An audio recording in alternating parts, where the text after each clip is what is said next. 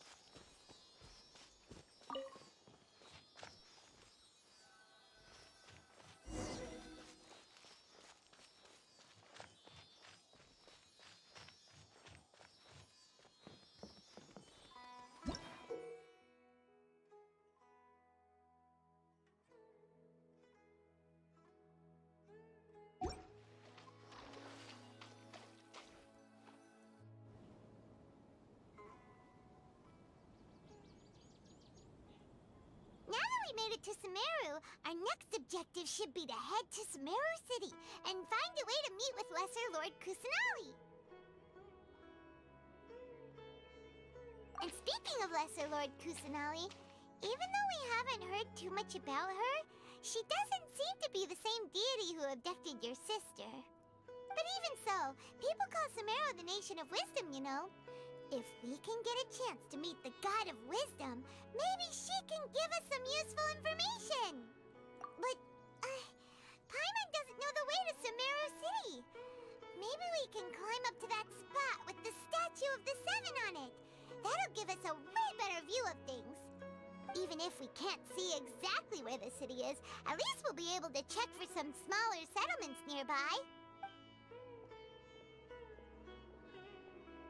Wait a second. Look! There's someone up ahead! Perfect timing! Now we can just ask for directions rather than wander around like lost adventurers. Hey there! We're not from around here and seem to have gotten a little lost. We'd like to ask for some directions. Huh? Did they not hear Paimon? Hey! You over there! Could you give us some directions? Huh? What's going on here? There's no way she could have missed that. Wait! Could she be ignoring us? How dare she? Well, even so, she might be heading someplace where we could find other people to ask. Let's keep our distance and follow her. When we get the chance, we'll just ask someone else for directions.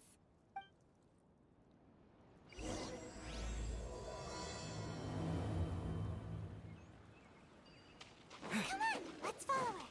Just keep quiet. Make sure she doesn't notice us.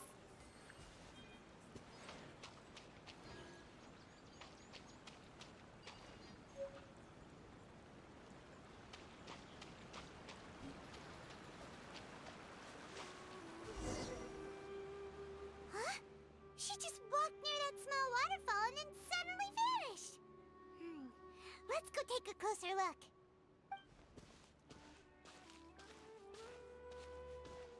Paimon thought this cave would lead to a village or something, but, it looks like that's not the case. Look, she's sitting over there. Wait, she couldn't possibly be living here, could she?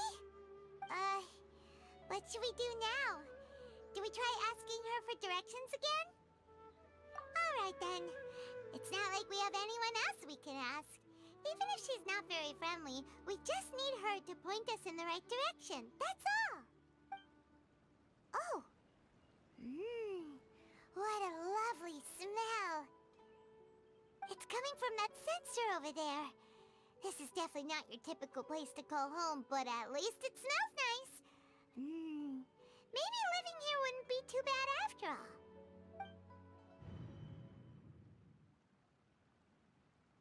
Huh? What's the matter? You don't look too good. What? Is the smell making you feel sick? Strange. Paimon doesn't feel anything.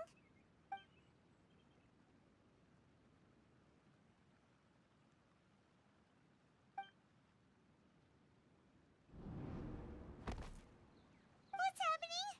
Traveler? This is no time for a nap. Oh, come on, wake up.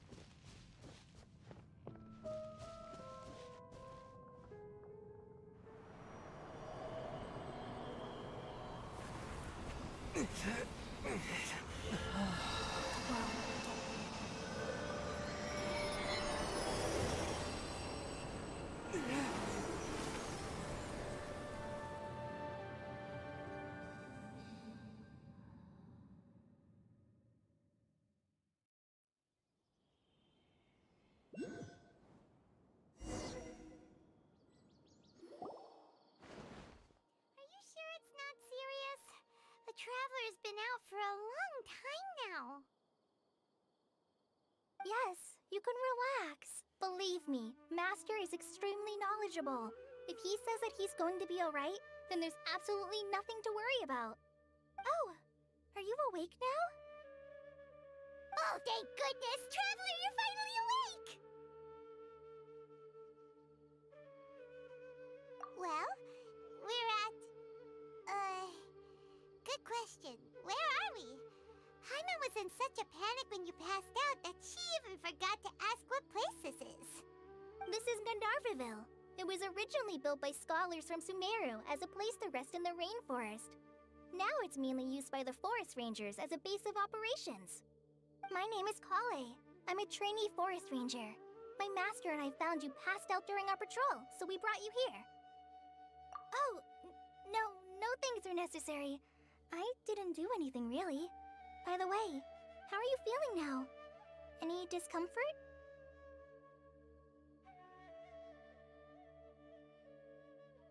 Oh, that's Master's herbal medicine you're tasting. He gave you some while you were unconscious.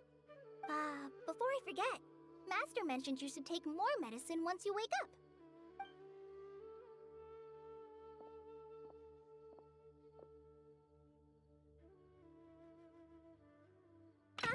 Whoops! Kale, what's the matter? Were you trying to retrieve the medicine? As I've already told you, you must be careful with these. All right, I'll get it for you once I'm finished here. Sorry, Master. Now, The guide to Avidya Forest's edible fungi is clearly posted on our bulletin board. But if Farbode forgets which mushrooms to avoid one more time, I'll have no choice but to leave the guide somewhere a little more visible. Like right smack on his forehead so others can remind him to be careful. Right? This is the second time he's come down with food poisoning this month. I'll be sure to give him a good talking to. Yes, please do. If, on the off chance, Farbode simply enjoys having little imaginary fairies dance before his eyes, then we'll just let him be. But the next time he requires any of our medicine, be sure to charge him accordingly.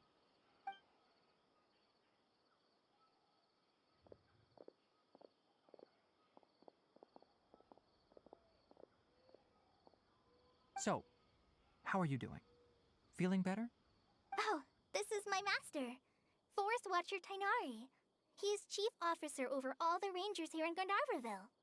I already informed Paimon about the reason you fell unconscious earlier. But now that you're awake, let me explain it for you as well. It is common practice for Sumeru scholars of certain darshans to dedicate themselves to training and meditation in isolated areas, particularly the nearby forests. While meditating, they use a certain incense known as spirit borneol to help calm their minds as they enter a state of deep rumination. In hopes of asking directions, you two followed a scholar named Hypatia into her cave. The incense you smelled inside was the spirit borneol I just mentioned. That incense typically has no effect on most people, but for a very select few, it can have profound effects on one's cognition, as you experienced firsthand. Does that make sense? Very good. Now, answer me this. Did you feel anything after passing out? Say, any out-of-body experiences? Or did you see anything while unconscious?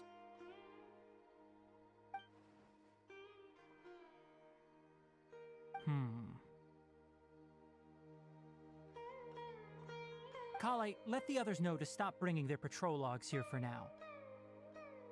Huh? Why? Because these two will be staying here for the next few days. They can have my room and I'll bunk with Amir. Now get a move on and be sure to do as I've said.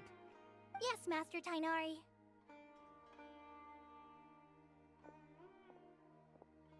Wait, hold on a second. Can you tell us what's going on? Sure, let me fill you in. I originally planned to send you on your way once you finished your medicine. However, it appears now that you should stay a while longer in Gandharvaville for further observation while you recuperate. Further observation? No need to be hasty. As long as you have the capacity to judge between right and wrong, I promise that you'll understand the gravity of the situation once I explain everything to you. Based on what you saw after smelling the incense and losing consciousness, we can conclude that you experienced a powerful hallucination, which suggests your mental state is not in the best of shape. If you're skeptical, have a whiff of this. Oh, are you okay? You're experiencing a similar sensation as when you passed out, aren't you? So even though your condition is stable as of now, if I were to haphazardly let you leave, it's highly likely that you'd suddenly pass out again somewhere else. The rainforest is home to many fierce animals and hazardous areas. If something were to happen to you again, I'm afraid you might not be so lucky. For now, I suggest you continue taking your medicine each day and avoid wandering off on your own. At least until you stop having adverse reactions to this kind of smell, okay? Good. Now continue resting while I fire up another bowl of medicine for you. Seriously? We just arrived in Sumeru and we're already having problems left and right! Paimon knows we're set on meeting Lesser Lord Kusanali as soon as possible, but you really don't look too good. It'd probably be best to let you recover first. Hey! Are you even listening to Paimon? Paimon's over here worrying about you, you know! What's weird? You mean how you're feeling now? You mean the vision of tree roots and red skies you saw? But if those weren't hallucinations, what could they be?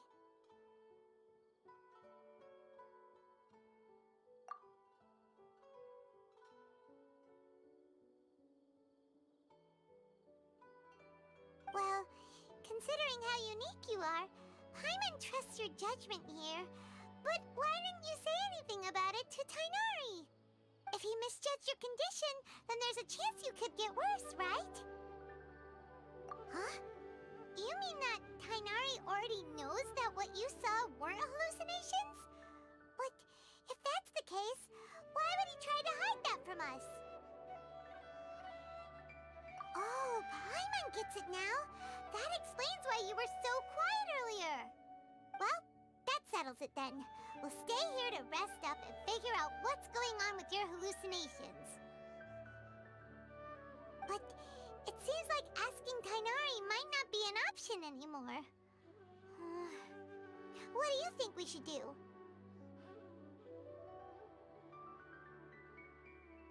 Good idea! Kale's pretty friendly. We can ask her tomorrow about what she knows regarding the Dendro Archon and customs in Sumeru.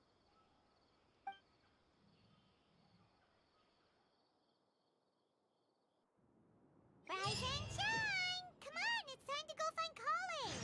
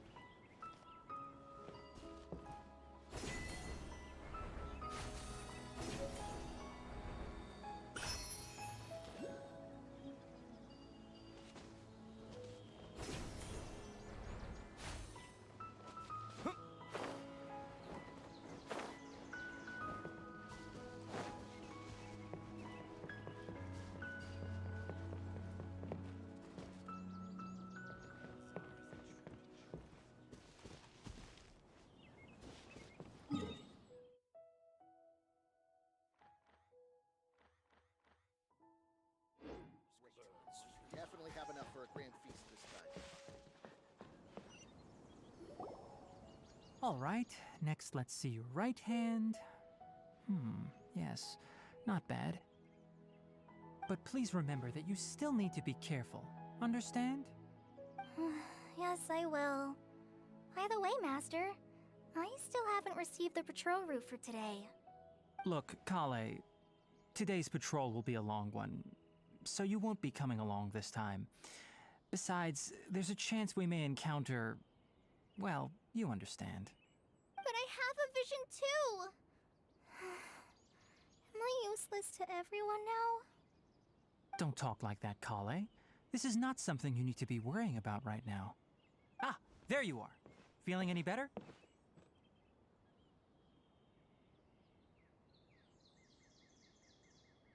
Yeah, since we'll be staying here for now, we thought we might as well try lending a hand around here. Seems you're not the type to sit back and take it easy for a while, huh? In that case, perhaps Kale could take you two for a patrol south of Gandharvaville for the day. And if you're feeling up to it, you can be responsible for cleaning the Statue of the Seven. Tighnari, we're ready to head out. Roger, I'll be right there. All right, we'll be heading into the forest now. I'll leave any further details to Kale. Yes, you can count on me. So, Kale, what exactly are we going to be doing today? Tighnari mentioned cleaning the statue just now, but, that doesn't really sound like the job for a ranger. Well, a forest ranger's responsibilities can be pretty diverse. They handle a variety of tasks, like checking the condition of outlying roads, maintaining forest facilities, ensuring fire prevention standards are met, and providing assistance to travelers and locals. As for Master, well, he has to handle more dangerous areas of the rainforest.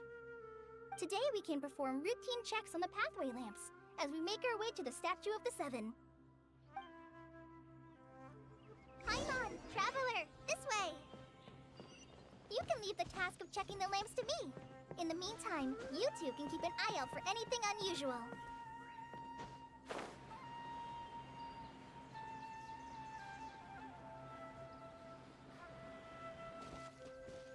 Nothing wrong with these two lamps. Let's move to the next ones. Oh, this lamp seems to be getting a little wobbly. Let me make a note of it. No problems with this lamp. Good.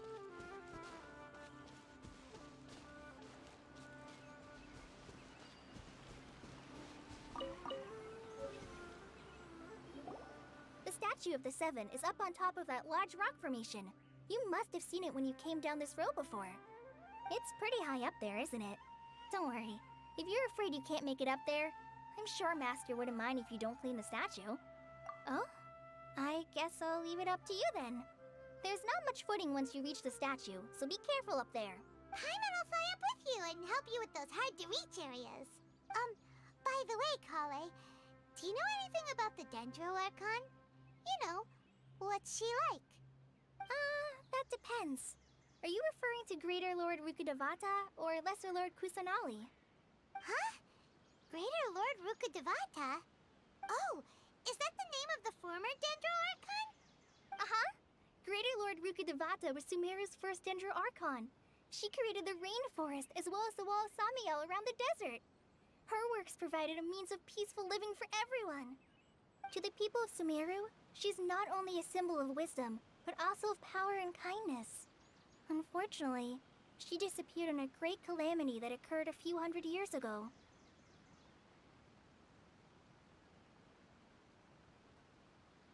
According to what Master has told me, the sages later found the newly born Dendro Archon and whisked her back to Sumeru. To celebrate the reinstatement of their lost deity, the sages dubbed her Lesser Lord Kusanali and let her reside in the sanctuary of Sarastana. Uh-huh. Then what happened? Well, and then... I'm not too sure what happened, to be honest. Huh? You're not too sure? But aren't you from Sumeru?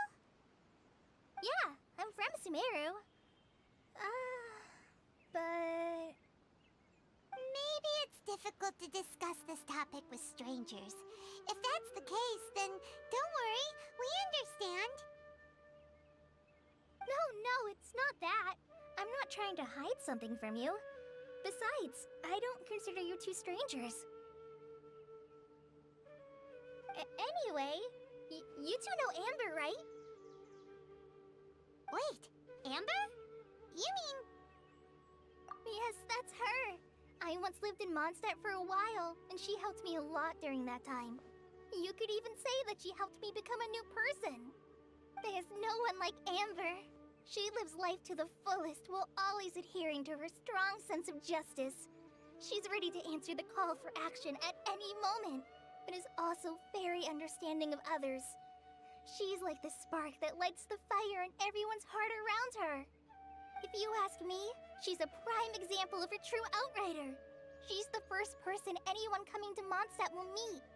You can't help but be enthralled by her charm and enthusiasm, causing you to fall in love with the lands of Mondstadt and...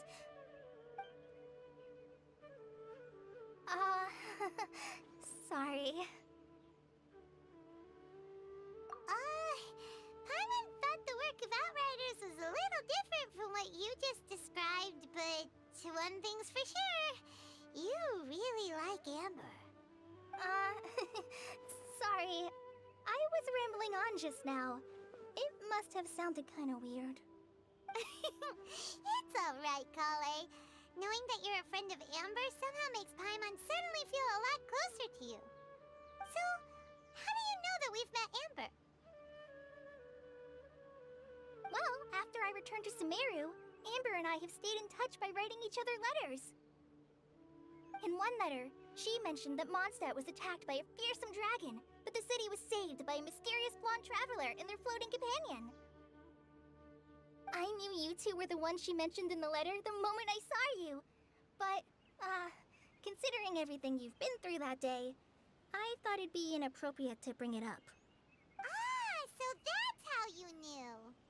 Yep, so please know that you two have my complete trust, really. I wish I could tell you more about the Dendro Archon, But I have been away from Sumeru for some time, and I haven't read any books. Sorry. That's alright. You've already helped us a lot. We had never even heard of Greater Lord Rukkhadevata or the Sanctuary of Surasthana until you mentioned them. Oh, I'm happy that was helpful. There is one thing I want to ask, though. Why do you two want to know about the Danger Archon?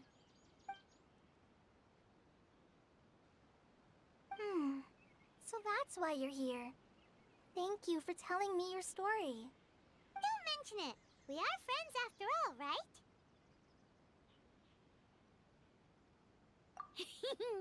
Alright, we have a statue to clean. You both have my thanks. While you two are up there cleaning, I'll go ahead and inspect the forest canopy. Let's meet back here shortly.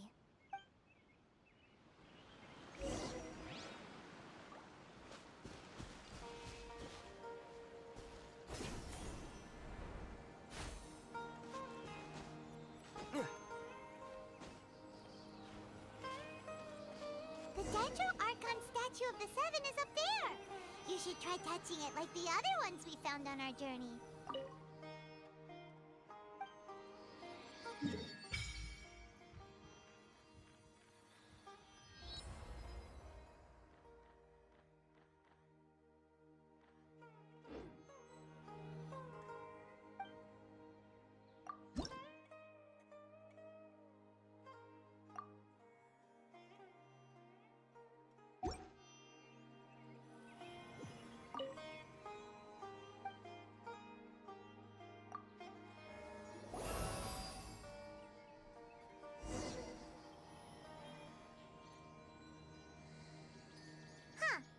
Now that Paimon looks at it, the deity that's carved on the statue is kinda small.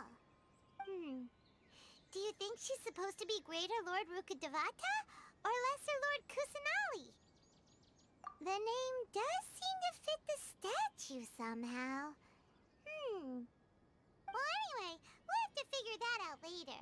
For now, let's focus on our job and clean up this...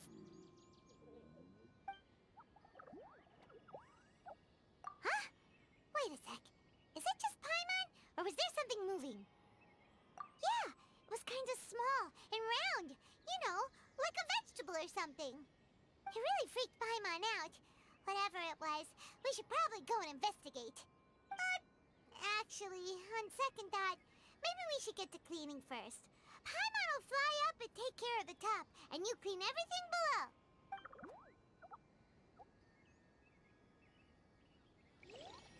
Nice work!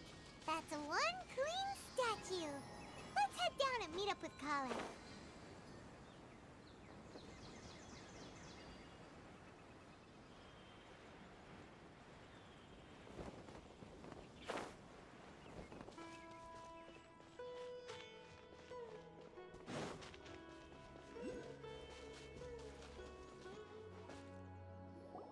Kale, we're back! Welcome back. You must be tired after all that climbing. Let's take a little break. By the way, Kale, have you ever seen any small creatures scurrying around the forest? You know, that kind of look like a veggie. A creature that looks like a veggie? Well, I guess Master would say something like, all plants are living organisms, so they also fall under the category of creatures. Wow, fascinating! It almost sounds like an imaginary creature that you hear kids always talking about. I'll be sure to keep an eye out for anything like it. Oh, I almost forgot. Are you two hungry? I packed some food and water for us. Yay, food! What kind of goodies did you bring? Hey, don't be a party pooper. It's not like Kale is a stranger or anything. Besides, the best way to compliment a chef is to show passion for their food. Xiangling taught Paimon that. I prepared a nice portable dish that forest rangers like to eat called pita pockets. I hope you'll like them.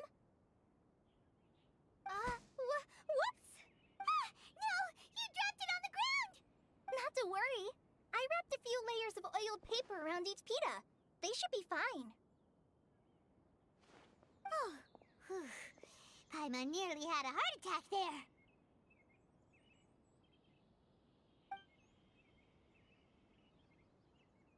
Those pitas are amazing!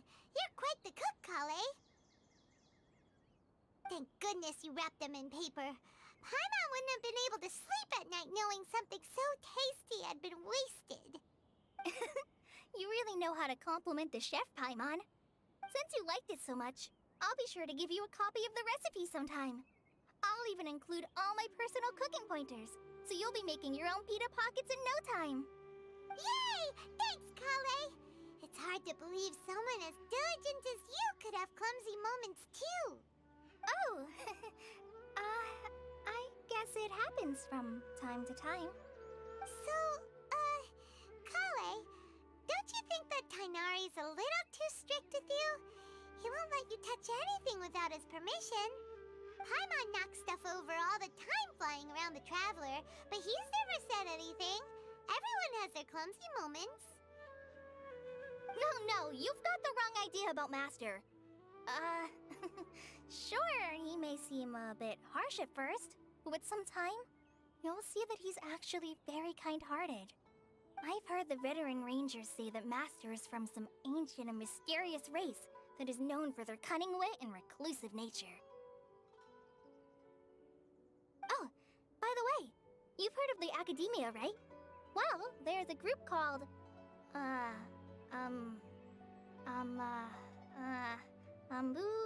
something?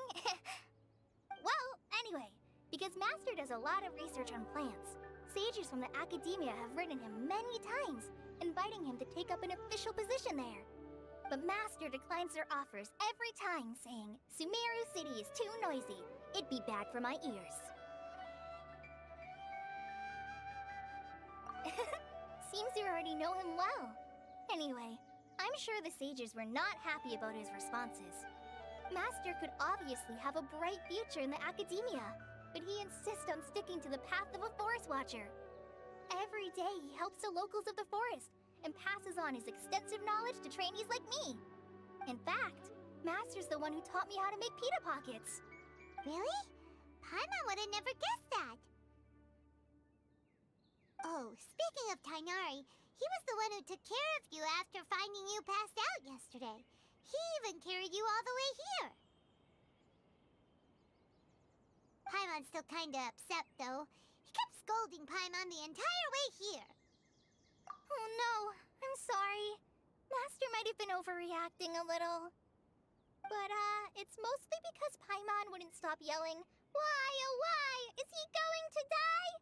It probably started to get under Master's skin after a while. Hey! Don't laugh! Paimon was genuinely concerned about you.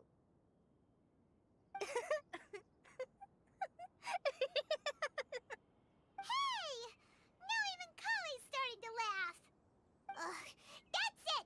Paimon won't forget this! It's time for some Paimonial wrath! No! Don't touch me!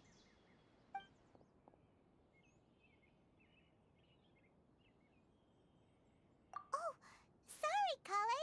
Paimon didn't mean to scare you. No, I just...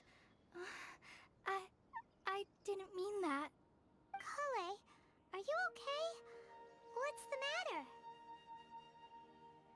No, I'm...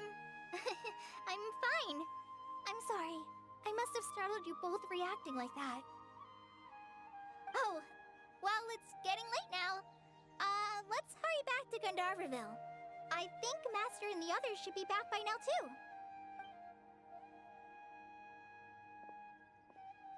Huh? What was up with Kale just now? And why is she in such a hurry all of a sudden?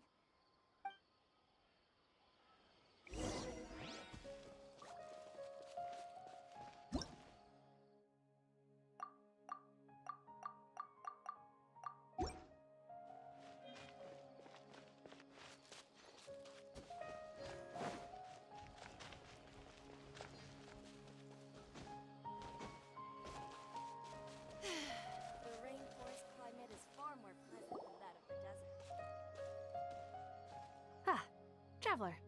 You've returned. Yep, we're back.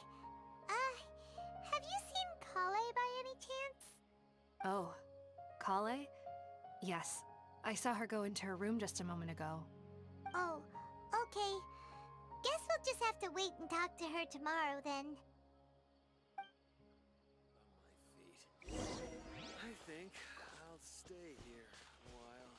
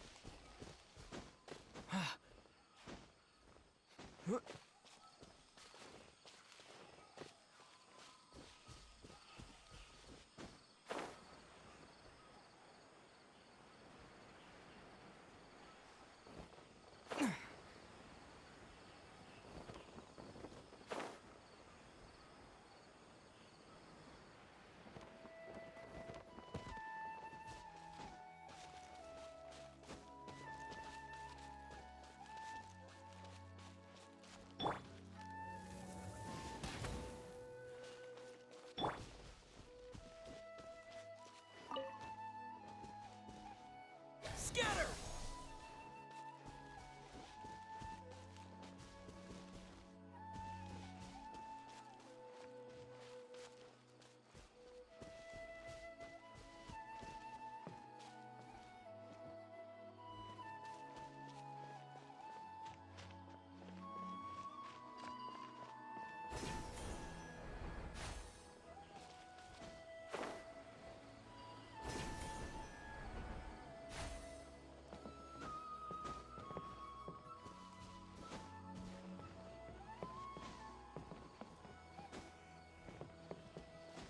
Our recent catch was great.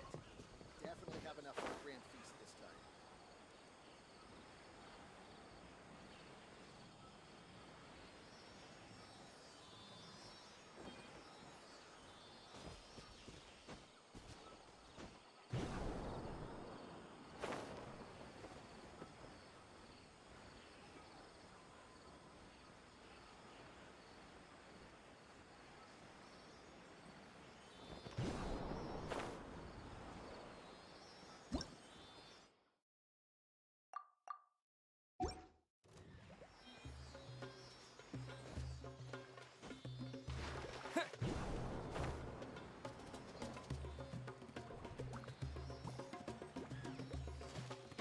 Propagate! Yeah. Yeah.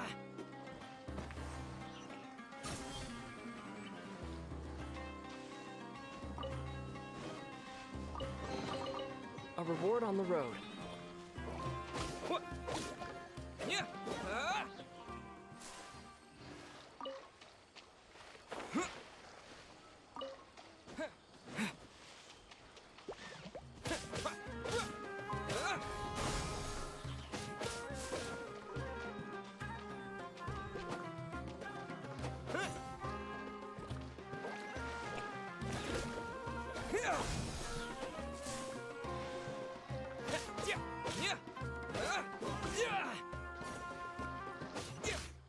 Scatter!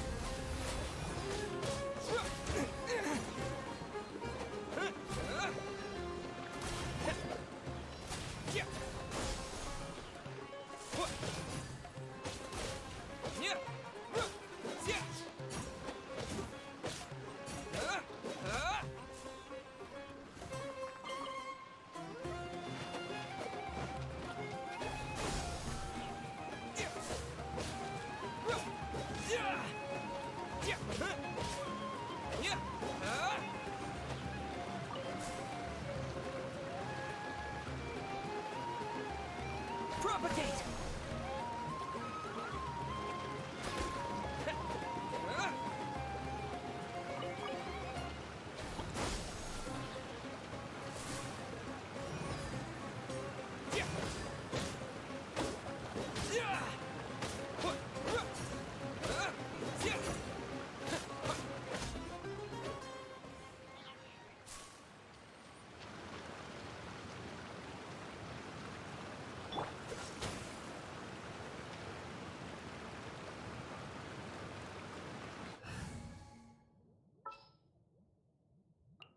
I'll take care of it.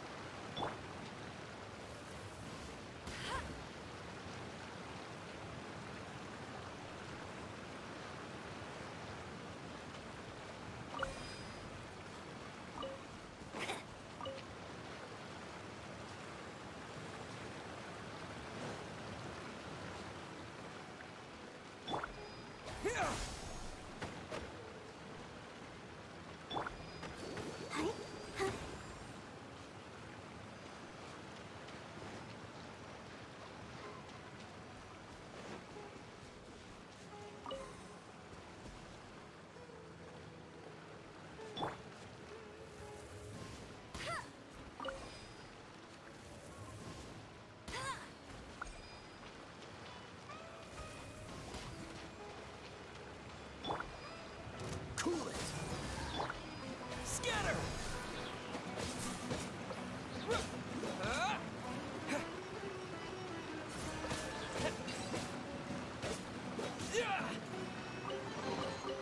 Is this...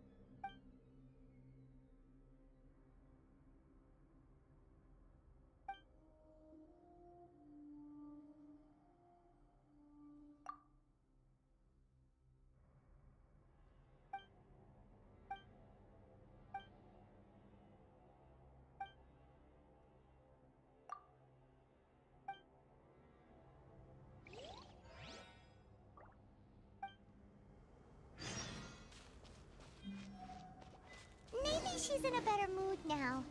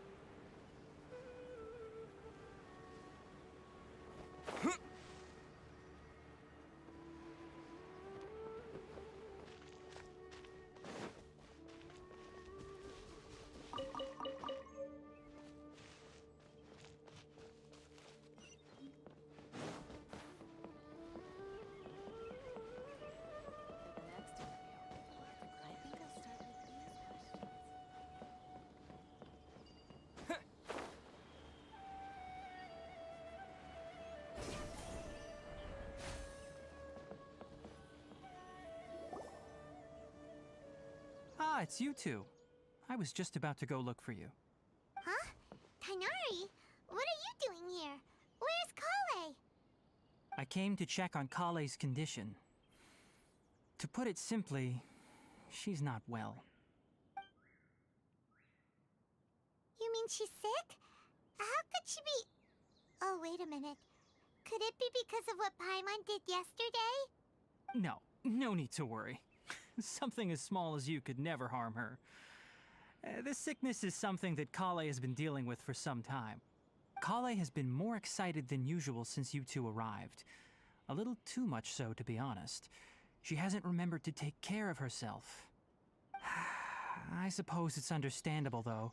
She hasn't been around anyone she considered a friend for some time now. It must have been refreshing for her to have you two here. So, Tighnari, what's really wrong with Kale? Let's take this conversation elsewhere. Kale just fell asleep after taking her medicine. She needs some peace and quiet.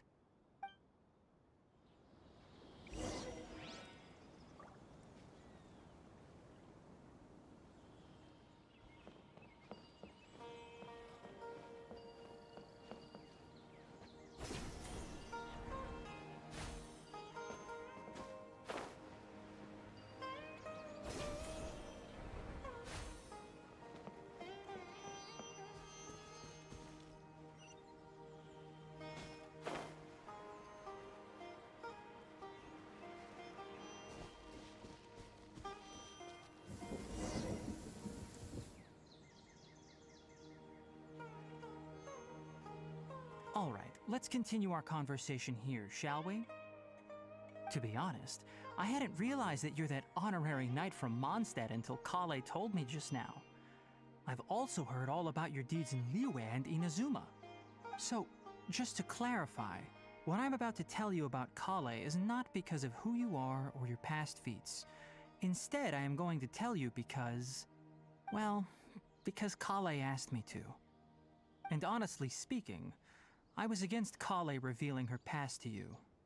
But she insisted, saying you two treated her with sincerity and as a friend.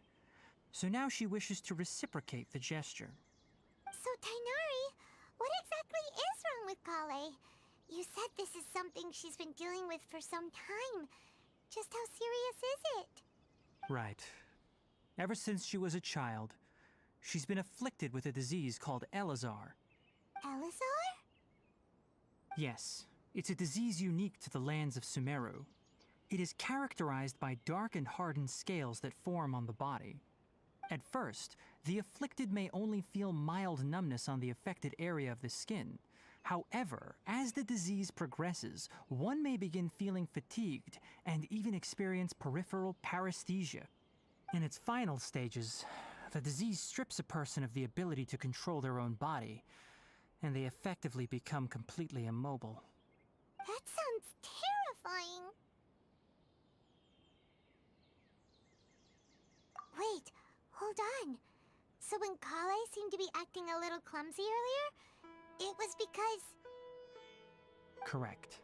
That would be the effects of Elazar, which is precisely why I do not want her carrying or holding anything, lest she ends up hurting herself. With appropriate treatment, the disease can be effectively controlled before it progresses to a more serious stage. However, there is unfortunately still no true cure for Elazar. Nevertheless, Kale's mother still hoped that there was something out there.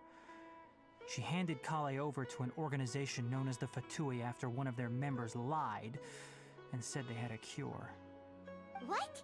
The Fatui? Ah, it appears you are already familiar with them. That'll save me some explanation. Anyway, the person who eventually rescued Kale and brought her to me for care said that she had been given to a harbinger known as the Doctor. I have no idea how this doctor managed to do it, but her case of Elazar was completely stable for all the years that Kale was with them. However, Kale's days with the Fatui were anything but pleasant. Kale is a resilient individual and always tries to appear cheerful, but her experience with the Fatui has left deep scars.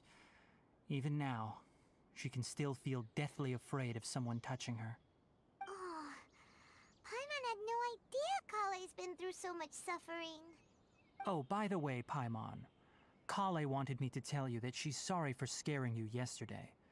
She also wanted both of you to know that she's sorry for hiding her illness. She doesn't need to apologize. None of this is her fault at all. Well said. I hope you'll get a chance to tell her that in person the next time you see her.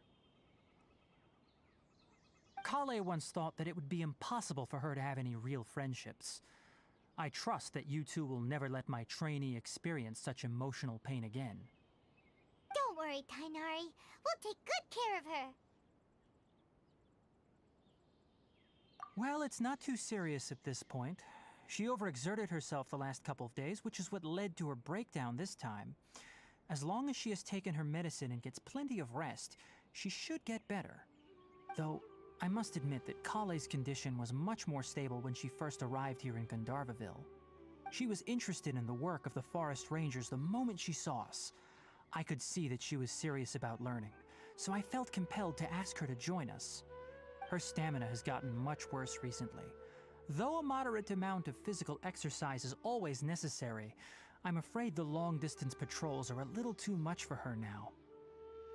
All right, now that I've told you about Kale's past, I think I'll head into the rainforest to find some ingredients needed for her medicine. I'll see you two later.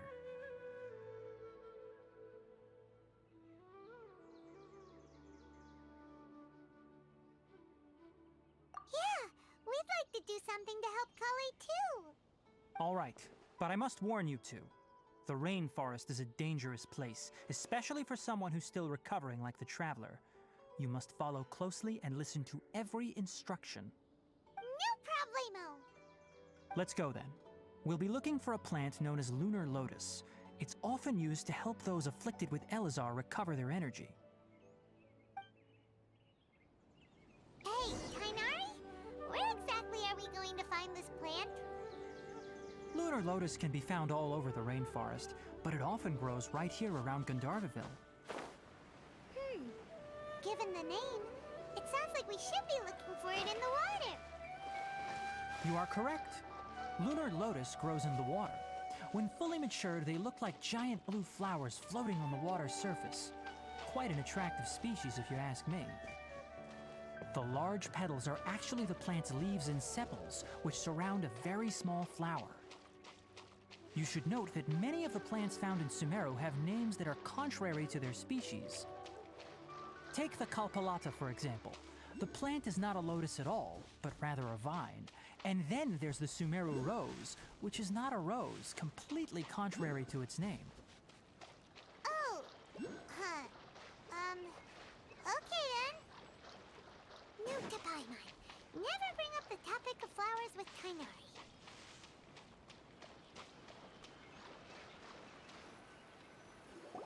There should be lunar lotuses growing somewhere in this area. Let's split up and begin searching. If you could manage to gather 4 of them, that would be sufficient. We'll rendezvous here once you've gathered the needed amount.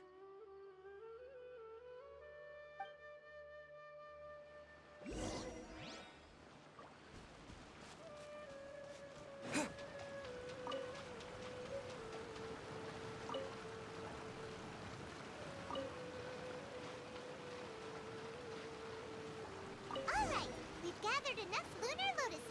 Let's head back to meet Tainari.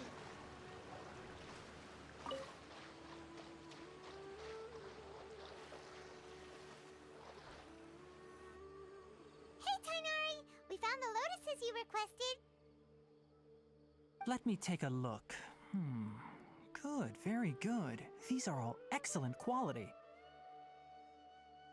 I'm quite glad you two came along. Your exploration experience helped save me a lot of time here. It seems we even have enough time to stock up on some other things I need. Hey, Tainari! Oh, Tainari, someone's calling your name. They're dressed like a forest ranger. Ah yes, that's Amir and the others. But didn't they just set off not too long ago? What are they doing back so early? Let's go find out what's going on.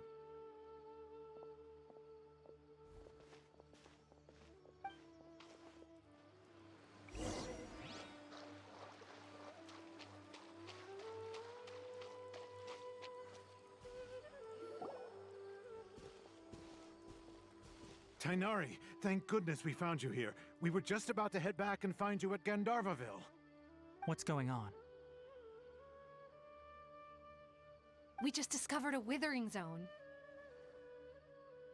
The Withering is back? But the patrol route you were on should have been already cleared just a week ago. It reappeared so quickly. Can you tell me the exact location? It's up ahead, deep in the river valley. It's appeared in a spot that blocks nearly the entire narrow part of the valley area, so we decided to come find you as quickly as possible. And the radius of the contamination? Sorry, I couldn't get a clear enough view to tell. No one in our patrol team had a vision, and it appeared to still be spreading, so we didn't risk getting any closer. Okay, I understand. You made the right decision. I'll go deal with it right away. In the meantime, please guide these two back to Gandharvaville. Wait, Tainari, why don't you let us help you? You two have only just arrived in Sumeru. You're still unfamiliar with many things in these lands. There's a unique type of anomaly that occurs in the Sumeru rainforest. It's called the Withering. The affected areas not only cause nearby vegetation to wither, but it's also lethal to wildlife and even people. If you don't carry a vision, then you should think twice before approaching such places. Yes, Amir is absolutely right. I wasn't kidding when I said the rainforest is a dangerous place. As Amir said, only someone with a vision, that is, the power to manipulate elements, will be able to resist the Withering's corrosive effects for a time. That's right. If any of the forest rangers without a vision come across a Withering zone, we first make a record of the location and then have a ranger with the proper abilities deal with it, like Tainari here. Only someone with a vision can venture within a Withering zone and find a way to deal with it. But you don't seem to carry a vision. Don't worry, he may not have a vision, but he's a real pro at using the power of the elements. It seems the rumors about you are true. In that case, all right, you two may accompany me.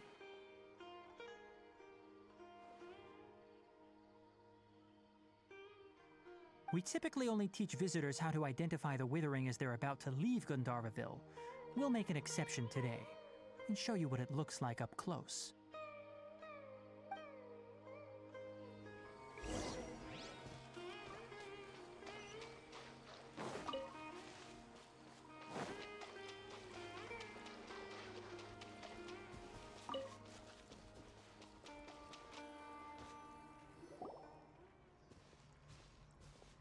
Stop. Don't move any further. Look there in the distance. Huh? Where? Oh, look! Those plants have withered! That whole area is kinda gloomy. Even the air looks like it's filled with ash. Oh, Paimon doesn't like the look of this. That is the Withering. All right, Traveler. We're going to have to enter that Withering zone.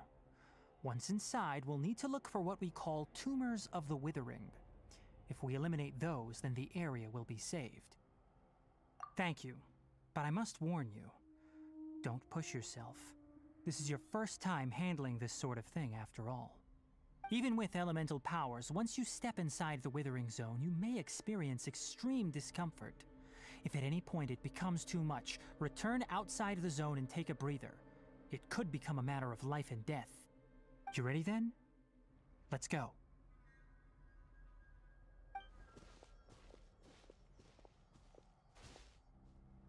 First, we must locate any branches sustaining the withering zone.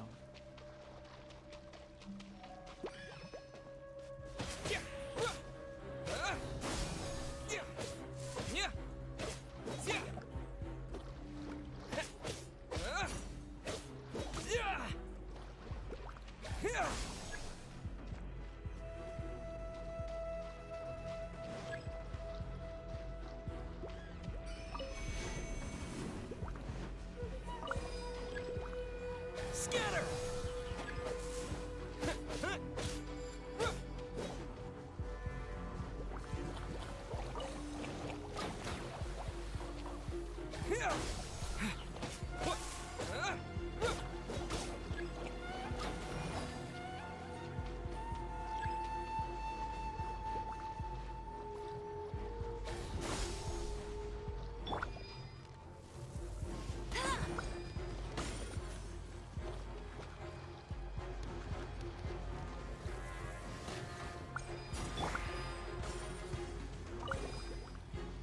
Propagate!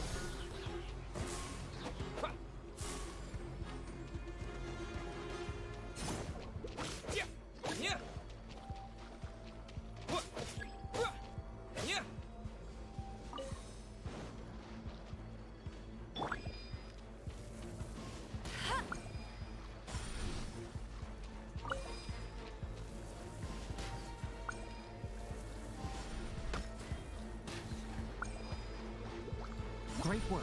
Now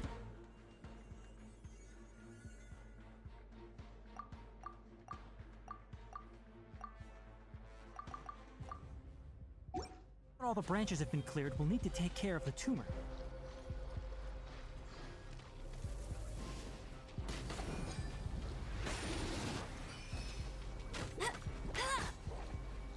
Not so hard!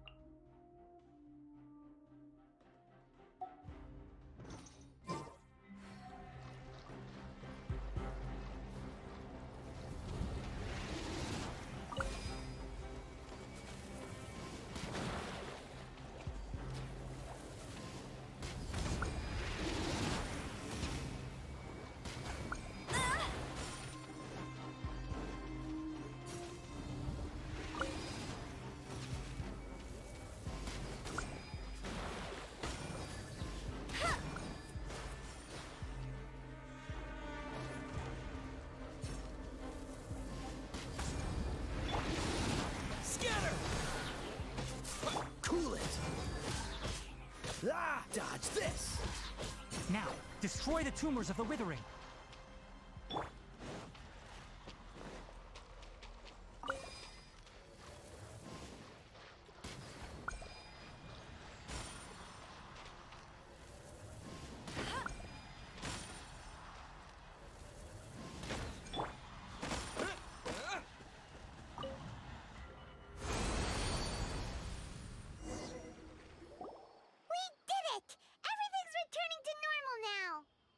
Yes, thanks to you two.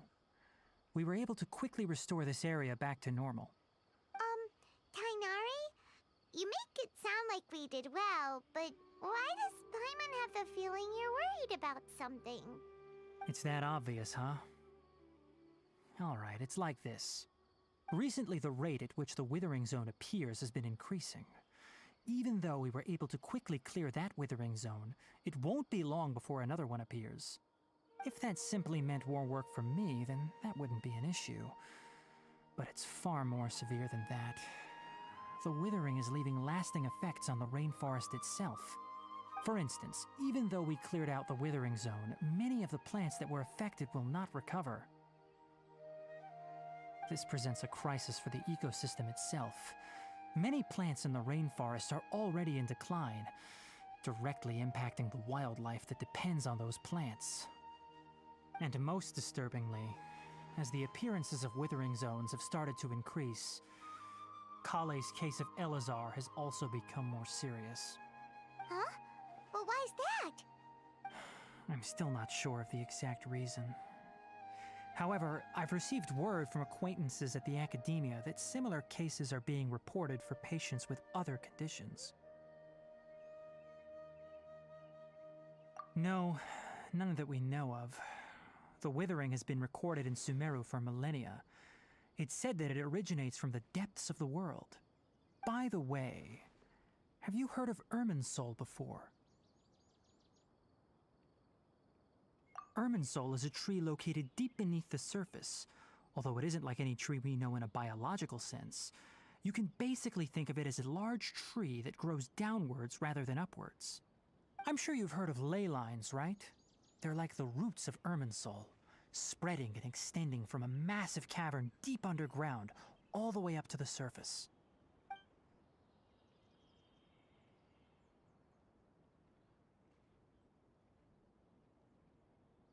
Ley lines continually absorb the memories of this world, which are then funneled into Irminsul, allowing it to collect knowledge and wisdom from ancient times to present day. The Dendro Archon is known as the God of Wisdom because her consciousness is directly connected to it. It is also said that the Dendro Archon's power is a manifestation of Irminsul. And as for the Withering, its emergence is related to a disease that's affecting it. That's right. My ancestors learned of this from Greater Lord Rukkhadevata's familiars a long time ago. But even those mysterious creatures did not know of a cure for Irminsul. I'm afraid we Rangers will be battling the Withering Zones here for a long time until a cure is found. Alright, that's enough on this topic for the time being. Now that we've taken care of things here, it's time for us to head back to Gandharvaville.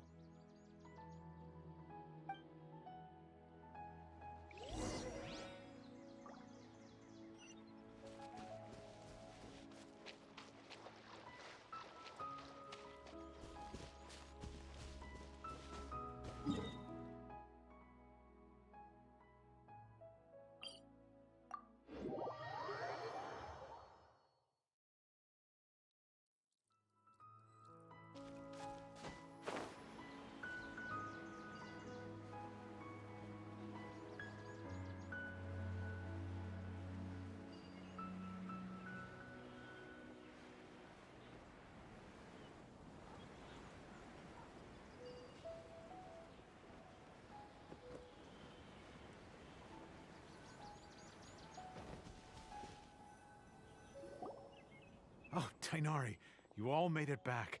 How did it go? The Withering Zone you reported has been taken care of. No need to worry. Huh. Wait, is that? Oh no, Hypatia!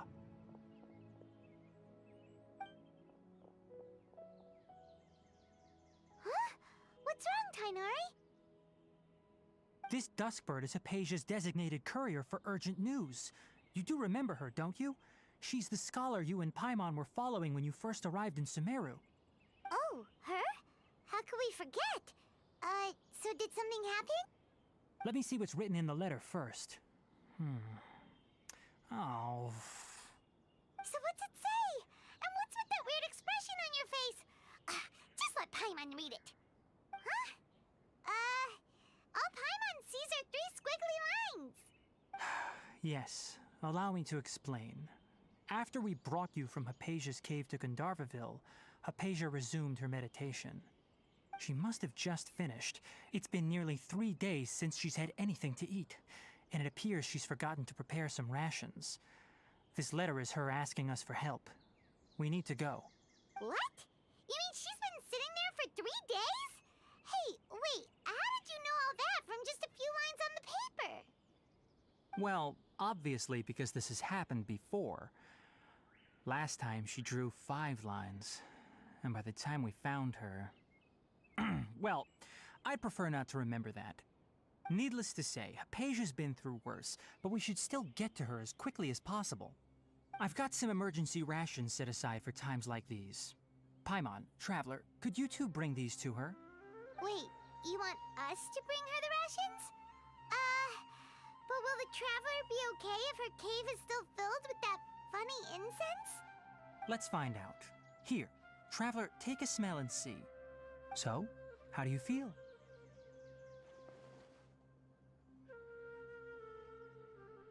Huh? Really? You're not feeling even a little drowsy?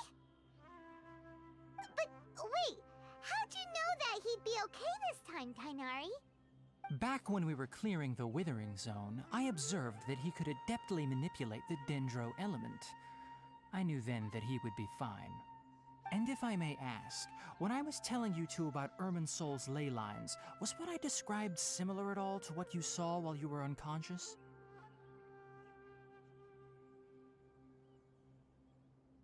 That's correct. Those weren't hallucinations at all. Though I don't intend to apologize for deceiving you.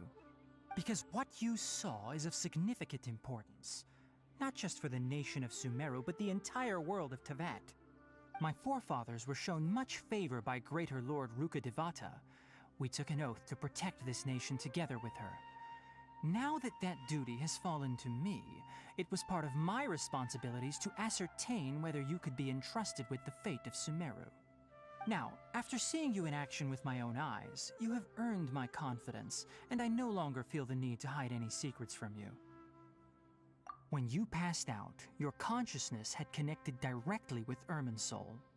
What you witnessed were actually real memories contained within Irminsul itself. I could try to tell you more, but it would be better if you went to ask Hypatia instead. Her focus on meditation and use of Spirit Borneol are aimed at establishing a connection with Irminsul, just as you did. That sounds nice and all, but will she really help us? Seriously, she completely ignored us the last time we tried talking to her. That was because when you ran into her, she was in a special phase of her training. During that time, she must avoid communicating with others. Please, wait here for a moment.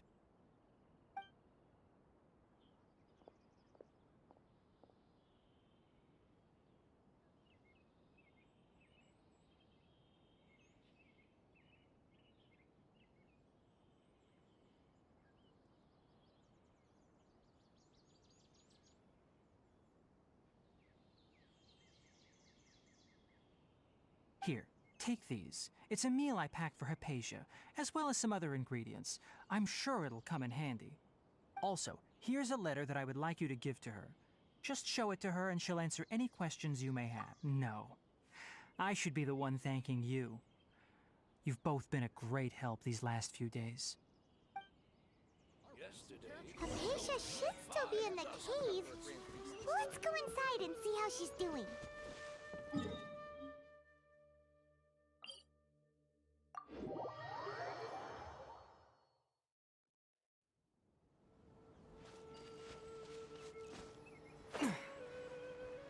Hypatia should still be in the cave.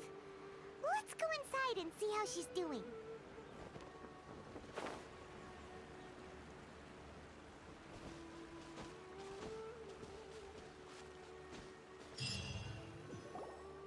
Hello? Hypatia? Hey, there's nobody here. Maybe she went out to look for some food. Let's try looking around the area.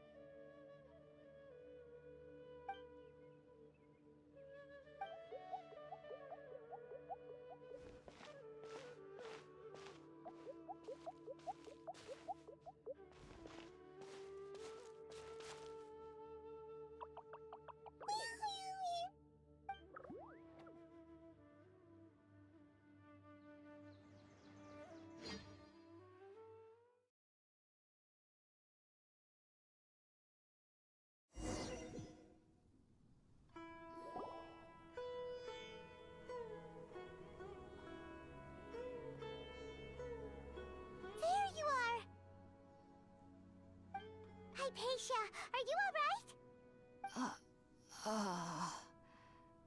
So hungry. Eat water. There's no way we can get her to eat in her current condition. Let's try finding some water first. Huh? Wait. Why does it look super foggy outside all of a sudden? Anyway, let's go look around.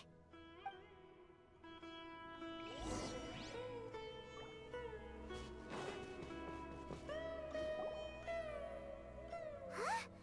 How'd things out here end up looking like this? What happened? And where are we? Really? Oh, maybe you're right. Let's go investigate the area.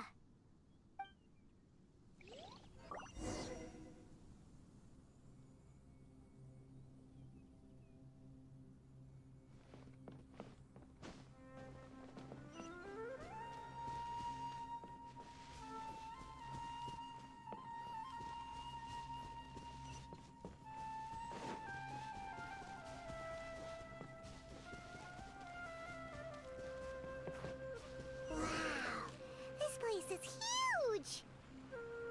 Paimon knew there's something off about that cave.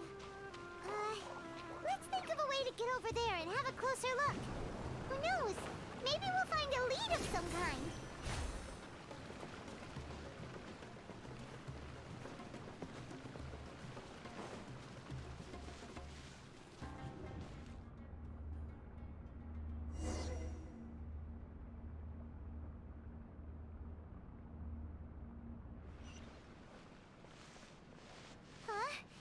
What happened just now? Why'd everything around us suddenly change?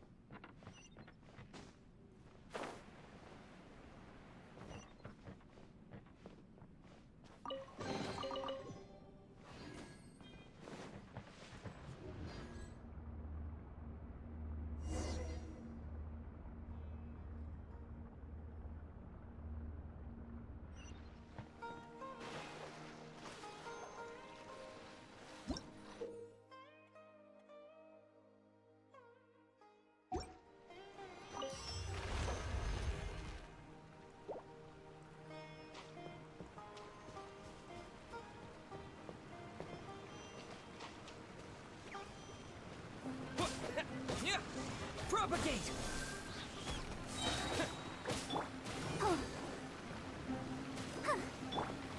Germinate!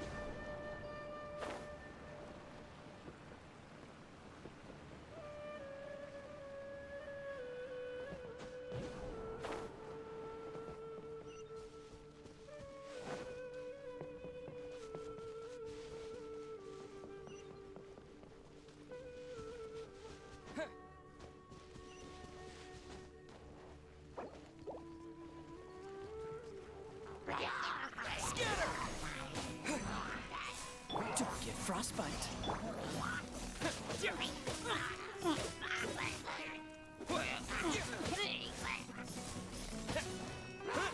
No escape!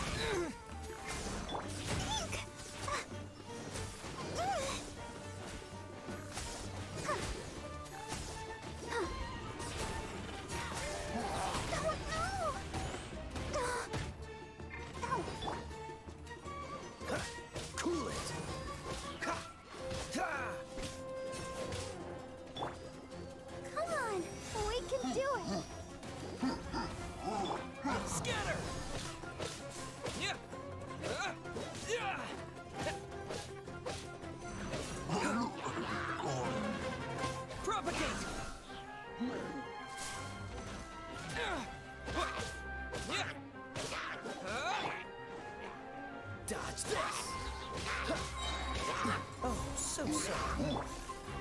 Scatter!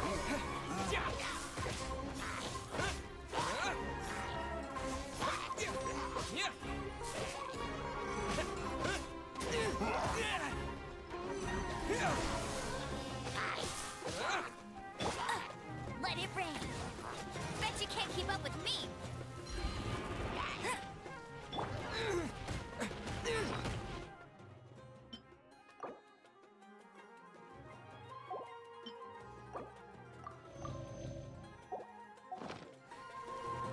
Scatter! Terminate!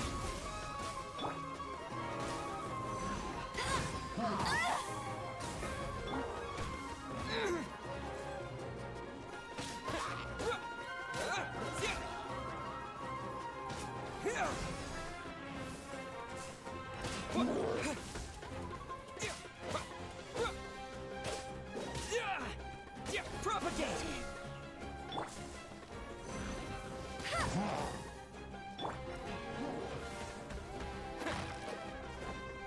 Scatter!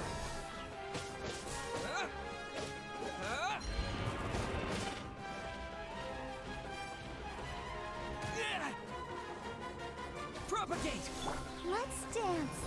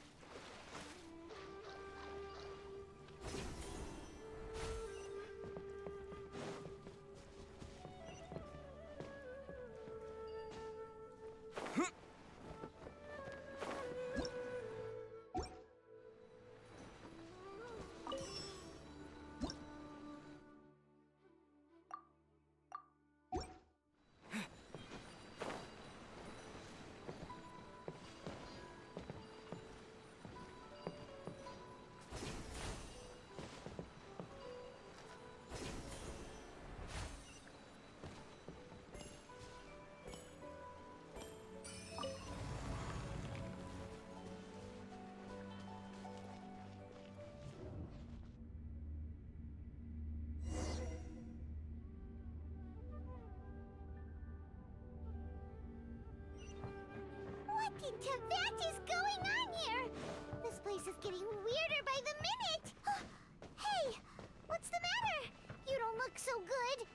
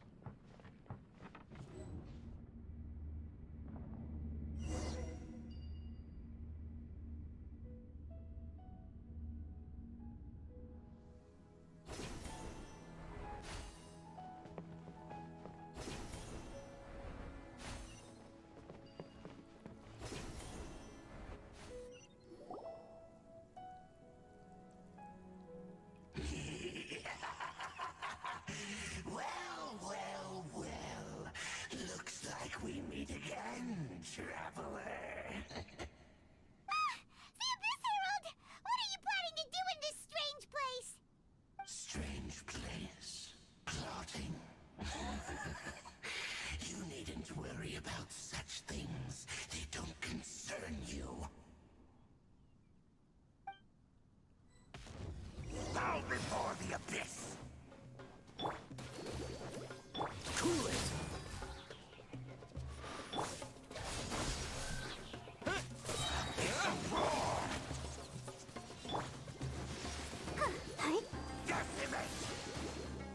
Scatter!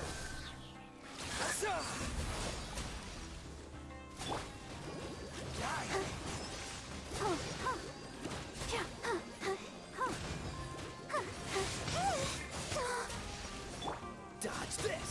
Don't get frostbite. Go, Barbara, go! I'll protect us.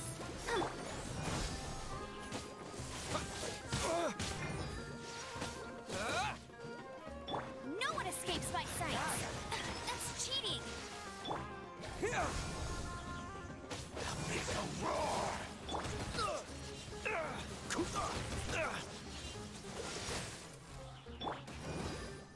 La la la la la. Freeze! Propagate!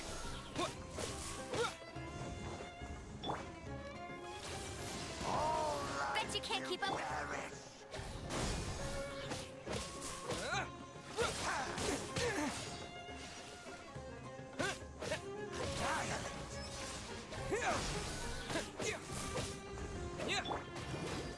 Go, Barbara.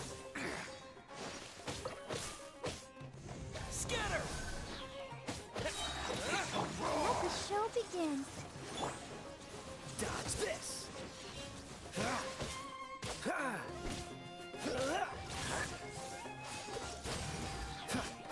Germinate!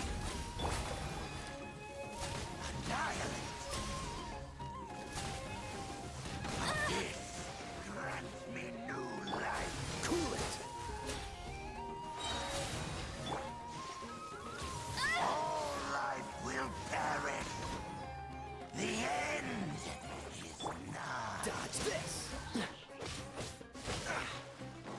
Oh, so sorry. Huh?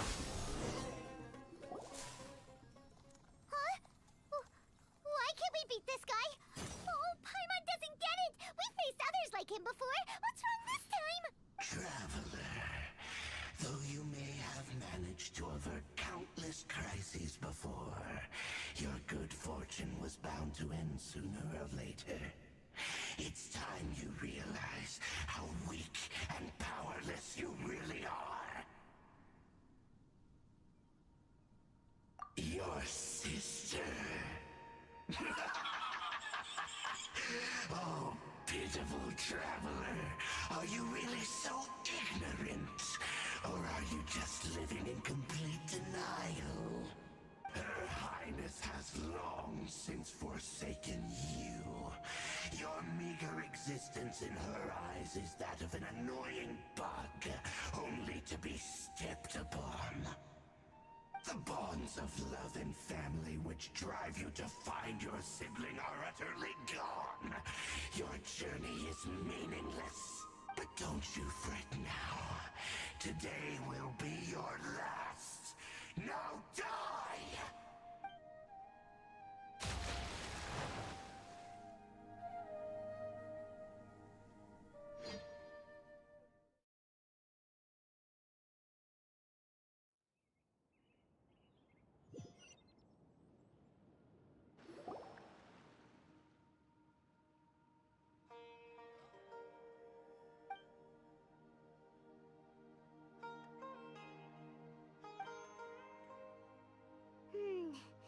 What do we do? We haven't seen Hypatia anywhere out here. Oh, there she is! Quick, let's see how she's doing. So sweet. Well, the good news is that she's still conscious.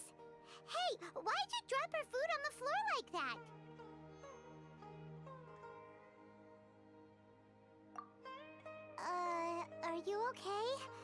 that's really not like you. Anyways, we can talk about this later. We better make sure she's alright first.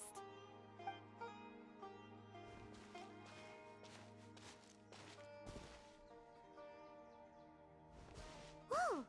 Wait a sec. Look at all this fruit lying around her. We can put that to good use.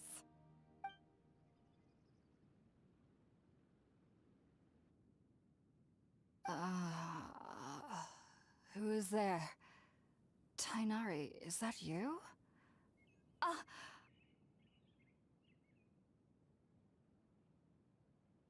Huh?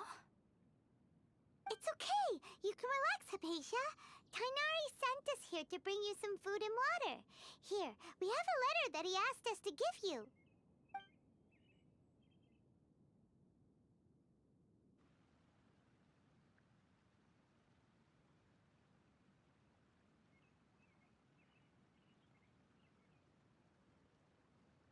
I see.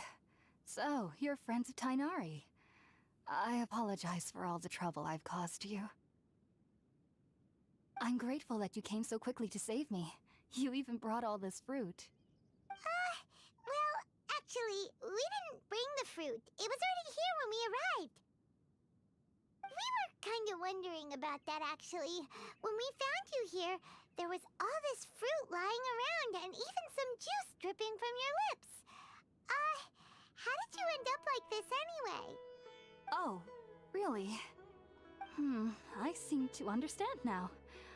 All the fruit was likely from my, neighbor. Must have come by and saw me like this. Your neighbor? You mean there's someone else living nearby? Oh? So you're able to see them too?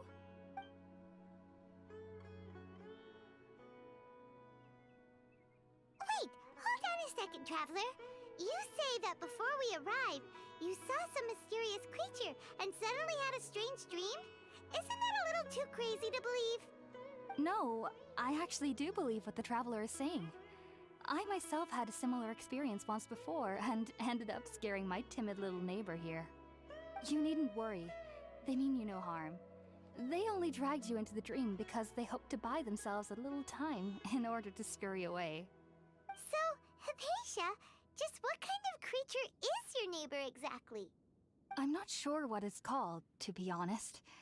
But I do know that they have some sort of deeper connection with the Dendro Archon. I know this because the first time I saw them was also the exact day my consciousness was able to form a connection with Irminsul. Even after I opened my eyes and stopped meditating, my heart was still pounding, and my mind was racing with all the knowledge that I had touched. And at that very moment, I suddenly noticed a small figure at the opening of the cave. In my curiosity, I began to walk over to the creature. They must have already been used to me living in the cave, because they didn't seem to mind me approaching them. They just kept doing whatever they were up to. It wasn't until I crouched down next to them that they suddenly realized that I could see them. Oh! And then? And then I had a dream. By the time I came to, they were nowhere to be seen. I was convinced they'd never show up again. But sure enough, I saw them nearby a few days later. And they weren't alone. I feel like they aren't as afraid of me as the first time I approached them. But I never would have expected them to save me.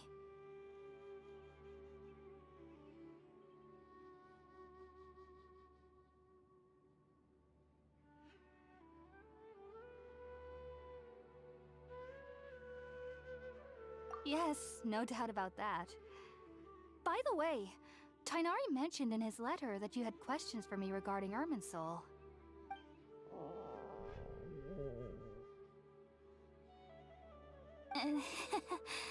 Sorry about that. Sounds like just drinking juice still isn't quite enough for my stomach. Well, if somebody hadn't dropped the food earlier... Anyway, looks like we'll need to prepare something ourselves. Besides, Paimon's getting hungry too. Let's eat first and talk about Irminsul later. All right, we're up, Traveler. Today's menu will feature sweet madame and a radish veggie soup. You'll love them, Hypatia. They're our specialties after all. Sounds good. I've never tried any dishes from other nations before. I certainly look forward to it. It's been so long since I've had a decent meal, too. To be honest, the last time had to be when Tainari came to visit.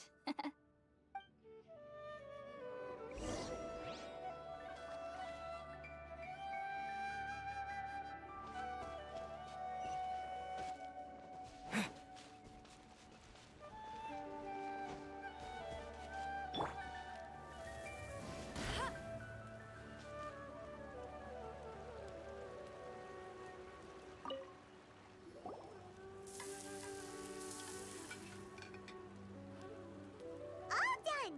Let's use the empty box that Tainari gave us since we already watched it. Oh, it smells amazing! And the box is a nice touch, too! Let's go serve this up and start eating with Hypatia!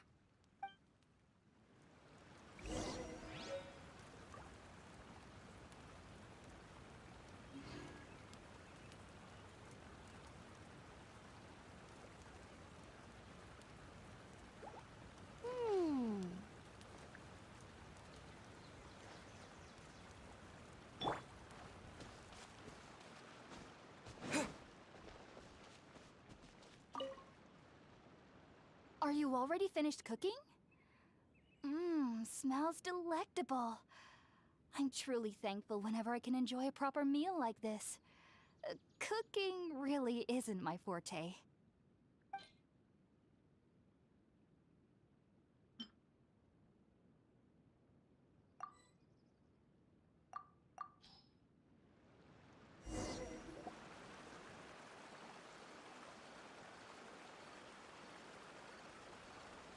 Even though everything you mentioned was in Tainari's letter, it's still hard to believe you were able to connect with Irminsul immediately after smelling Spiritborn Ale for the first time. It took me nearly 3 years before I could do so. And everyone at the Academia even lauded me as a genius. You should know that some researchers spend their entire lives without ever successfully connecting with Irminsul as you have. So why does this incense allow people to connect to Irminsul? The ingredients used to make Spiritborn Ale primarily consist of plants created by Greater Lord Rukkhadevata. These special ingredients are conducive to heightening our senses to the Dendro Archon's power.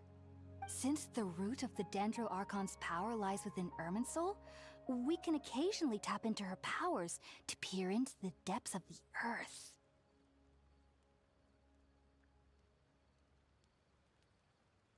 Naturally, anyone who can establish a connection with Irminsul in their first ever attempt must be a person of great understanding. Makes sense. But Paimon's got a question. Why was he sensitive to the smell of those plants for such a long time? That was primarily due to his body's unique constitution. Stimulated by the incense, he could perceive the Dendro Archon's power and experience the sensory overload, hence the adverse reactions. Taking in any scent similar to the ingredients of Spiritborn Ale would cause adverse effects. Not to worry, though. It appears you've already fully recovered.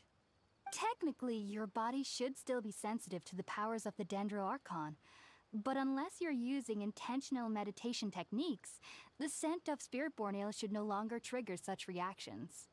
Whew. Well, that's a relief. I must admit, I am quite envious of your abilities. Even if it meant suffering from pounding headaches for the rest of my life, I'd consider it worthwhile so long as I could connect with Irminsul at will. Whoa, you're really serious about this whole thing, aren't you? I am a researcher after all. As a member of the Ritaoist Darshan at the Academia, my main area of research is the stars and their connection to the fate of living beings. But there is still so much we don't know, especially regarding the mysteries that lie in the starry skies. Which is why I must turn to the all-knowing Irminsul for answers. If only my perception wasn't so limited.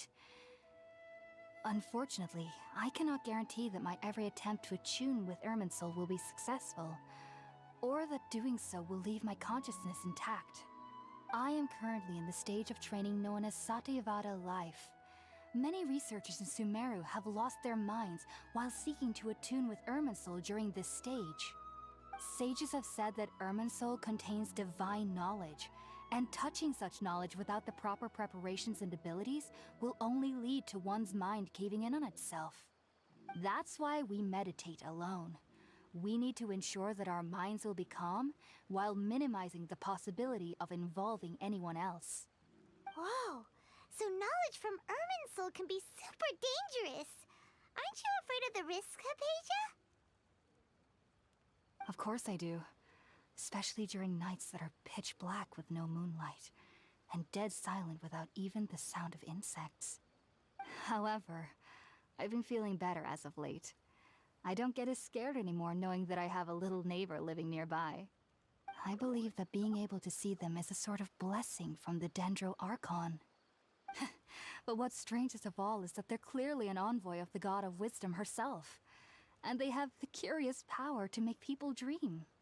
What's so strange about that?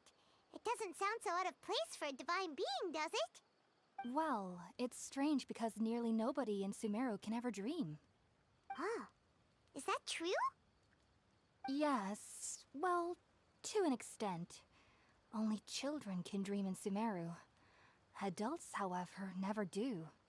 The sages say that wisdom implies rationality, but that which occurs in dreams is often neither rational nor logical. Yes, if one struggles with anxieties, those emotions could influence their dreams. The fact that the people of Sumeru do not have dreams is seen as a blessing by the sages. They believe that Greater Lord Rukkhadevata, the god of wisdom, is keeping us away from the foolish delusions you encounter in your sleep. I was born into a family of scholars in Sumeru City. Ever since I was a child, my parents would always tell me that I'll know I've grown up once I stop dreaming. I studied hard, enrolled as a student in the academia, and went on to become a researcher. Sure enough, I never dreamed again. But then, on the day I scared the little Aranara, I suddenly saw a dream again. It was incredible. Though I don't exactly remember what I saw, I clearly recall the feeling. I suddenly felt like I was a child again. Back then, I was foolish and ignorant as any youth would be, but I was free of fear. Maybe dreaming isn't as bad as we've made it out to be. Just be sure not to speak of this if you travel to Sumeru City. They'll look at you as if you've lost your mind. So, do you have any thoughts about the things he saw when he connected with Irminsul? Sorry, I'm afraid I don't have any answers as of now. All I can say is that what you saw is a memory contained within Irminsul itself. World forget me. What could that possibly mean? If only I could ascend past Satyavada life and begin Paripurna life, I might have some more answers for you. If you two are ever in the area again, please be sure to come and see me. There's no need to be thanking me. You two are my saviors. Besides, I'm already looking forward to tasting some more of your cooking. Now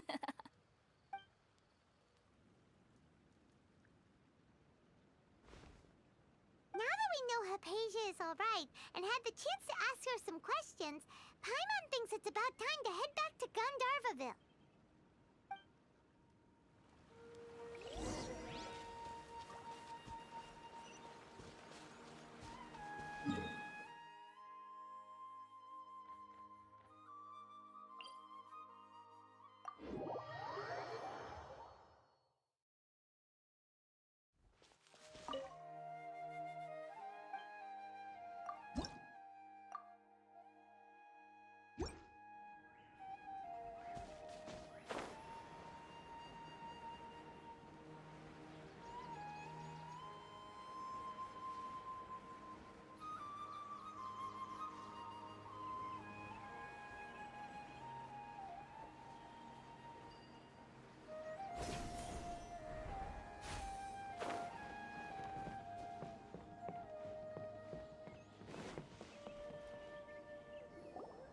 Think about it, Tainari. Refusing to join is tantamount to burying your head in the sand.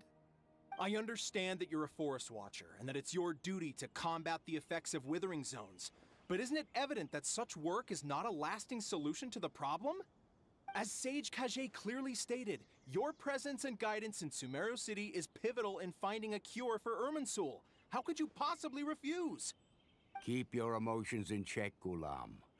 Let's at least listen to Tainari's reason for declining. We're here to invite him to the Academia, not to cause a scene. Sage Kage, I am truly honored that you came here in person, but I'm afraid I must still decline your invitation. I am merely a forest watcher. How could the great minds of the Haravatat have any need of someone like me? Well, it turns out that your refusal letter had some implications on your master's reputation. He is a renowned sage of the Immorta, after all. So now I've come here in his stead. I see. Huh. And I figured that given his temper, he would come here and berate me personally. Tainari, your master is an integral part of this effort, and now he requires your assistance. And what exactly does my master need of me, Sage Kage?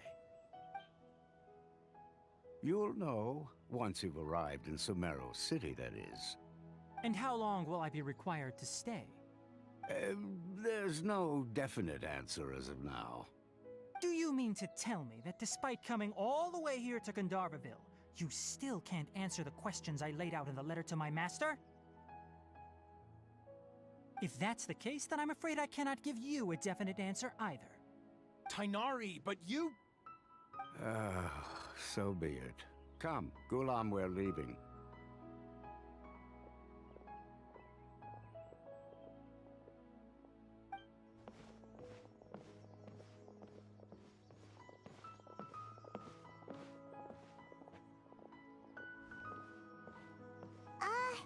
Tainari, what was that all about? It's nothing. Some people from the Academia wanted me to go to Sumeru City to assist them with a project, but I had to refuse on account of all my responsibilities here. But all that can wait. How did things go with Hypatia? It was quite the eventful trip, but the main thing is that she's safe and sound. She answered a bunch of questions for us, too. Very good. Now that the traveler has made a full recovery, there shouldn't be any reason for you to tarry here longer. I assume you will be heading to Sumeru City, correct? That's right! We want to meet Lesser Lord Kusanali and ask her for advice. Do you have any idea on how we can find her? Sorry. I'm afraid I don't have any advice for you there. Well, do you at least know anyone we can try asking in Sumeru City? Let me think. My trips to Sumeru City have been fairly short, and most of my acquaintances are researchers. How about this? I'll write you a letter of introduction that you can give to a researcher I know. He's from the Immorta Darshan and is adept at gathering information.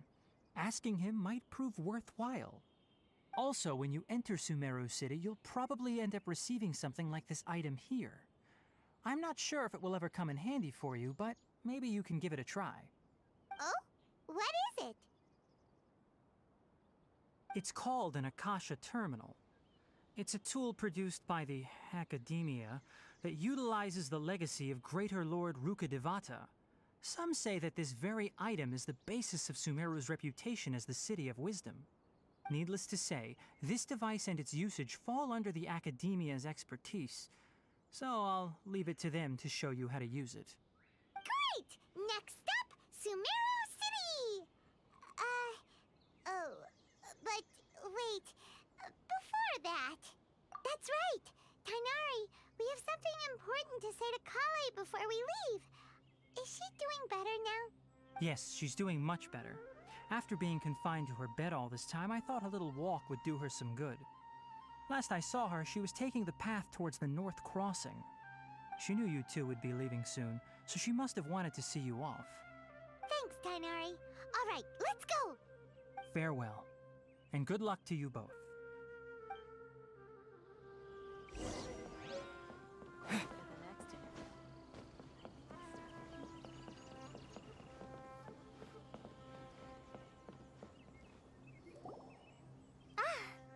waiting for you two.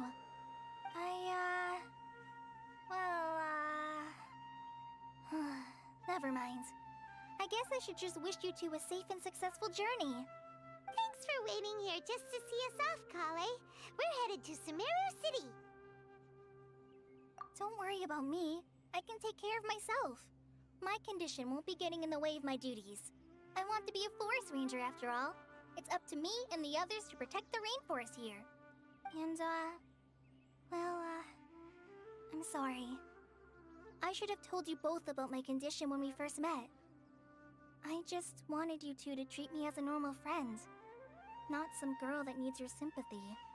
But I guess now I understand that the most important thing is for friends to be genuine with one another. There's no need to apologize, Kale.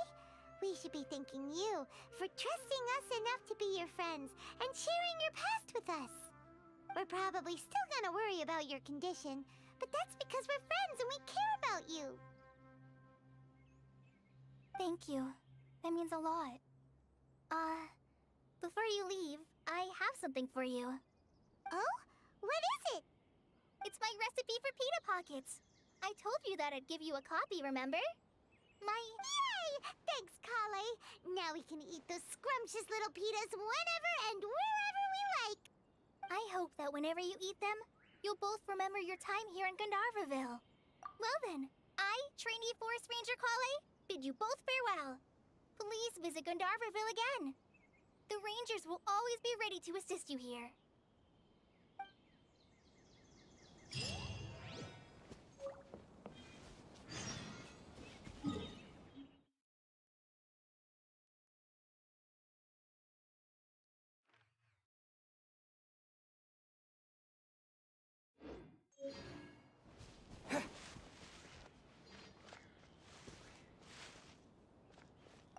I hope you have a safe trip to Sumeru City and get to meet the Dendro Archon there. I'm much better now. I'll be back on patrol again starting tomorrow. Even though I'm not quite ready to help Master clear the Withering Zones yet, there are still plenty of other tasks for me to handle. Oh, and Traveler? If you ever see Amber again during your travels, please don't mention my illness to her, okay? Amber knows about my case of Elazar and what's happened in my past, but I haven't told her about my condition getting worse. I guess I just don't want her to worry about me. If the need arises, I'll tell her about it myself. All right, we understand, Kale. I hope you have a safe trip to Sumeru City and get to meet the Dendro Archon there. See you later! Be sure to come back often. Even though Master didn't admit it, I'm sure he wants to see you again.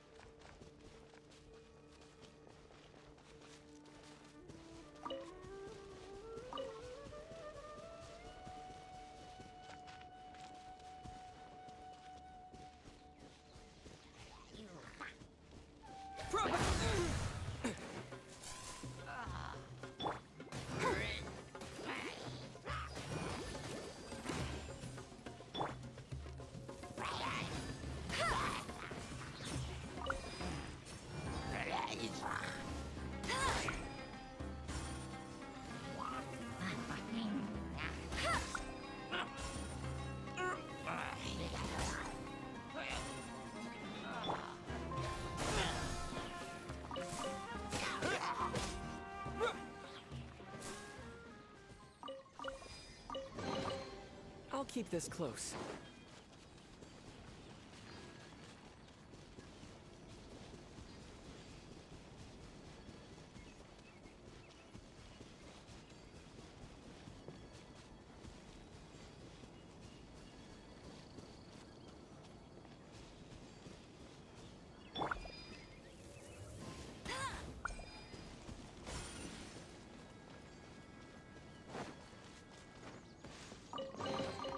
Opening a chest is like unwrapping a gift.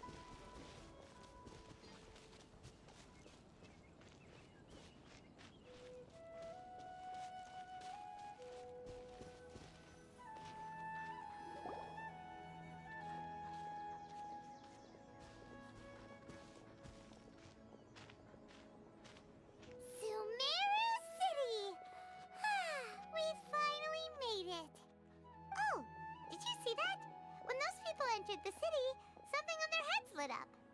One moment, please, you two. It appears this is your first time visiting Sumeru City. Oh, yeah, that's right. But how did you know that? Because there's currently no information on either of you in the Akasha. But no need to worry, that won't prevent you from entering the city. In fact, the Academia conveniently provides each traveler to Sumeru City with a device. Perhaps you two have heard of the Akasha before. It's our beloved Greater Lord Rukkhadevata's lasting legacy, a treasure trove of collected knowledge. After centuries of tireless research on the Akasha, the Academia created one of its most ingenious inventions, the Akasha Terminal. As long as you are within Sumeru's borders, you may use an Akasha Terminal to connect directly to the Akasha and access any knowledge you need. I should mention that due to technical limitations, the operation of Akasha Terminals will be much smoother and more effective in large cities such as Sumeru City and Port Ormos. Oh, so this is the thing that Tainari was telling us about. It sounds pretty amazing. You two are quite fortunate.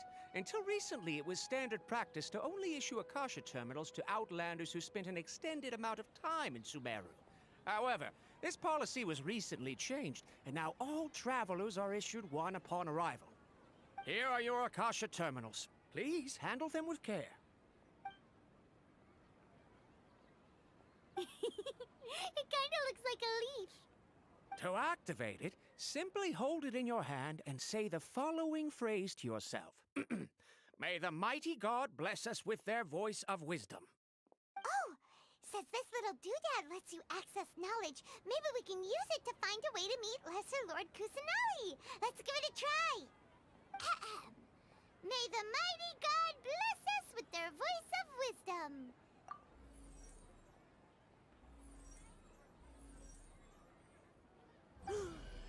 Whoa! Just now, something clicked, and Paimon suddenly knew how to use this thing. It seems all we need to do is concentrate on what we want to know, and bam! You get it. Oh, that'll come in real handy. Exactly. That is the power of the Akasha. And with that, let me officially welcome you both to Sumeru City. May the wisdom of the Dendro Archon always be your guide. Okay, now that we're in, we can check the Akasha about Lesser Lord Kusanali. Let Paimon try. 500 years ago, the sages found a newly born deity from within some scorched ruins. The deity now resides in the sanctuary of Suristana. Seems pretty similar to what Kali was telling us. Okay, next, let's concentrate on asking how to meet her.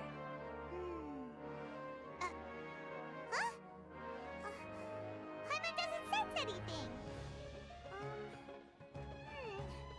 The Akasha didn't respond to Paimon's question. Oh, come on! Ugh. Focusing on this question feels like when you have something you're trying to remember and it's on the tip of your tongue, but you just can't think of it. Ugh. Paimon's brain is exhausted. Oh, smart idea. But what are you going to ask it?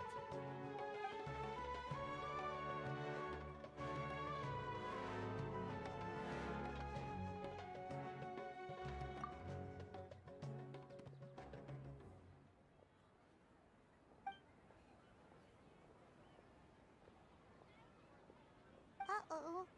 Paimon's getting all teary-eyed all of a sudden. It feels like the people of Sumeru really miss their Archon.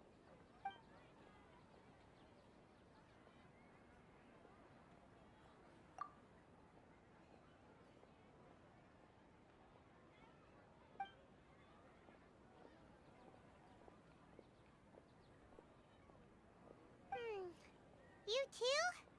Well, glad it's not just Paimon.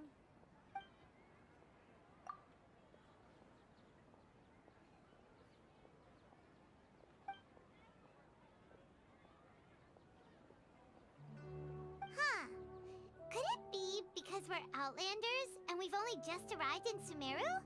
You know, maybe we're not qualified to receive an answer to this sort of question or something. Well, seems no matter which way we try, We can't find anything that'll lead us to Lesser Lord Kusanali. Guess our only choice now is to try meeting with the researcher that Tainari recommended. He's from Sumeru and even has a position in the Academia. Maybe he'll be able to access more info from the Akasha. Let's see. Tainari wrote an address on the letter's envelope. Oh, it's not far from the city's gate. Let's head over and have a look. Hopefully he's at home.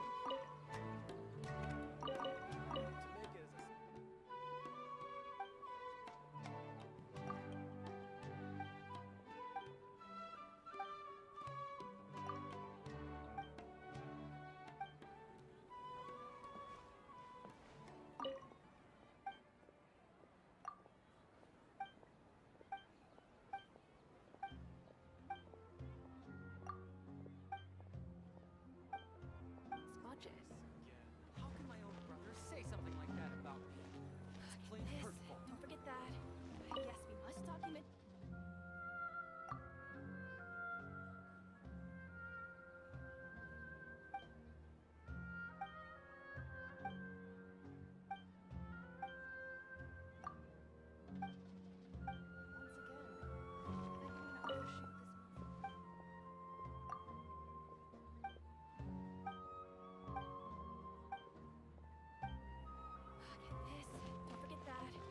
Yes, we must document everything. Hello, are you Rohawi? Yes, that's me. Can I help you? Great! You see, Tainari sent us here and... What? Tainari? Please, there's no need to say anything, really. Sure, I admit that the article I published last month wasn't my best work, and maybe the data didn't produce the most convincing results, but... Here! This is a letter from Tainari! Oh, let me see... Ah! Ooh, what a relief. You two nearly scared the life out of me. So, you two just have some questions for me? Seems even Tainari acknowledges my innate ability for procuring information. So, what is it you two would like to know? We want to meet with Lesser Lord Kusanali. Do you know a way we can do that? You mean you want to meet the Dendro Archon herself?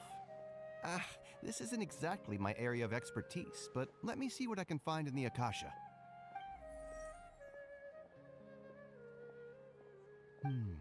Sorry, the Akasha didn't respond to my query. What? You too? But what about your abilities for getting information and all that? Paimon was sure you'd be able to access more info than we did. Well, as I said, this isn't my area of expertise. I am but a lowly researcher, so the Akasha doesn't see a need for me to know more about the Dendro Archon. All I know is that ever since Lesser Lord Kusanali returned to Sumeru, she's never left the Sanctuary of Sorasthana or made a public appearance. Huh. Didn't expect her to be such a mysterious figure. The Dendro Archon is somewhat of a recluse. Perhaps she just doesn't want to entertain visitors, which would explain the lack of information in the Akasha. But then what can we do? No need to worry just yet. I'm only hypothesizing here. You could certainly try asking around and see if anyone else has ideas. And besides, you two should consider the bright side of things. Not being able to see Lesser Lord Kusanali may not be a bad thing. In this world, there will always be information you cannot obtain from the Akasha and things you can never accomplish. Knowing when to yield is a form of wisdom. Take me, for example. It's a miracle if my brain cells can spit out one paper every 3 years. But Tainari? That guy can publish 3 papers in just a single year. Okay. Thanks for your advice. Don't mention it. If you two ever want information about things like who's been promoted within the Academia or relations between the 6 great sages, come find me. Hey, come on! This is a survival skill at the Academia. Paimon's expectations were pretty low, but this is so low, it's like digging holes in the dirt. So what do we do now? Even if we want to talk to someone, we don't know anybody here. here. Huh? Like who? Oh, you're right!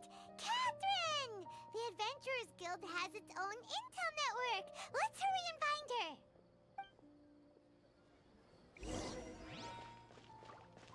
I've been handed all the cumbersome tasks again.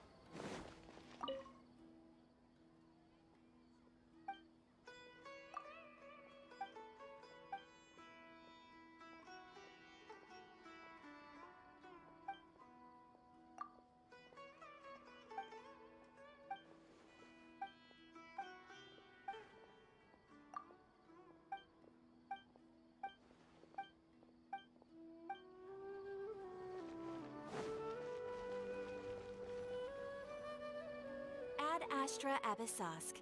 Hello, Traveler and Paimon. Catherine, we need your help with something. Understood. The Adventurers Guild is always ready to serve you. With what do you require assistance? We want to meet with Lesser Lord Kusanali. Do you know a way we can do that? You two wish to meet with Sumeru's Archon. Understood. Please wait.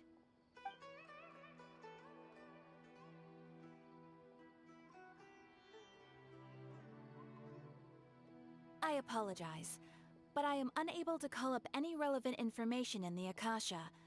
I'm also unable to locate any pertinent information in my personal memory. Aww, another dead end. Well, if Catherine can't help us, then we really don't know anyone else to ask now. Please do not worry. I may know of someone who can help you two. In Sumeru, the Adventurers Guild does not serve as the vanguard of information. Rather, there are numerous active mercenary groups collectively known as the Eremites. They take on various contracts and work all across Sumeru, so they naturally accrue intelligence. An Eremite brigade called the Corps of 30 is in charge of Sumeru City's defenses. Not only are they the oldest brigade, but they are responsible for managing and coordinating the affairs of all other mercenary brigades. Corps of 30?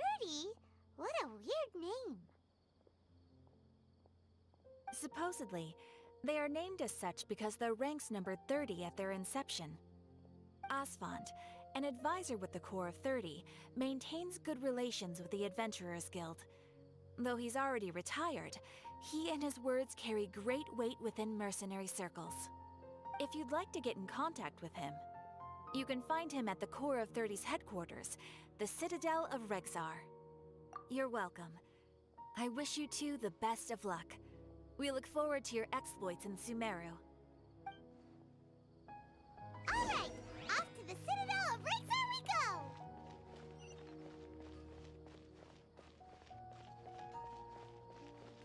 The sight of shiny jewels always brightens my day.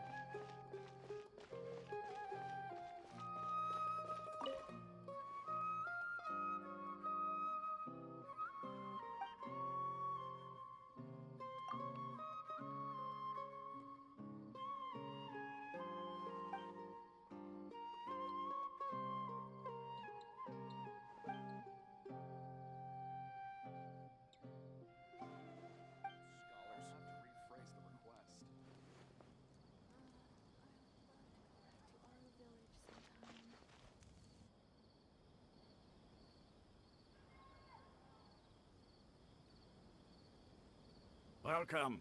The Adventurers Guild told me to expect you to.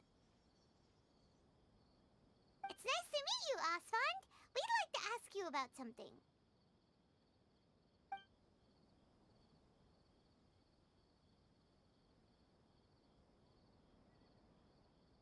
I see. So, Catherine's the one who sent you this way. Ha! It's true that the Eremites' network is vast, but even I can't help you meet the Dendro Archon. Wait, seriously? That's it? Afraid so. The Eremites aren't terribly religious, so we don't know much about divinities. As far as the Akasha goes, we can access even less than you.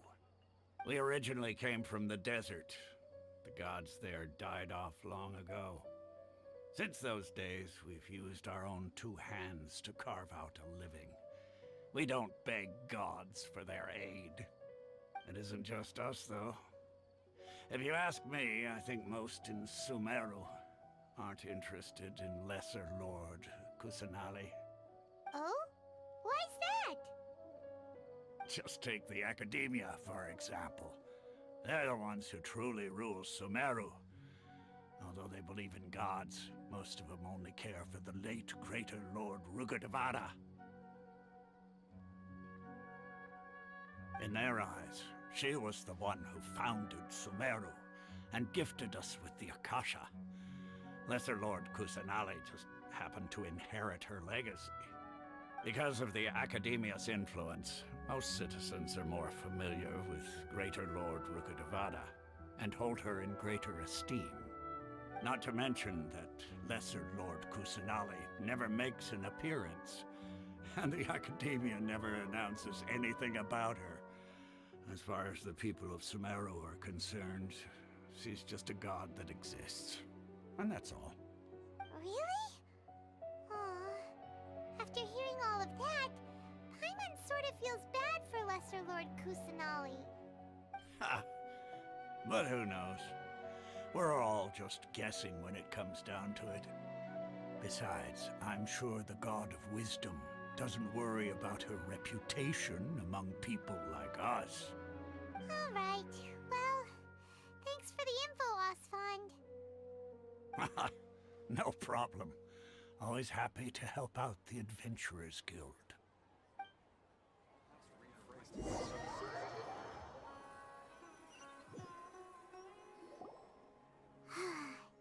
Seems Osfond was right about most people's attitudes here. Not only are they not interested in the Dendro Archon, they even say stuff like, if the Akasha doesn't think I should know, then I don't need to know about it. We've been asking for information non-stop ever since we got to Sumeru. But the harder we try, the more helpless everything seems. Isn't there at least one person in this entire city who cares about Lesser Lord Kusanali? Oh, you two are interested in Lesser Lord Kusanali? Huh? Who are you? From the sound of it, you two are Outlanders who recently arrived here. You've been asking around for information on Lesser Lord Kusanali, right? Oh, I'm sorry. I forgot to introduce myself. I'm Dunyarzad, one of Lesser Lord Kusanali's faithful followers. Whoa, really? Then do you know how we can meet with her? I'm afraid I can't help you with that. But your conversation earlier did happen to remind me of a legend about the Dendro Archon. Sure. It goes like this. Long, long ago, there was a man who heard a prophecy. It predicted that a great calamity was about to befall him. Panicked by what he heard, the man sought out the Dendro Archon in hopes that she would bless him with the wisdom to help him escape his predicament. The man journeyed across deserts and through rainforests and experienced tribulations of every kind. However, he still couldn't find any trace of the Dendro Archon. In despair, he thought, alas, the Archon has abandoned me. He then had no choice but to sorrowfully resign to his fate. Okay, and then what happened? And then, the calamity came. But to his own surprise, the man felt somehow emboldened by the trials of his journey. By relying on his own strength, he managed to overcome the adversity. At that moment, a bird perched upon his shoulder. This bird was, in fact, an avatar of the Dendro Archon. She said, "O Archon Seeker, do you now understand? She and her wisdom have long been found by you. Along your journey, we were in every flower and blade of grass, every ray of sparkling sun, and every breath of dancing wind. So long as you continue to think and ponder, we'll be wherever you go." Yeah, thanks for the story! Paimon feels all warm and fuzzy inside after that. In a way, it seems like this story is also one of the Dendro Archon's avatars. Dunyarzad, since you worship Lesser Lord Kusanali, can you tell us anything else about her? Of course. So did you two know that, I'm terribly sorry, but it seems something's come up now. Let's chat another day.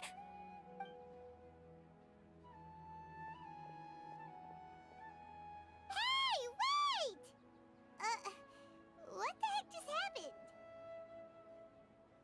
It looks like they're searching for someone.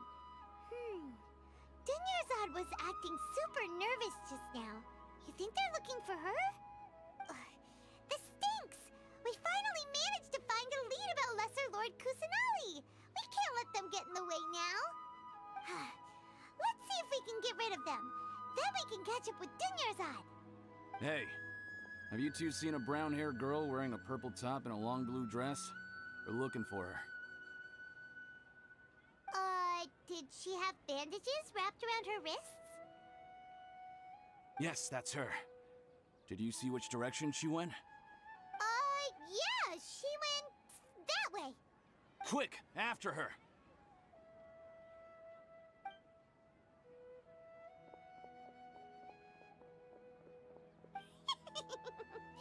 That should keep him busy for a while. Let's hurry and find Dunyarzad.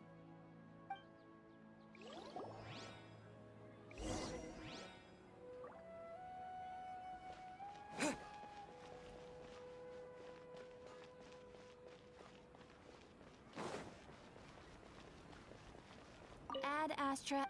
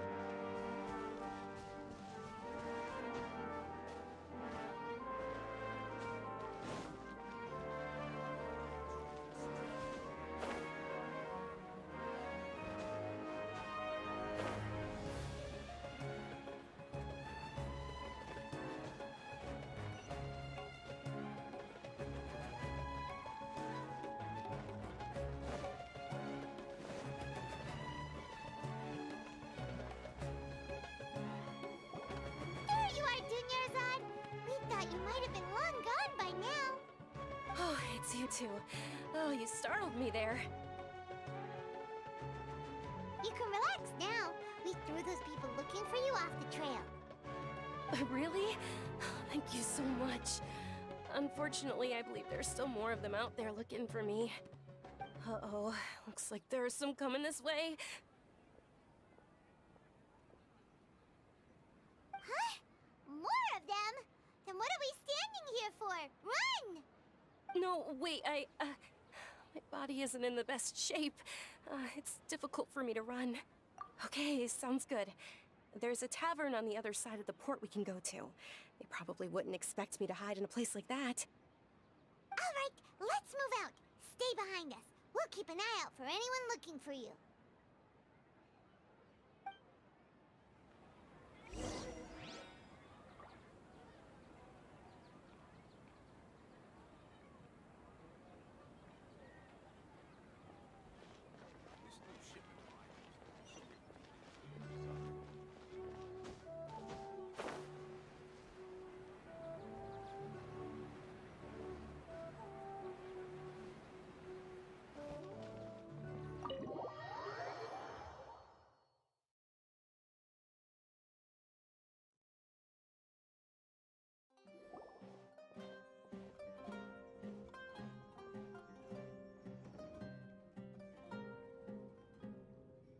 We made it. Oh, they shouldn't be able to find us now. Wait, stand down, Dia.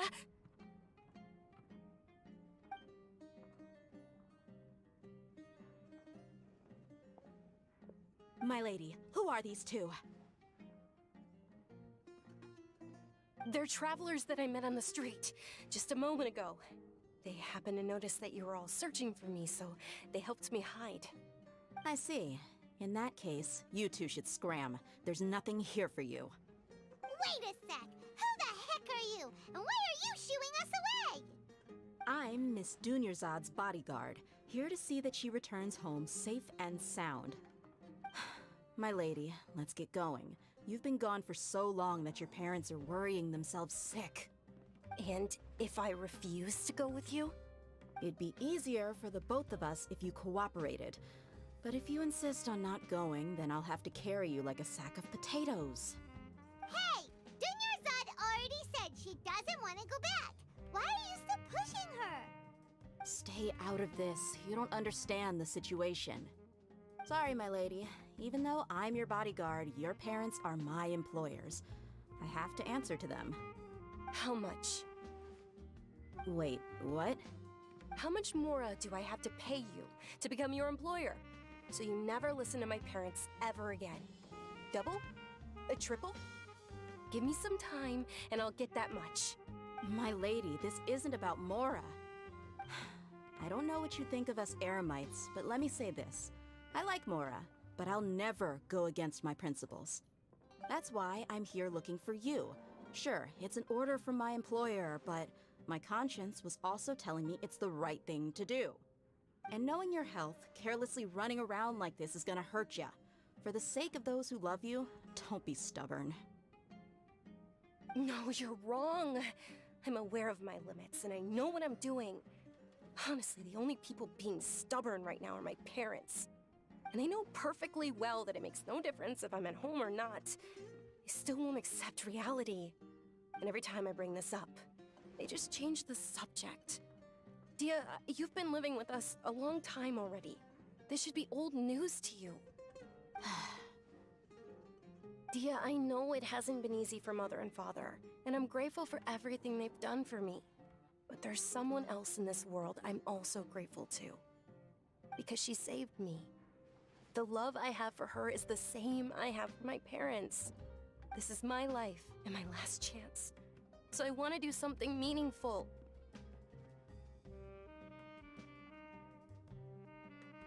My lady, are you sure what you're doing now is meaningful? Yes, I'm sure. At least, it is to me. Fine, I won't ask you to return home anymore. But let me make something very clear. I'm only doing this because I respect your determination, not because I agree with you. Thank you, Dia. Sorry for being so rude just now. My nerves were acting up. And I even brought up your payment in such an offensive way. Don't worry about it, my lady. I did say that I like Mora. Besides, that's our next topic of conversation. Today's little excursion caused such a ruckus that every single bodyguard at the estate was deployed. It wouldn't be easy to hide things from your old man. Since this definitely won't be your last escapade, here's a little tip. You should at least make it look like your room and things are still in order when you leave. Also, you'll need someone to cover you for when you're out and about. So, I'll let you hire me, my lady. This way, everyone wins. As for the pay, let's say half of what your father pays me. We can settle the bill when we return to the estate. Okay, deal. Yay! Looks like they've reached an understanding.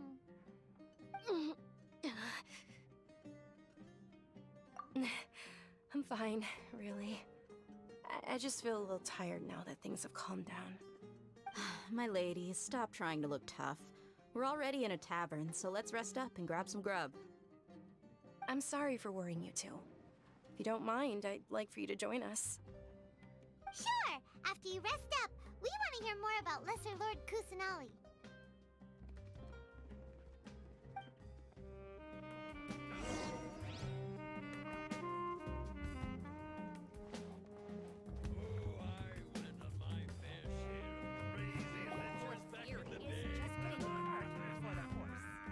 Ha! Well, if it isn't Dia, haven't seen you in nearly half a year.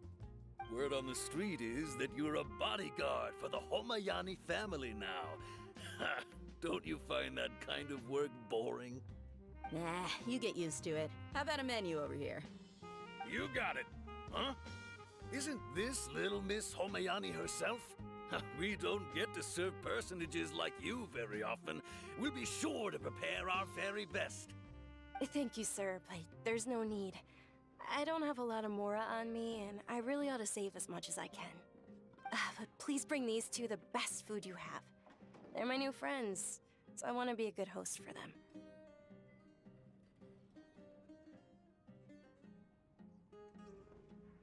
Yeah, we're already super grateful for everything you told us about Lesser Lord Kusanali. How about our coconut charcoal cakes? They're our signature snack, and they run cheap. Look, other customers over there are eating some now. They look kind of burnt and dry. Paimon will pass. Hey, come on! Paimon has personal preferences too, you know. Dunyarzad, we asked a lot of people when we first arrived, and almost nobody was interested in Lesser Lord Kusanali. So, what made you want to follow her? Well, remember when you asked me if I knew how to meet the Dendro Archon? Even though I don't know how, I think I've actually seen her before. Huh? Really? Yes, it was when I was a child. At the time, my illness had kept me bedridden for the better part of a year. I was stuck inside and couldn't make any friends, and my parents did their best to find treatments for me. But even then, the Akasha didn't have any helpful information. My younger self no longer had any hopes or dreams. One flare-up was so bad that I was in a semi-conscious state for several days. Then one night, I woke up alone in my room. I was terrified. My body was paralyzed. Even if I cried, there was no sound. At that moment, an ethereal voice spoke in my mind. Dunyarzad, don't be scared. You don't have to cry. Dunyarzad, don't be scared. You don't have to cry. Who are you? How do you know my name? How do I explain this? You might not be able to understand, but actually, I know everything about you. Really? Of course. I know that you're scared of thunder, that you hate taking medicine every morning, and that you love counting the petals on your mom's skirt. Wow, you really do know everything. Dunyarzad, is there anything you want? Want? Not really. I can't go anywhere or do anything. Huh? But aren't you a child? All children have wishes. Tell me what you want, and maybe I can make it happen. But can you make my illness go away? Oh. I'm sorry. But I'm not powerful enough to do that right now. Then, can you be my friend? After that, the voice said, "Okay, I'll be your friend." Although my body was suffering during those days, that voice encouraged me and told me many wondrous things. Beyond my window was the flourishing Sumeru city. Beyond the city was a lush rainforest. And beyond that was the wall of Samiel, deserts, and all of Teyvat. Once I finally made it through that bout of illness, I couldn't hear that voice anymore.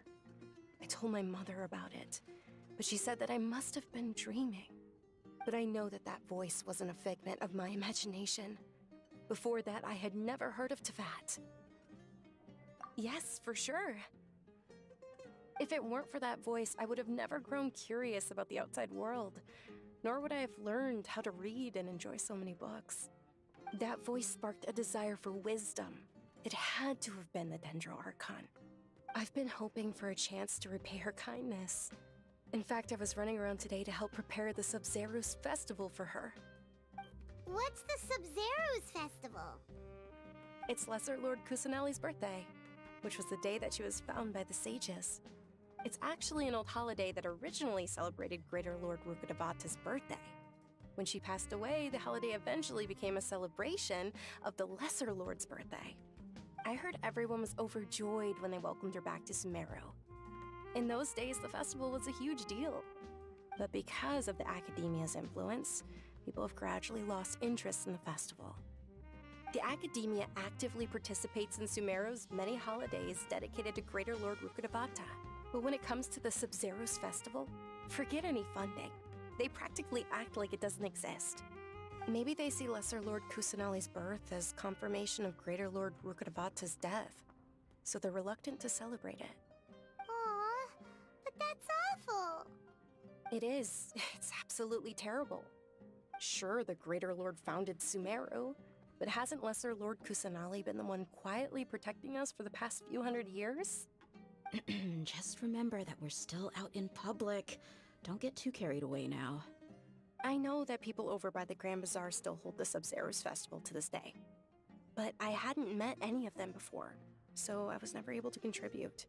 But recently, I made a friend there who also follows Lesser Lord Kusanali. I gave her my savings because I want her to throw a wonderful festival this year. That's the least I could do for Lesser Lord Kusanali. Hold on, my lady. Does this friend happen to be Nilu, the one who sends flowers to the estate? Yes, that's her. I saw her leaving the other day with a nervous look on her face. It seemed like she was hiding something in her arms. Did you give her something? Yes. Initially, I didn't have much more prepared, so I had Nilu sell one of my skirts. I've agreed with Nilu to meet up at the Grand Bazaar today, and see how things are coming along. Dia, would you accompany me? Sure. That's quite the trip, though. I'll carry you. No, that would be too much, even for you. You might as well just accept the lift. If I let you walk, who knows how long it'll take us. And if anything happens to you, then I'd really never hear the end of it from your father. But of course! Nilu will be thrilled to hear there are more people interested in Lesser Lord Kusanali.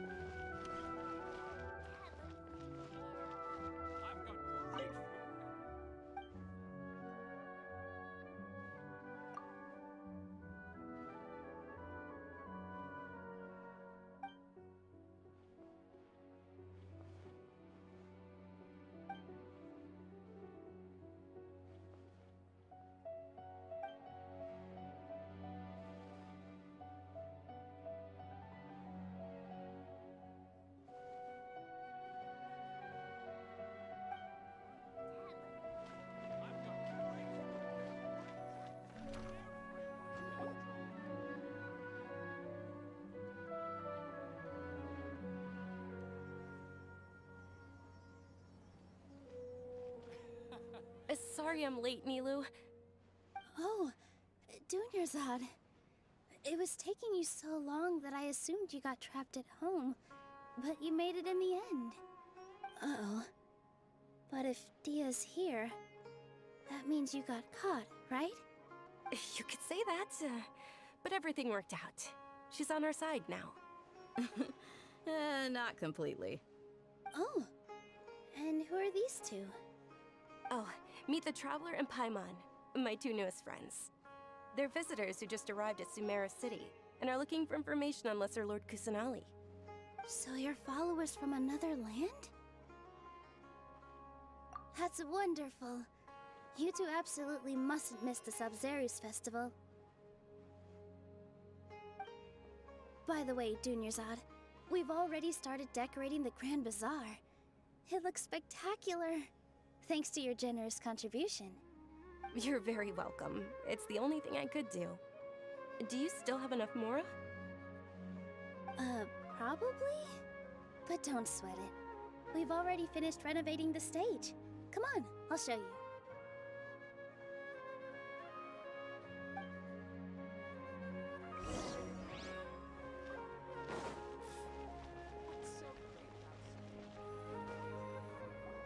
Wow! This place is amazing!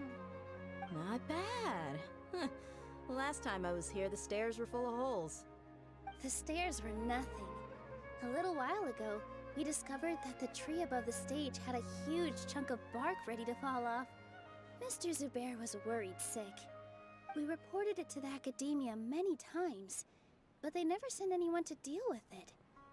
We didn't want anything bad happening, so we were going to cancel all the stage performances. Oh, probably because it was the theater asking. The academia looks down on performers like us. They probably think it would be best if the theater closed down completely. We can't let that happen, though. Not only would everyone involved in the theater go hungry, but then we wouldn't be able to hold the Sabzeruz festival anymore. Thank the Dendro Archon for Dunyarzad. With the Mora she gave us, we hired someone to patch up the tree, and we also gave the stage a much-needed makeover. The stage is going to be even prettier when it's festival time. I can't wait for you to see it. And I can't wait to see you on the stage. You've been practicing so long already. It's almost time for your dream to become reality. It's our dream. I'll do my best for the two of us. Nilu, what are you gonna be doing at the festival?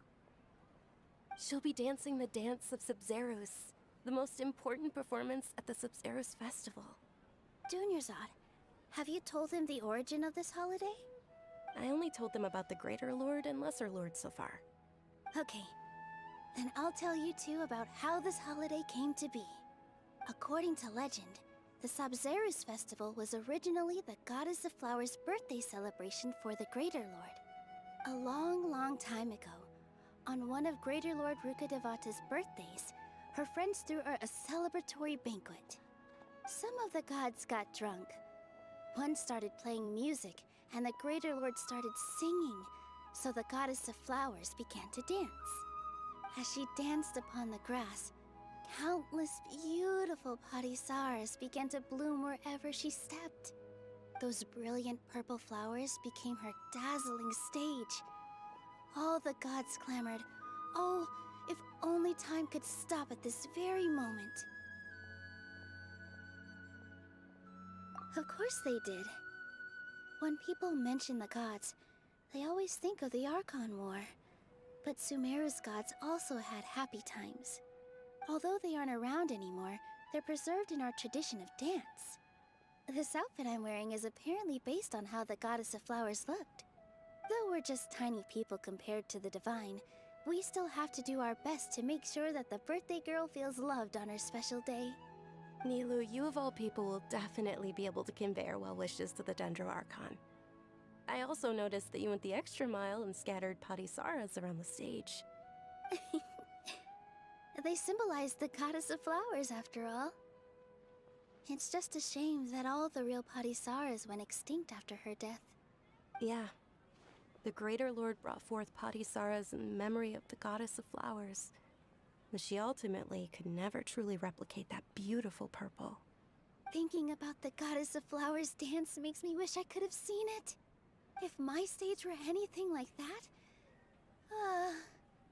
I'd be thrilled if I had just 2 real body Saras on the stage.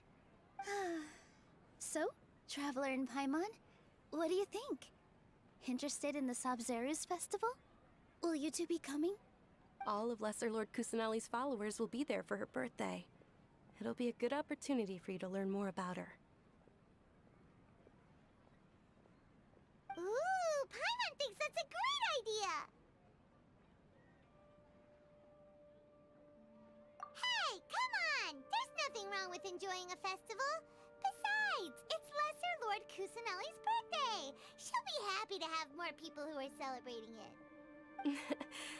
So how about we all attend the Sabzeruz festival together? Dunyarzad, let me show you which stage decorations we've picked out so far. Traveler and Paimon, if that doesn't sound interesting to you, then feel free to explore the area. Everyone at the Grand Bazaar loves Lesser Lord Kusanali, and we're all looking forward to the Sabzeruz festival. In that case, we'll take a look around.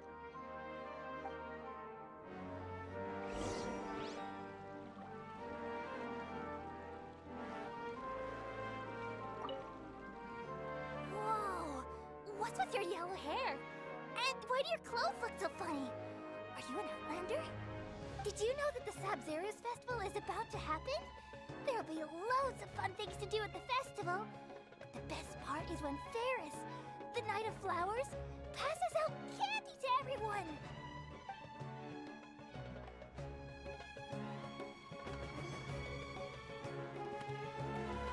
Huh.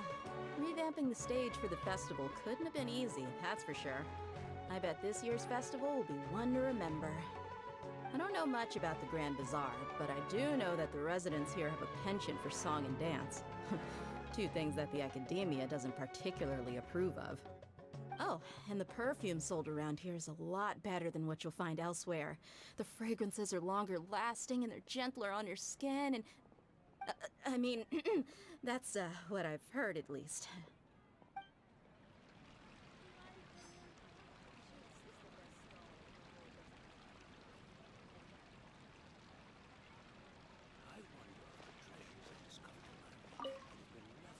Things are really shaping up, and there's a buzz around the festival this year. We're expecting people from all over to come by this year and buy things during the festivities. Don't be fooled into thinking that Sumeru City has the best of everything. Some festival snacks are only offered here in the Grand Bazaar. And when it comes to musicians, dancers, or singers, the Grand Bazaar's got the best of the best. Sure, those folks at the academia might not like it, but what's a festival without song and dance?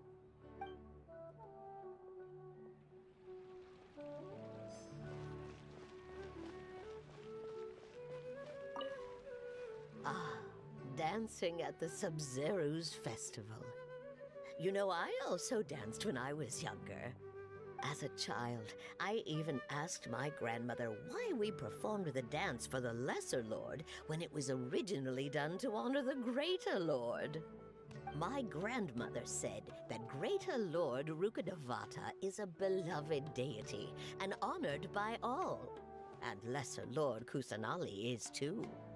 If the Goddess of Flowers ever knew Lesser Lord Kusanali, then she would certainly have wished to be her friend and hold celebrations for her too. The Sabzeruz festival has been losing its appeal over the years. That is, until a wealthy benefactor stepped in this year and brought the festival back to life. I heard she forked out a lot of mora to make it all happen.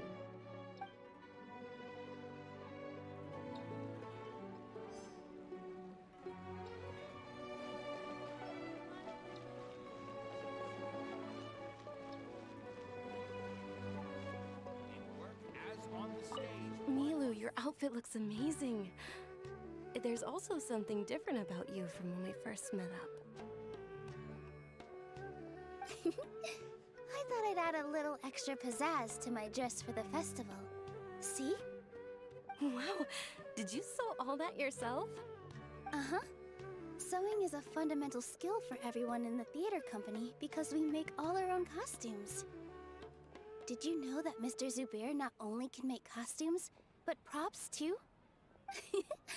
I've noticed that you can't keep your eyes off that crown over there. Would you like to try it on? May I? Of course. The legends say that the goddess of flowers had beautiful horns on her head, so this crown was made to reflect that. Dunyazad, you look absolutely stunning with it on. It's like I'm looking at the goddess of flowers herself.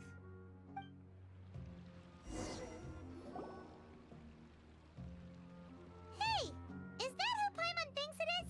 It looks like Catherine.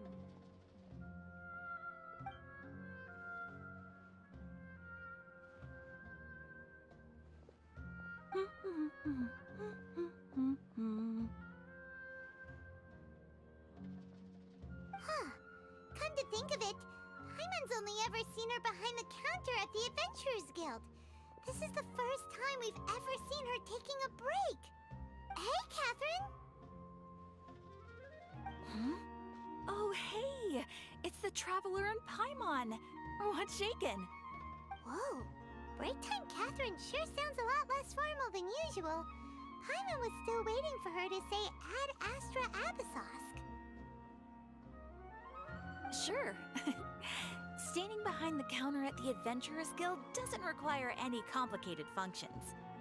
But saying and doing the same old things over and over again can get pretty monotonous. Like watching the same Fontaine movie day after day. But take you two, for example. You travel across Tevat to enrich your lives and gain new experiences. Well, we enjoy traveling across Tevat and all that, but we're mainly looking for clues about his sister. Yes, you should keep searching. Sometimes the answers we're looking for aren't necessarily at our intended destination. Instead, they're found along the way. Huh. Haven't we heard someone say something pretty similar recently? Anyways, what brings you out here, Catherine? No, not particularly. I guess you could say that I'm loving the recent atmosphere here. If festivals bring happiness to everyone, then that's where their true value lies. Oh, it looks like it's about time for me to be heading back now. Alright, we'll see you next time at the Adventurers Guild. Oh, by the way, thanks for connecting us with the Eremites. We've already made some great friends in Sumeru City thanks to you. I'm sure you two will get along well with the people here. You've already been blessed by the element of Dendro after all. See you around.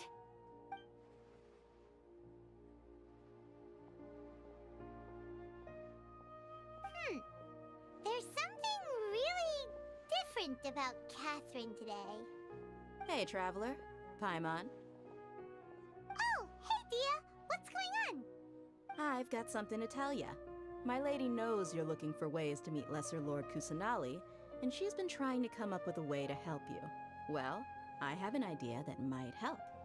Are you serious? We'd love that! It might not necessarily pan out, so don't get your hopes up too much. I'll need to take you two somewhere and ask someone some questions. My lady is feeling a little worn out at the moment. Nilu's found a place for her to rest. After I take my lady home, let's meet in front of the Citadel of Regzar. Sounds like a plan! Let's head over to the Citadel of Regzar and wait for Dia!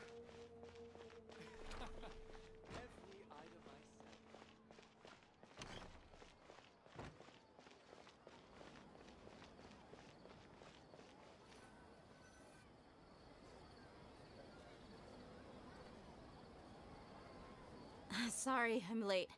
It took some convincing for the Master and Mistress to believe that Miss Dunyazad was only sitting in the port for a while because she was in a bad mood. Anyway, I guess I should be thanking you. I haven't seen Miss Dunyazad that happy in a long time. If it wasn't for you two, she probably would have been caught and dragged back much earlier. around a whole lot nicer than when we first met, Dia. Who would have thought you had such a soft spot for Dunyarzad? It's called being a professional. I'm a bodyguard, and I work for whoever's paying. Look, Dia's blushing. Listen, you two.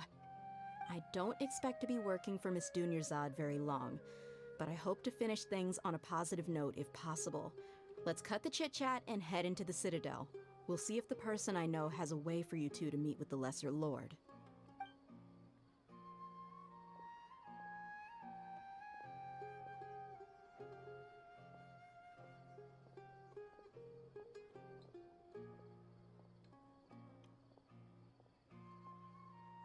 Oh, hey, Chief.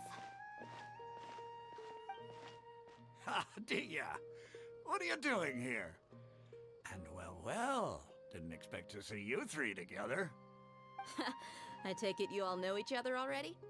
Mm-hmm. We met this morning after the Adventurers Guild pointed us to Osfon for more info. No kidding. Huh. So, where's Ruksha? I thought I'd help these two out by asking about the theft. Anything you can tell him? Rukshaw's gone over to the Academia. The Grand Sage recently ordered Sumeru City to begin bolstering its defenses, so people from all over have been called back to the city. Since you've already mentioned the theft, I suppose I might as well tell him what we know. Appreciate it, Chief. Theft? Sorry, what the heck are you guys talking about? Just recently, the Academia lost something, and there's a chance the item is connected with the Dendro Archon. This case might just somehow help you in meeting her. I suppose that's one way to look at it. But if you ask me, the case is more about the Academia than anything else. Let me fill you in.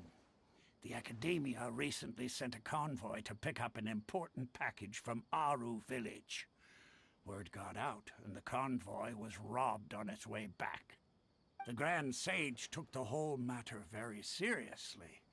Not only did he dispatch the Matra, but also enlisted our help in the search for leads. All we know so far is that whatever was stolen is currently in Port Ormos. You two have heard of Port Ormos, haven't you? It's the largest commercial port in all of Sumeru. You can travel there by leaving Sumeru City and heading south along the river. The Academia's grip isn't long enough to reach all the way to Port Ormos, so the city's a little more laid back, meaning the population's also a mixed bag. You never know who you'll meet there. Apparently what was lost has a great deal to do with the Akasha, knowledge, and even the gods. I'm afraid I don't have any other details for you, though. If you're interested, maybe you could head to Port Ormos and ask around yourselves. If you want my advice, try introducing yourselves as students of the Academia once you're there. Are you serious, Chief? All the Academia students are in Sumeru City, you know. Why should they pretend to be students in Port Ormos? If you're also interested, just go there and see what happens. Count me out. I've got plenty of work to do here for the Homayani family. And take it from me, if you two really do decide to visit Port Ormos, you'd best watch your backs. Let's just say that the Eremites there aren't nearly as friendly as those here in Sumeru City. There are even some extremists who go around shouting slogans like, "Retake Sumeru for the Scarlet King." Word is that more and more are joining their movement. They're becoming a real headache for Chief and the others. You bet they are. The Scarlet King's been dead for thousands of years. Now they start spreading rumors of his return. Ridiculous. Not everyone's like you, Chief. Even the desert natives who abandoned their homes in the wilderness still wish to have a god of their own. Well, Traveler, that's about all the information we have for you. Thanks, Dia! And you too, Osfond! Since we've gathered all we could for the moment in Sumeru City, let's head to Port Ormos and see what we can find next. Miss Dunyarzad is looking forward to seeing you both at the Sub-Zeru's festival, so be sure to get yourselves back here in time for that. Good. Then we'll see you both at the Sub-Zeru's festival.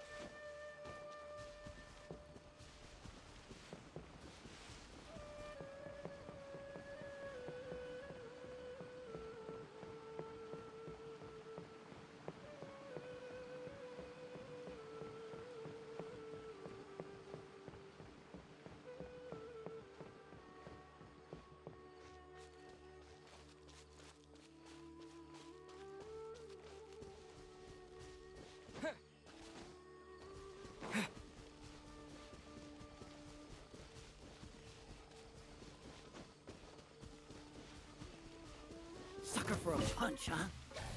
Happy to oblige.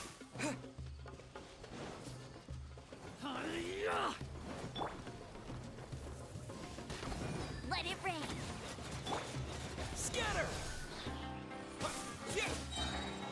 Spring forth!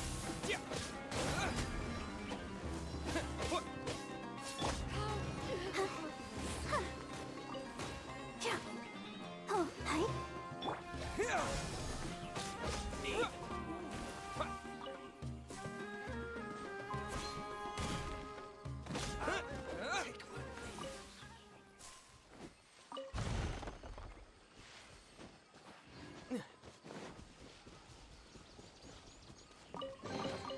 A reward on the road.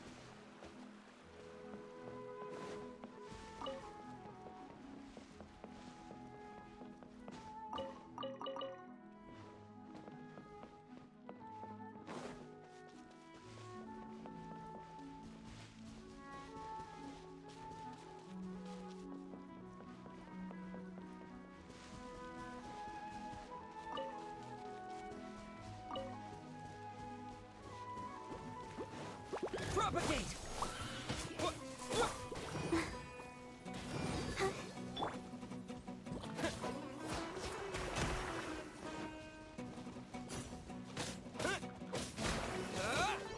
Scatter!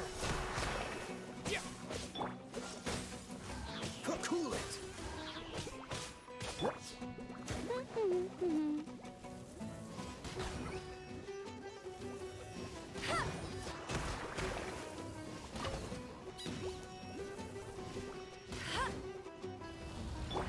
Propagate!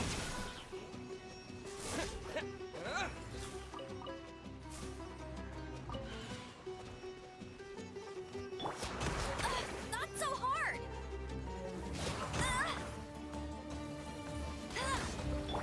Scatter! Yeah! Yeah!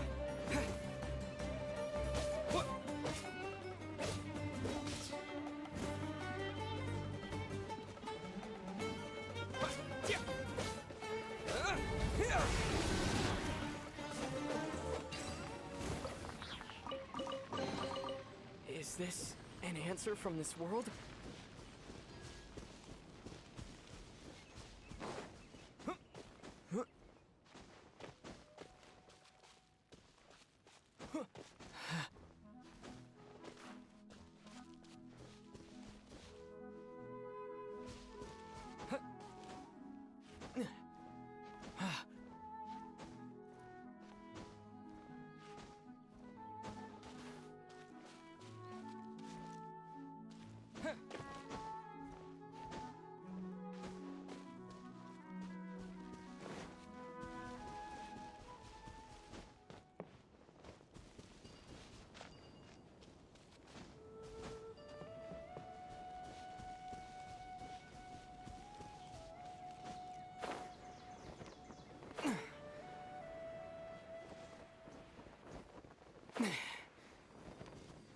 Propagate!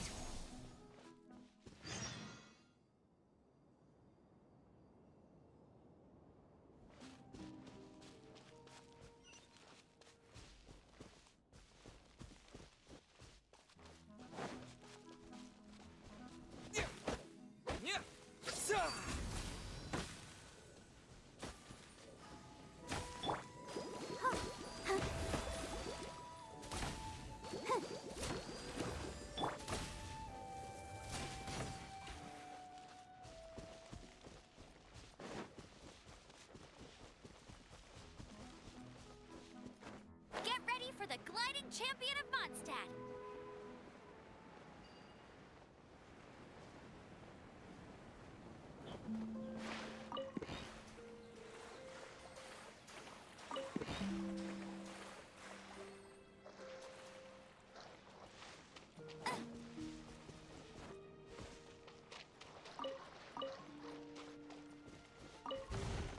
Bet you can't keep up with me!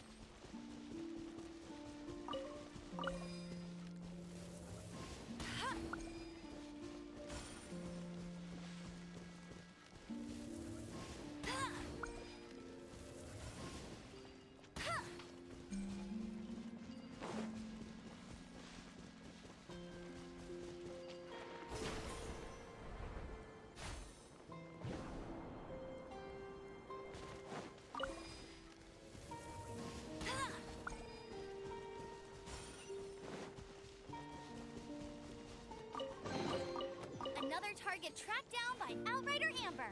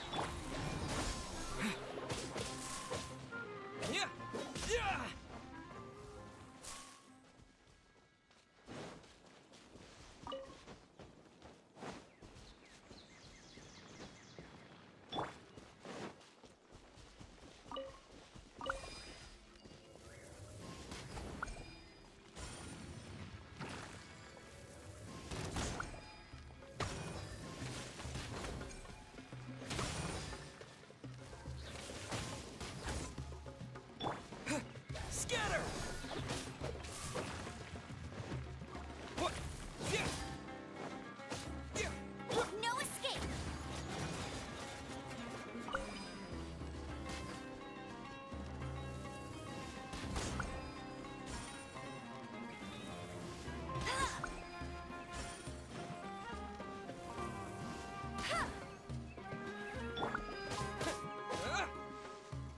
Propagate! Yeah! Yeah! Yeah!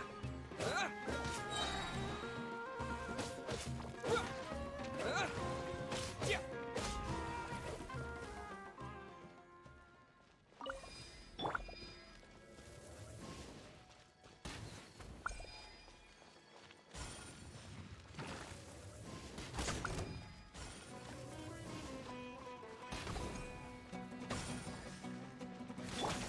Scatter! Yeah!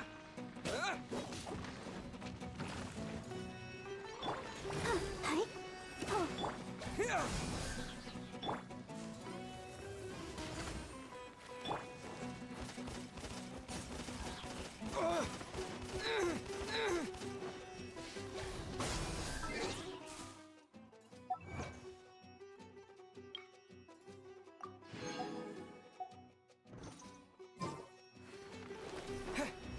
Yeah! Yeah! Propagate! Yeah!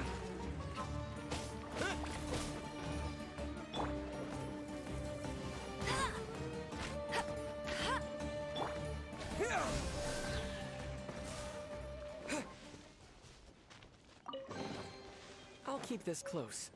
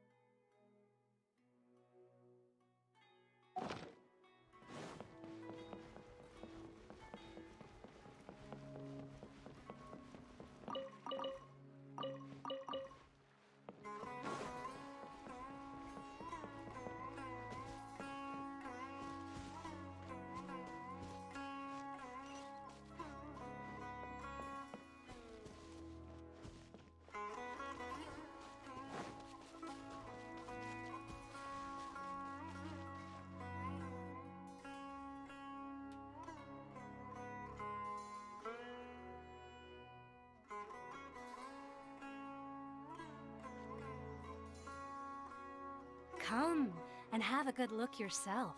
Traditional spices of the highest quality, made with pride and experience. You've got a deal. I can't thank you enough for always looking after my business. Believe me, I'm not making this up. Several Eremite mercenary groups are nearly in open conflict, but does the core of 30 care? And that's not all. Did you know that... Wow!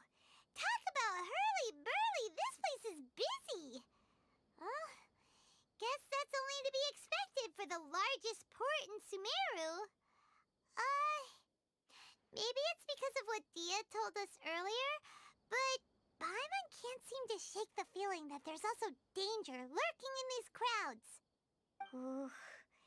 Let's get our bearings so we can start looking for leads. We know that whatever the Academia lost is related to the gods. But other than that, we don't have much else to go on. Osfun told us to try posing as Academia students while asking around. Paimon checked the Akasha on the way here, and the Academia doesn't seem to have any research facilities in Port Ormos. Paimon doesn't get it. Won't we look even more suspicious going around saying we're Academia students and asking about the stolen item? Well, given all the people that come through here every day, if there's any information to be found, Paimon bets we could find it in the market. Let's ask around and see what we come up with.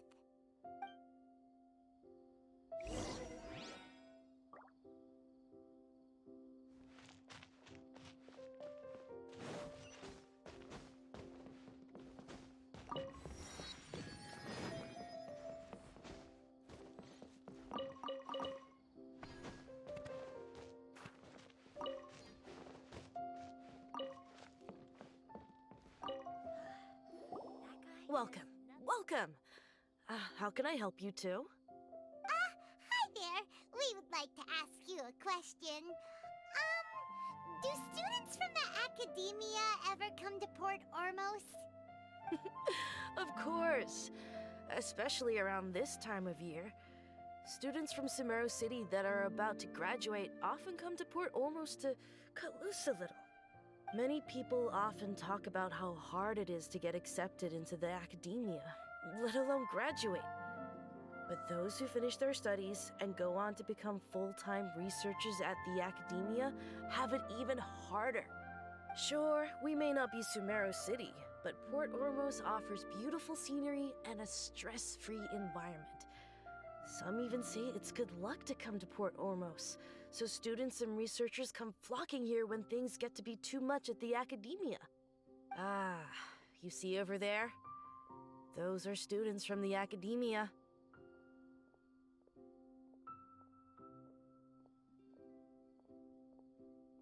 They've been looking worried and miserable ever since they got here a few days ago. If you ask me, the life of a merchant is better. So long as the Akasha teaches us what we need, then life is good. Those students seem to be discussing something. Let's see if we can listen in. That guy does nothing but smooth talk all day.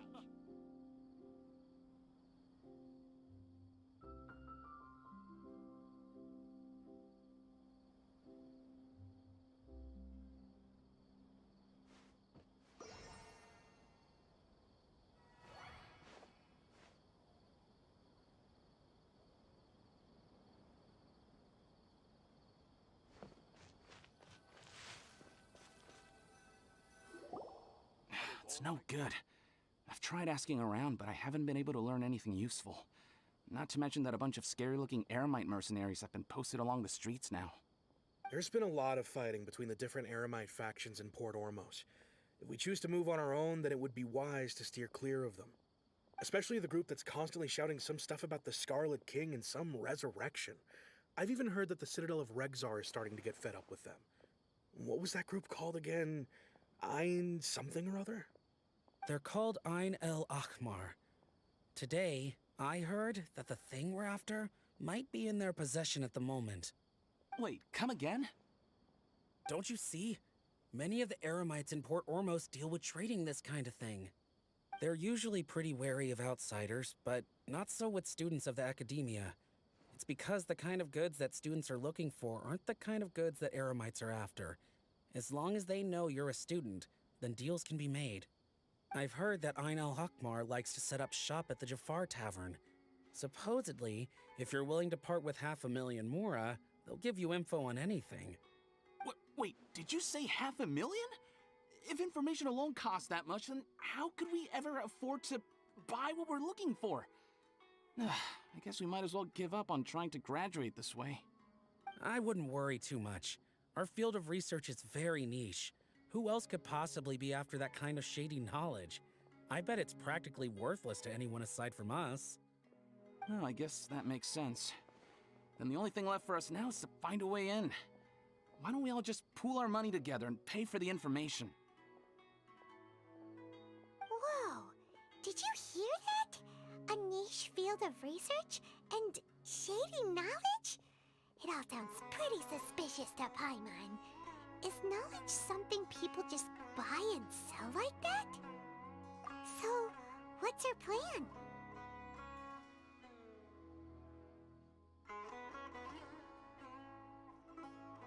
Wait, didn't you hear what they just said? Buying information is going to cost us 500,000 mora! Have you lost your mind?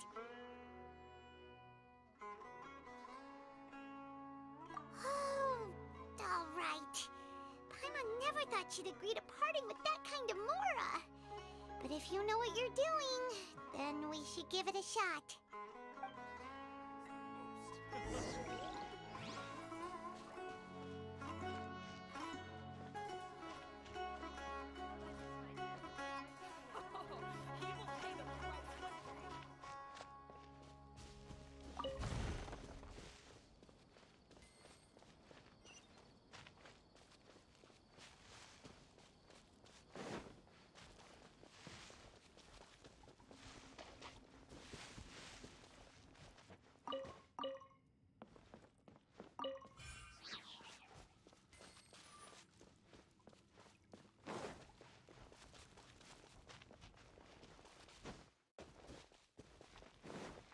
This is the place we heard those students talking about. Why does it have to be this way? Oh, you've arrived. Please, take a seat. So, they think that they can go toe-to-toe with the boss? Ha! Once we reclaim the power of the Scarlet King, they'll be the first that the boss punishes. They're nothing to be afraid of. Our main rival now is the Caracal Battalion. They've also amassed a significant amount of mora this time, so we mustn't underestimate them. How can the Caracal Battalion compete with the boss when they're nothing but a bunch of money-grubbing opportunists out for a quick mora?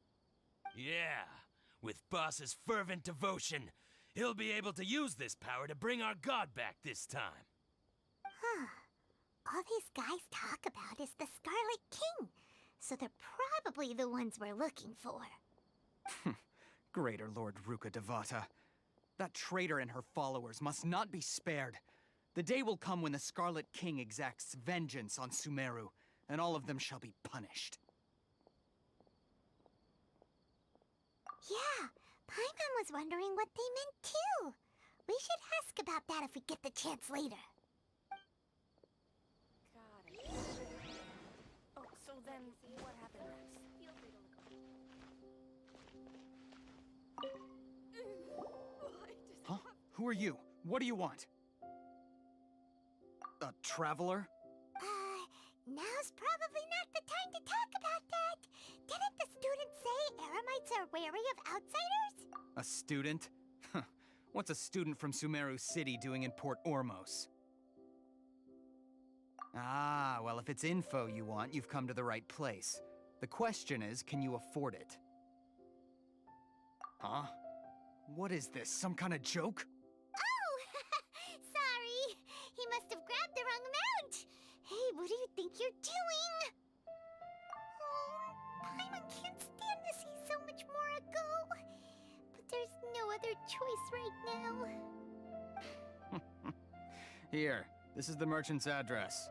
Whatever you're looking for, you'll find it there. Hmm? Well, what are you waiting for? Oh, that's right! We heard you mention the Scarlet King just now. We're actually interested to know more because we're, archaeology students! Fine. Since you've already handed over the Mora, I guess I can throw in a little extra info. As you can see, members of Ain al-Ahmar are devout believers of the Scarlet King. Years ago, the Scarlet King founded the great desert nation that was our homeland. It was an advanced civilization, far beyond anything you'll see in present-day Sumeru. The Scarlet King was the rightful god of wisdom, but he was betrayed by a companion he trusted. She even stripped him of his title, God of Wisdom. So, you mean the traitor was... Greater Lord Rukkhadevata, yes. That shameless wretch destroyed the Scarlet King's civilization, and our ancestors were forced to flee to this land where we were made to suffer the tyranny of our enemies. Furthermore, she conspired with the Academia to cover up the truth of her actions, and create the merciful and benevolent facade for which she is now known. Ugh, just thinking about it sickens me. But the story doesn't end there, oh no. The Scarlet King isn't truly dead. The voice of the Oracle has been heard in the desert, prophesying his resurrection. Mark my words, our god shall return. And when that day comes, all followers of the traitor and all the desert dwellers who have forgotten their true god will suffer retribution together. If what I'm saying makes you shiver with fear, it might not be too late for you to become a believer of the Scarlet King.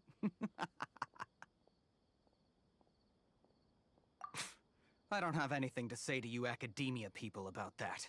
I think this conversation has reached its end. Not just yet. This man is a fraud. Huh?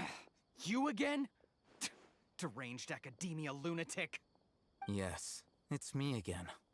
I already warned you that if you weren't willing to sit and discuss things with me, I'd take measures to make things uncomfortable for you. Listen to me. That address he gave you is fake. Or at least, you won't find a merchant waiting for you there. This group has been boasting all around that they can provide information on a certain item as a means of luring people into their territory.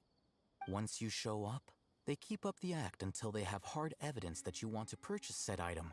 Then they use that to squeeze you for all the more you're worth. Hey! Shut it, Al-Haytham! What are you playing at, trying to ruin our business like this, hmm? I told you the other day. I wish to discuss my terms with your boss. Ha! The boss made it perfectly clear that he won't negotiate with you. Yes, and in no uncertain terms. But that was then. It does not preclude him from changing his mind in the future.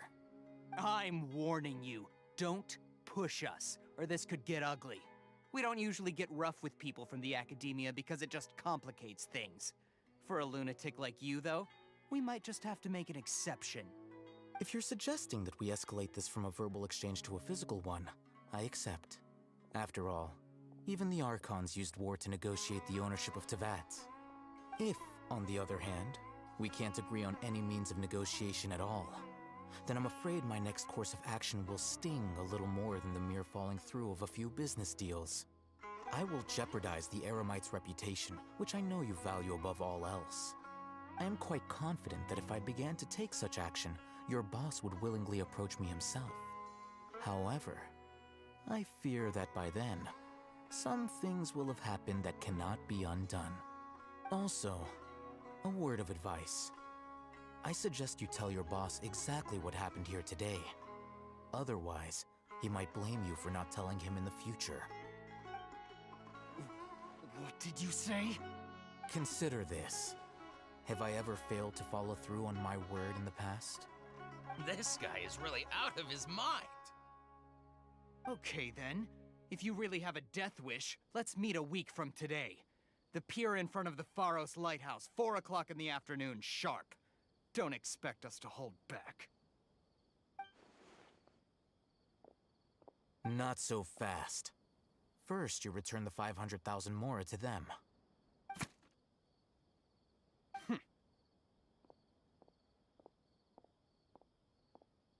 Please, I beg you, don't provoke them. We can't afford any trouble with this crowd. They haven't even paid for their food yet. Ah, Mr. Iman. There appears to be fewer staff in the restaurant recently. This wouldn't happen to be because they're all busy spreading the word to the students, would it? Well... Someone who chooses to do business with a group like that really can't afford to get so flustered the instant someone confronts them about it. Consider the meal compensation for our silence. I'd say you're getting an excellent deal. Whoa, did you see that? He not only got us our Mora back, but sent the Amorites running too! Plus, he seems to know a lot about what's going on around here. Let's catch up with him and ask some questions! He went that way! After him!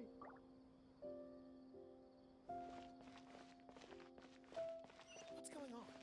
How can there be Kairagi here?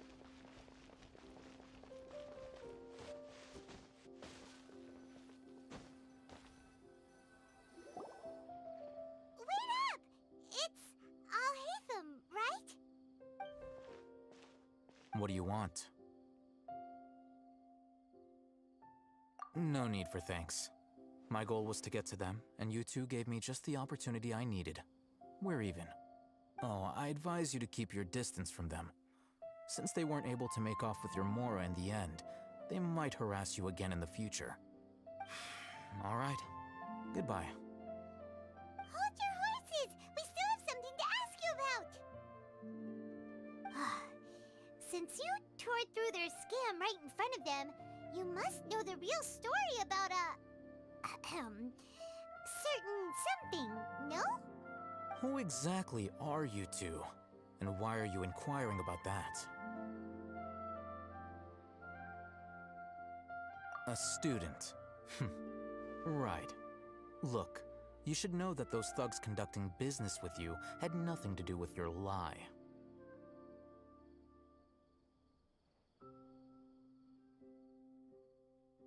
Huh? Oh, yeah! He's really strong. Weren't you saying something about a physical exchange? We can help with that. He doesn't even have a vision. Forget it.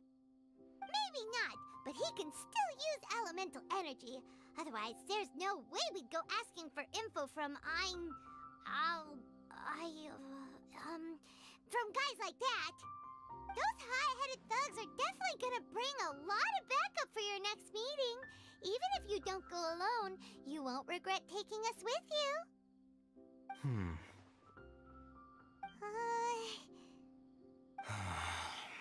All right, I accept.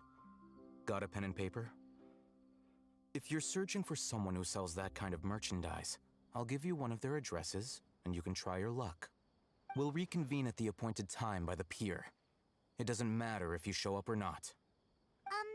So, since you were happy to give us this merchant's information, does that mean you can tell us exactly what we're after? You were willing to part with 500,000 Mora for something and you didn't even know what it was? Okay. Well, if you truly are as skilled as you claim, then you can beat the answer out of them when they become hostile. Look, if you've been making inquiries, then you have to know something by now. Tell me what you know so far, so I don't waste time repeating information. We know it's connected to the academia somehow, and that not only do the Eremites deal in it, but some students want to get a hold of it too. What else? You know almost everything there is to know, but you're unable to compile this information because you've never seen the object before. This is what you've been looking for. Paimon can't tell what it is. It looks like some kind of ornament. This is a knowledge capsule. To put it simply, it's a vessel that can store a fixed quantity of canned knowledge. It's like a miniature Akasha. Anyone who links it to their personal Akasha terminal instantly becomes privy to its contents.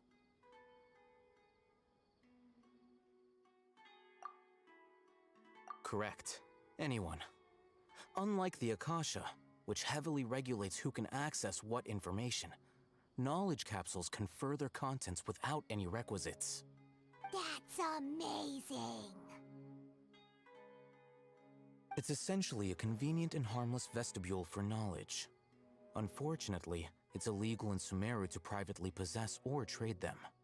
They were created as a means for scholars to transfer knowledge gained from Irminsul into the Akasha, and are intended to be destroyed immediately after use.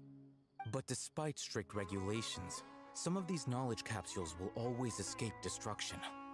After all, there will always be those in this world who are dissatisfied with life as designed for them by the Akasha and wish to change their fate. Over the past century, a wide variety of canned knowledge has been leaked from the academia. Now, in Port Ormos, the valuable ones are a means to Mora for the Eremites. Meanwhile, those which the Eremites deem to be useless to them occasionally prove useful to the common citizens and hapless academia students. Well, I think that about sums it up. Oh, so that's your true objective. With our current arrangement, I don't believe I can offer an answer. You're still resolved. Fine. Let's talk somewhere with fewer people.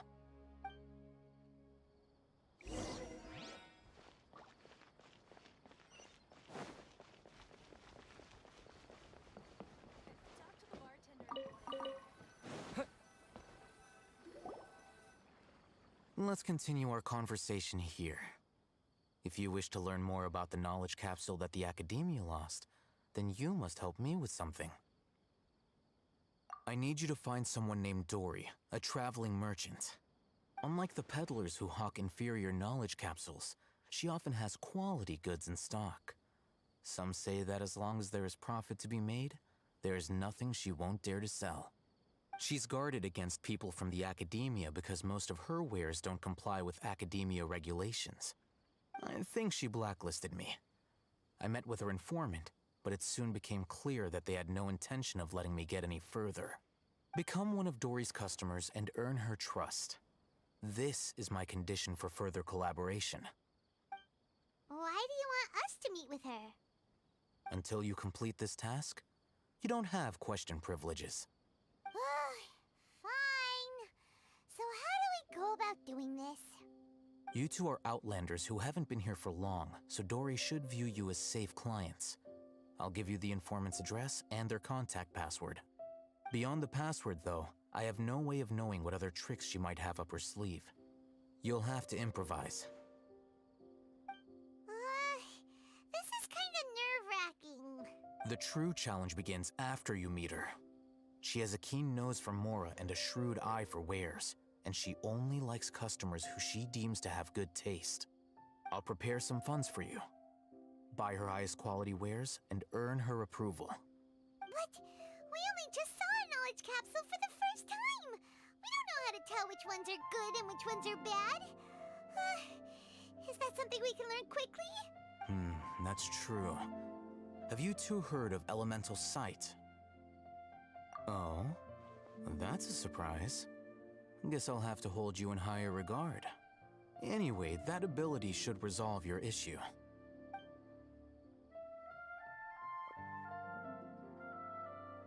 Here are 2 knowledge capsules. Tell me, can you detect any difference in their quality?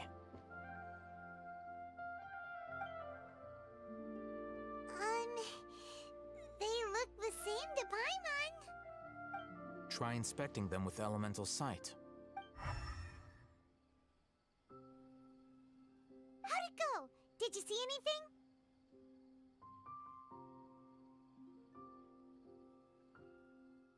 Rumor has it that higher quality knowledge capsules generally appear brighter when viewed through elemental sight. That's because knowledge originates from Irminsul, the root of Dendro power itself. The more powerful the knowledge, the richer it is in Dendro energy. However, some canned knowledge with a high concentration of elemental energy is of little use in contemporary times, so those capsules are of little value. Using elemental sight is merely a stopgap measure, but it should suffice for earning Dory's trust. That sounds pretty impressive. Here's a sheet with the informant's location and contact password, and here is the Mora for purchasing canned knowledge. Don't be cheap. You'll need to spend to catch Dory's eye. If there's any Mora left over, just keep it.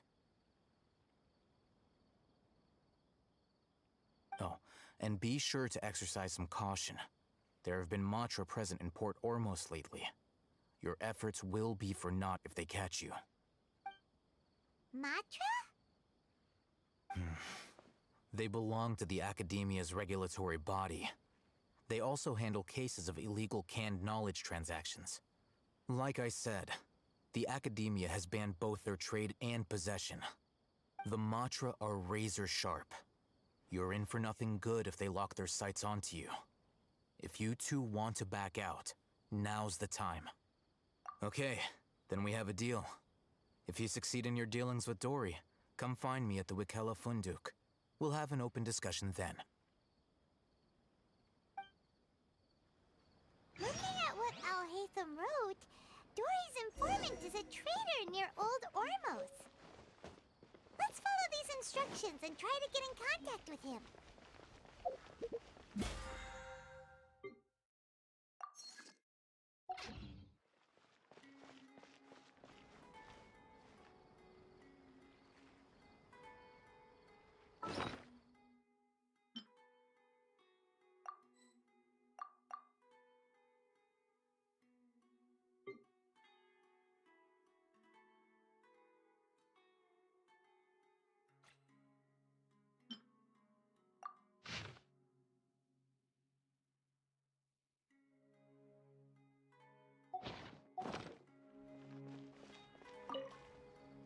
Hello. What are you two looking to buy? Wait, are you sure you're remembering that right? Paimon doesn't think it was that. What a unique palate. We have unripe hara fruits, but we usually keep them in the back. I'll have someone escort you. Following the paper got us past the first round. Ronak, these two want to buy unripe hara fruits. Show them to the warehouse. Got it. You two, please follow me. You two have a fascinating fashion sense.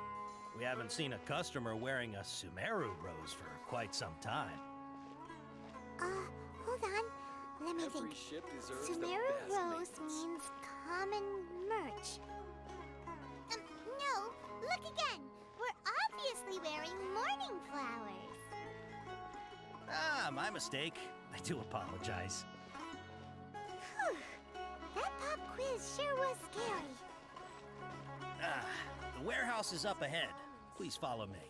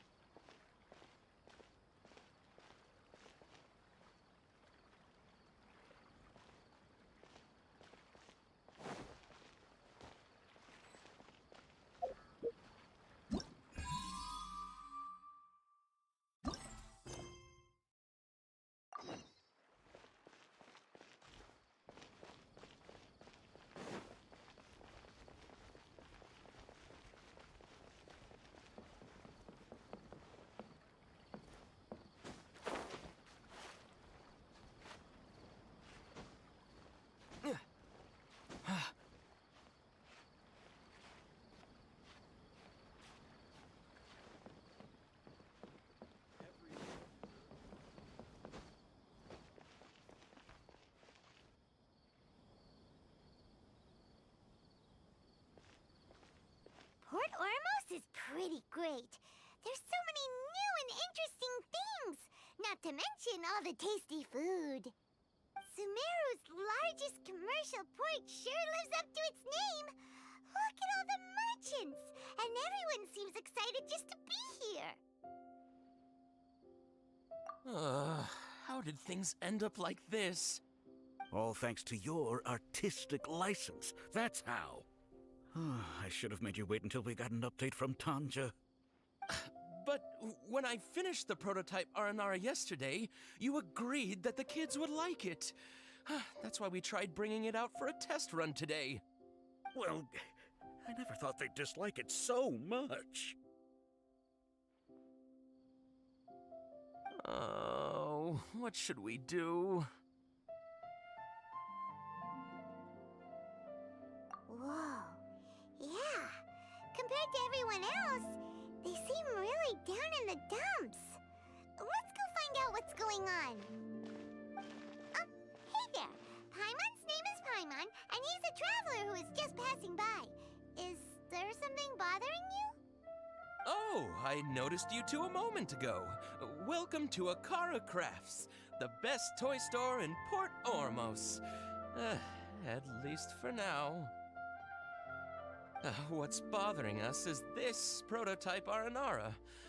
To start with, could I get your opinion on it? Prototype Aranara? You mean this wood carving here? It looks like a mushroom monster to Paimon. Oh, no. The prototype Aranara is something that brings joy and laughter to children. At least in theory. Not the first negative feedback we've had. So, what exactly is a prototype Aranara? So for context, Aranara are magical creatures in Sumeru fairy tales that live in the forest. For the store's 20th anniversary, we plan to release a series of hand-carved toys based on the Aranara stories that kids know and love. This is a prototype we made to get an idea of how they would react. But when we put it out there, the reaction was not quite what we'd anticipated. They thought it looked like a mushroom too, huh? No, worse than that, actually. I can't quite describe it, though. And I'm also not very good with kids. Maybe you could ask them for yourselves.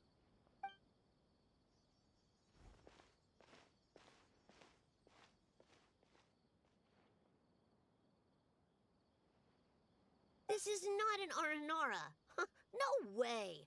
I've read Uncle Tanja's Aranara and the Ill Little Fungus. It says that Aranara are supposed to be chubby and squishy. The carving looks nothing like that. Toys do look better when they're round and chubby. Uncle Tonder said in Aranara's vow that you can deceive the eyes, but you can't deceive the heart. This carving makes me feel lost and confused inside. I don't think the creator put his heart into it at all. It's nothing like an Aranara. Ooh, didn't put his heart into it, huh? Oh, sounds like one of those things that's easier said than understood. Cassid and Alia didn't like this carving, but I think it's okay. It doesn't look too happy, so it's kind of pitiful in a cute way. Oh, a positive review! Yeah, so I would totally ask my dad to get it for me, if it wasn't meant to be an Aranara. Oh, well, that took a sudden turn for the worse. We asked the children for their opinions. Oh, how did it go? Has it maybe, grown on them at all? Oh, this is such a shame. Why isn't Tondra back from Gandharvaville yet? Oh, the kids kept mentioning an Uncle Tanger, too. Who is he exactly? Uncle Tanger is a famous children's author here in Port Ormos. He wrote quite a few stories in the past, but none of them were popular among children. Just like our prototype Aranara. But around a year or so ago, he suddenly had a eureka moment or something, and suddenly the children loved every one of his stories. That's right. My little Ghaffari loves his stories too. The whole reason we decided to make these carvings was because we saw just how popular the Aranara are among children. We asked Tanja for guidance, but right after he agreed, he went off to Gandharvaville with his son to look for inspiration. They haven't returned yet. We were running out of time, so we had no choice but to carve an Aranara based on our own imaginations. As you can see, this was a result. Oh, we have to do something. Hey, since you're the famous traveler, could you do us a favor and look for Tanger in Gandharvaville, He doesn't have to come in person if he's too busy. just ask him to write down his suggestions and bring his notes back to us, if you could. Please, if only to put a smile on the children's faces. And, of course, you'll be well compensated for doing us the favor. They seem pretty desperate. Let's help them out. To see the kids smile. Yep, let's do it!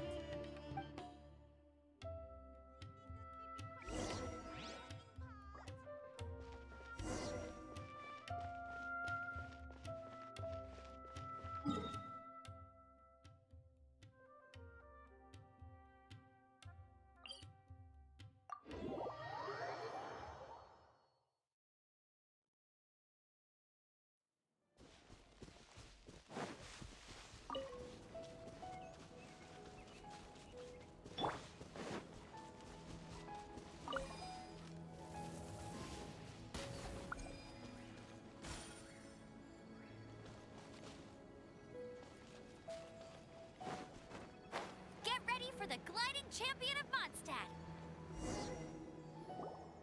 So Tanger's supposed to be here in Gandharvaville looking for inspiration.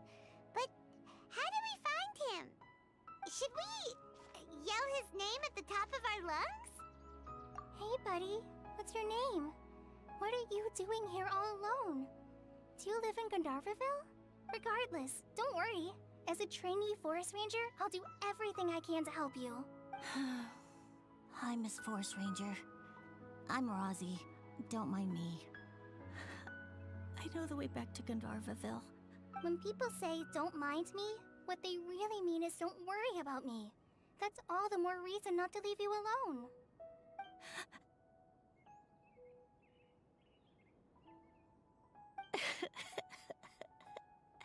Hey, don't cry. What's wrong? Take your time. You can tell me all about it. Huh. That voice sounds familiar. Paimon's heard it somewhere before. Oh, it's Kale! And a child who seems to be upset. Oh, let's go say hi.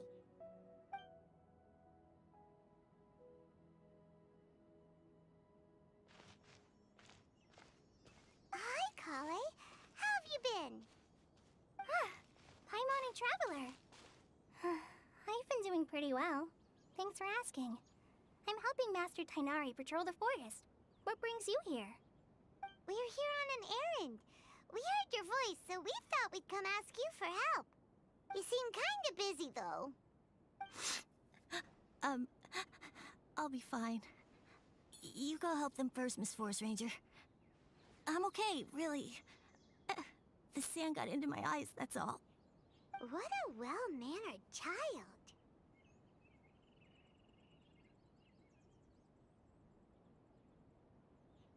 Sand?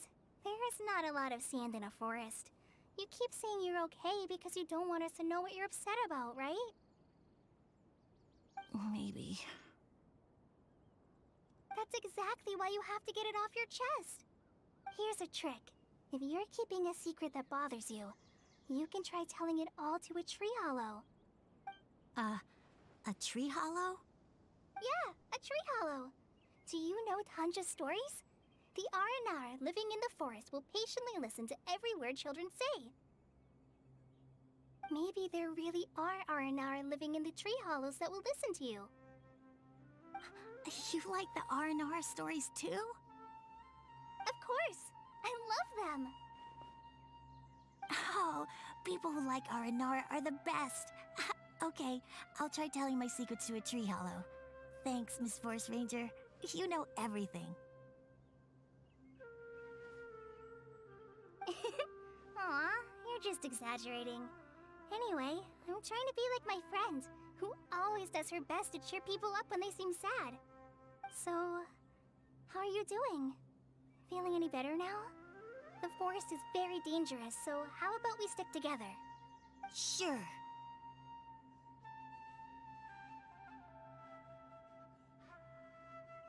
Wow, Kale's so good with kids.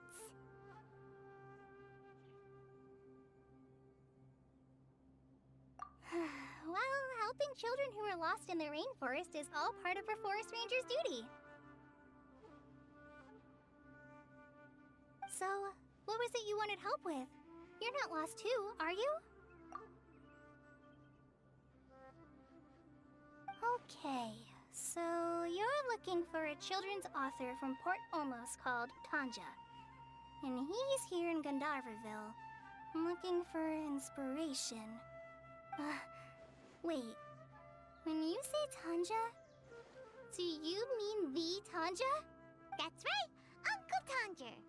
So he's in the area, looking for inspiration for a new story as we speak? This is amazing. Could you wait for me for a second? I'll run Razzie back to Gandharville and then I'll be right back. I've always been curious what the man behind those incredible stories is like in person. Tanja's just a normal guy. Even so, he must be more creative than most people. Wait, hold on. Razzie, do you mean you've met Tanja before? Mm-hmm. He's my dad. Your dad? Tanja's your dad? As in you're Tanja's son? Uh-huh. Ah, Paimonsees! That guy at Akara Craft told us that Tanja brought his son along with him. So he meant Razzie. Why are you here on your own, though? Did you and Tanja get separated? We had an argument. I was upset, so I ran off here by myself. Oh, in that case, we should take you back to Gandharville first. Then we'll look for your dad and tell him where you are. No, I'm good. Thanks for your advice, Kale. I'm not so upset anymore. Come with me. I'll take you to him. Yay! Thanks, Razzie! Paimon thought we'd be spending the whole day looking for him. Oh my gosh! I can't believe I'm actually gonna meet the Tanja! Oh.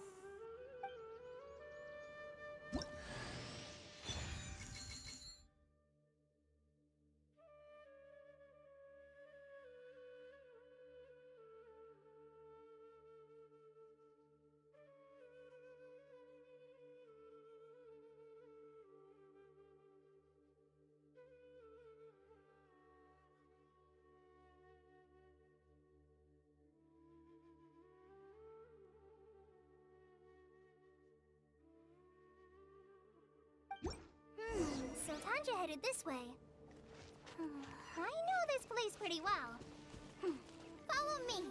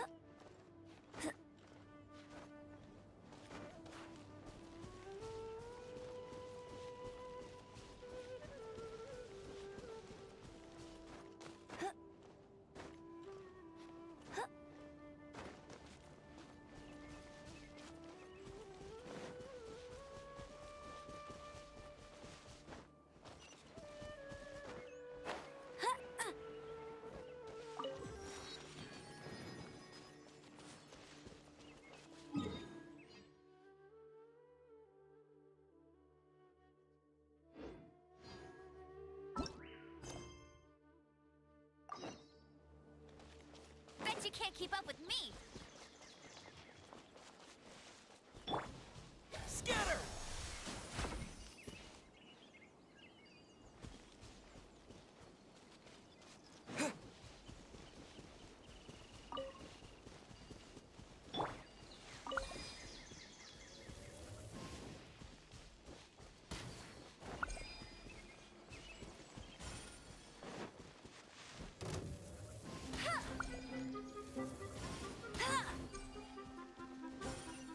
I'll race you there! Wow! These will come in...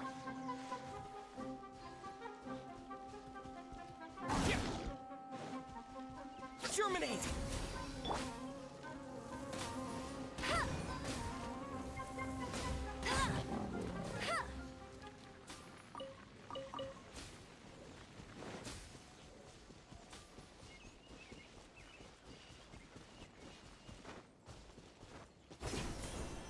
Rosie! Where are you, Rosie? Someone's calling?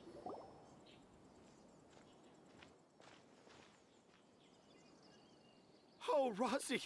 Thank goodness I finally found you. What would I do without you, my son? Were you in danger? Did the wild beasts scare you? Did the stars guide your way? I'm okay. All thanks to their help. Thank you. Thank you all. I dare say that even the most cold-hearted Spino crocodile would be moved to tears by your kindness. Oh, it's nothing. It's all part of my responsibility as a trainee forest ranger. I'm the one who should thank you for creating so many wonderful stories for the children of Sumeru.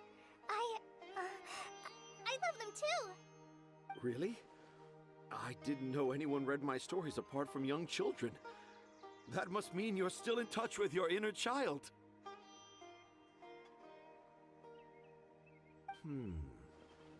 Okay, then. I have the inspiration for my next story. It shall be about an Aranara granny who's a child at heart. Huh? It's an honor to become the source of your inspiration. Whoa. Kale looks like she's about to pass out. Hey Kale, are you okay? I'm okay. Sorry. I just got a little too excited. Are you two story lovers as well? Yes, yes!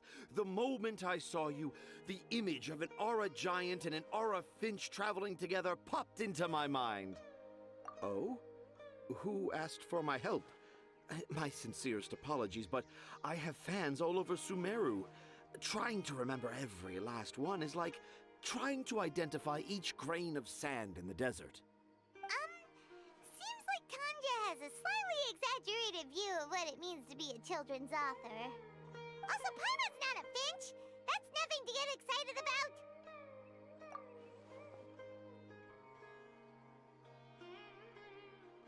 Akara Crafts.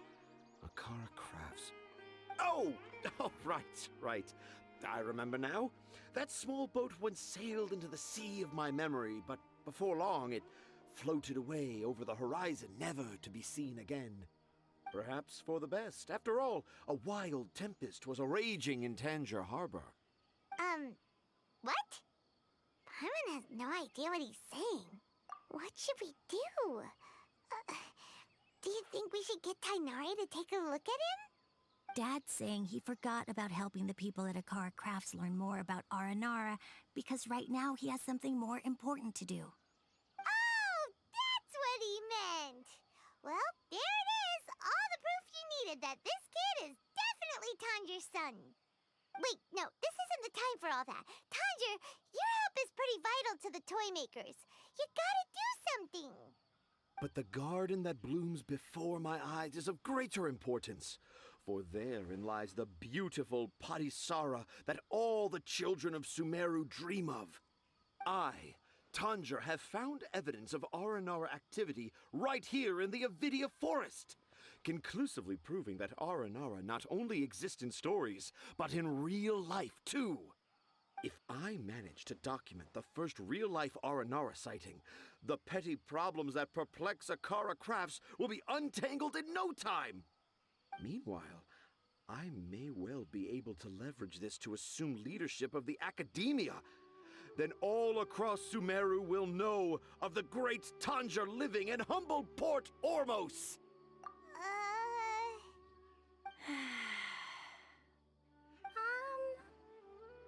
I haven't written any papers myself, but I think you need to have a bunch of them approved by the review board before entering the academia.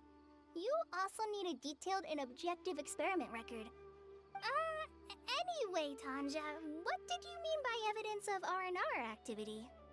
The hook's what's important in a story. The great storyteller Tanger never gives his audience the bait right away. Come with me. Wait, not that way.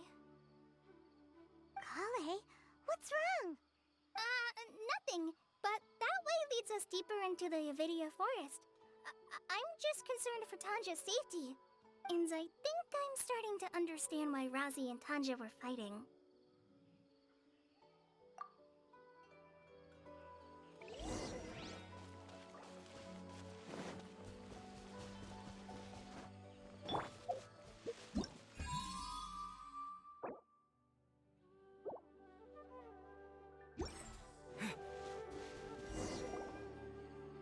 Just as I expected, the promise of one of my stories has kept you hot on my heels. But this is just an ordinary tree hollow. Heimat's not seeing any evidence of Aranara. You can deceive the eyes, but you can't deceive the heart. Look with your heart and you too will understand. Heimat's not sure what look with your heart means. But anyway, let's start by investigating the area around this tree hollow.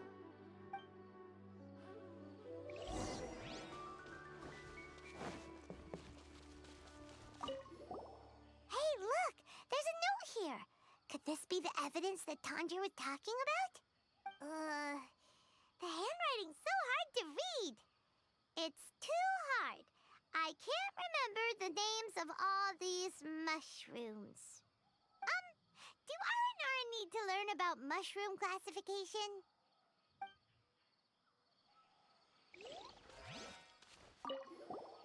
Here's another note that says, "This tree hollow is my castle." That sounds more like something an Aranara from the stories would say.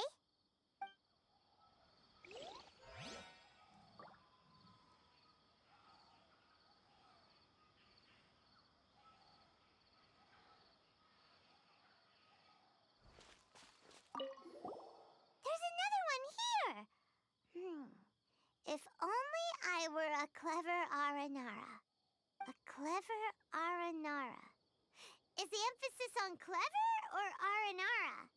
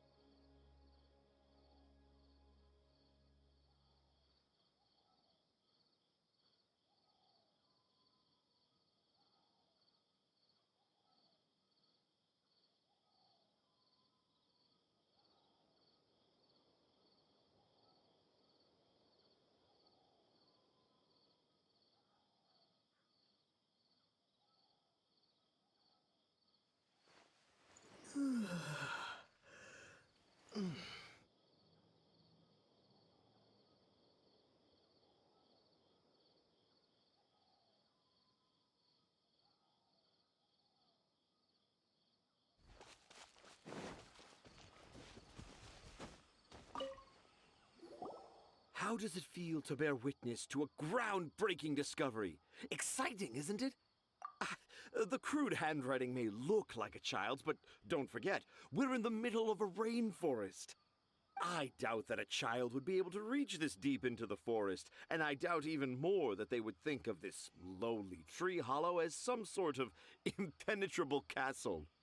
I boldly hypothesize that this tree hollow is in fact the Aranara's academia. The notes we saw were written by the Aranara themselves. There is no doubt in my mind about that. An Aranara that wasn't so bright left a note here wishing to become a clever Aranara. Oh, I shall craft a new story for them and call it The Aranara in the Tree Hollow. How's that? Don't the very words just conjure up images of Aranara in your mind's eye? Nope.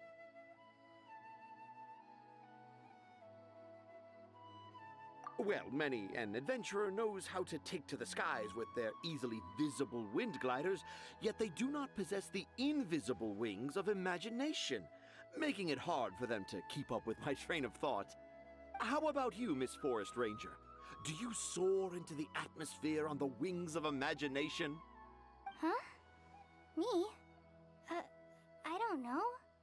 Maybe I do, but maybe not. Anyway, it has nothing to do with me, so... Yeah, I'm fine. It's just that... witnessing Tanja's creative process is a little...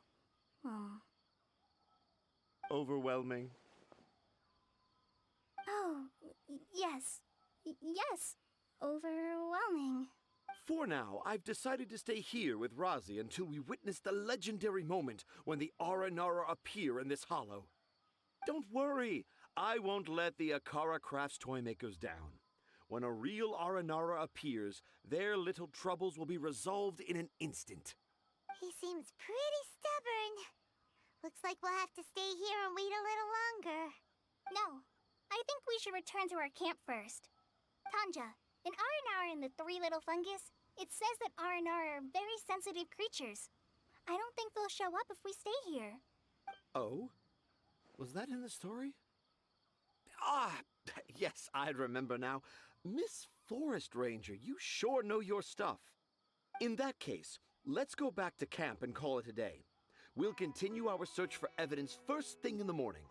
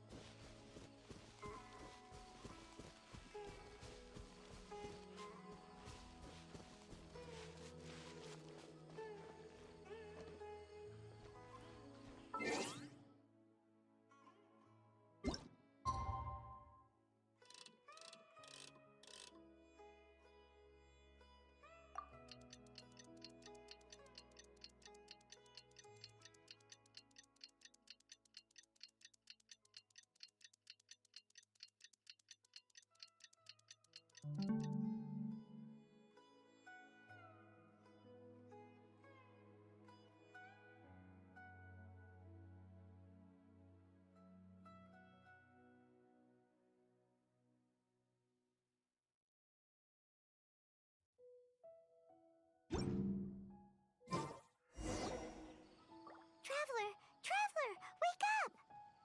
It's not the Aranara, it's Kale! She's gone! Oh, Paimon's been worried about Kale since last night. Even though she kept telling us she was okay after we saw the evidence of Aranara activity, she's been acting kinda strange. Anyway, let's go find her. Hey, look! Aren't these Kale's footprints? But why are they headed towards the tree hollow?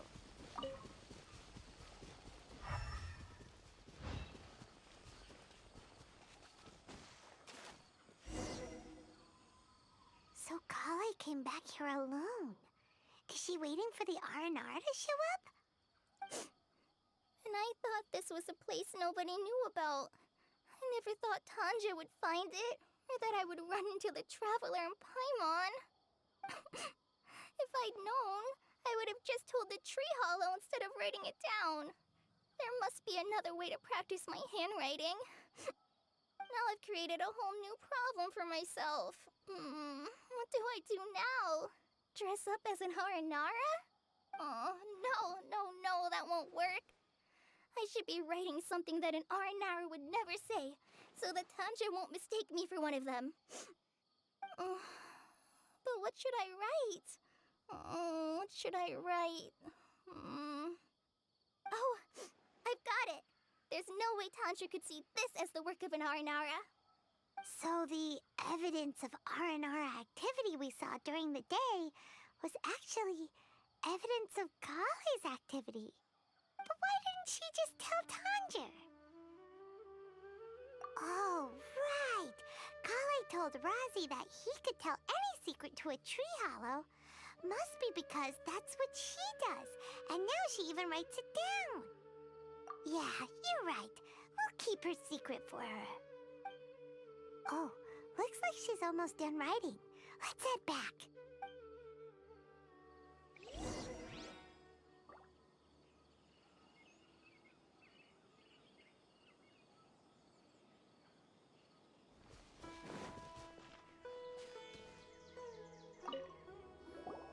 Aha!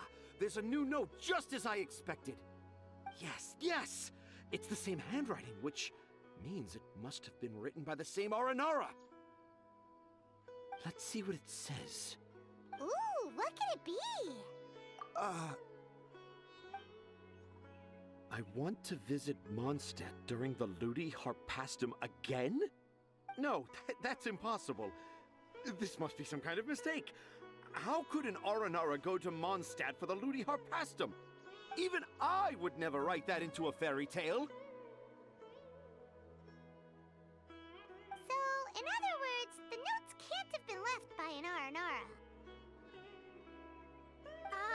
Yeah. If you ask me, they were probably left by a passing merchant from Mondstadt or something. Definitely not an Aranara. No, no, I refuse to believe it.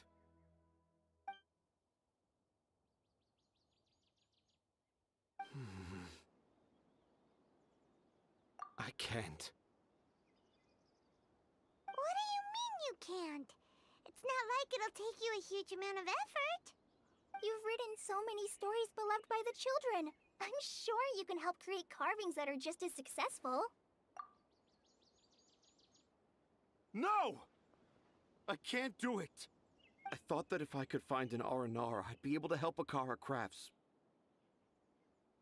But it was someone from Mondstadt all along. But you've managed to write all those stories without ever having seen a real Aranara, right? What makes this so different?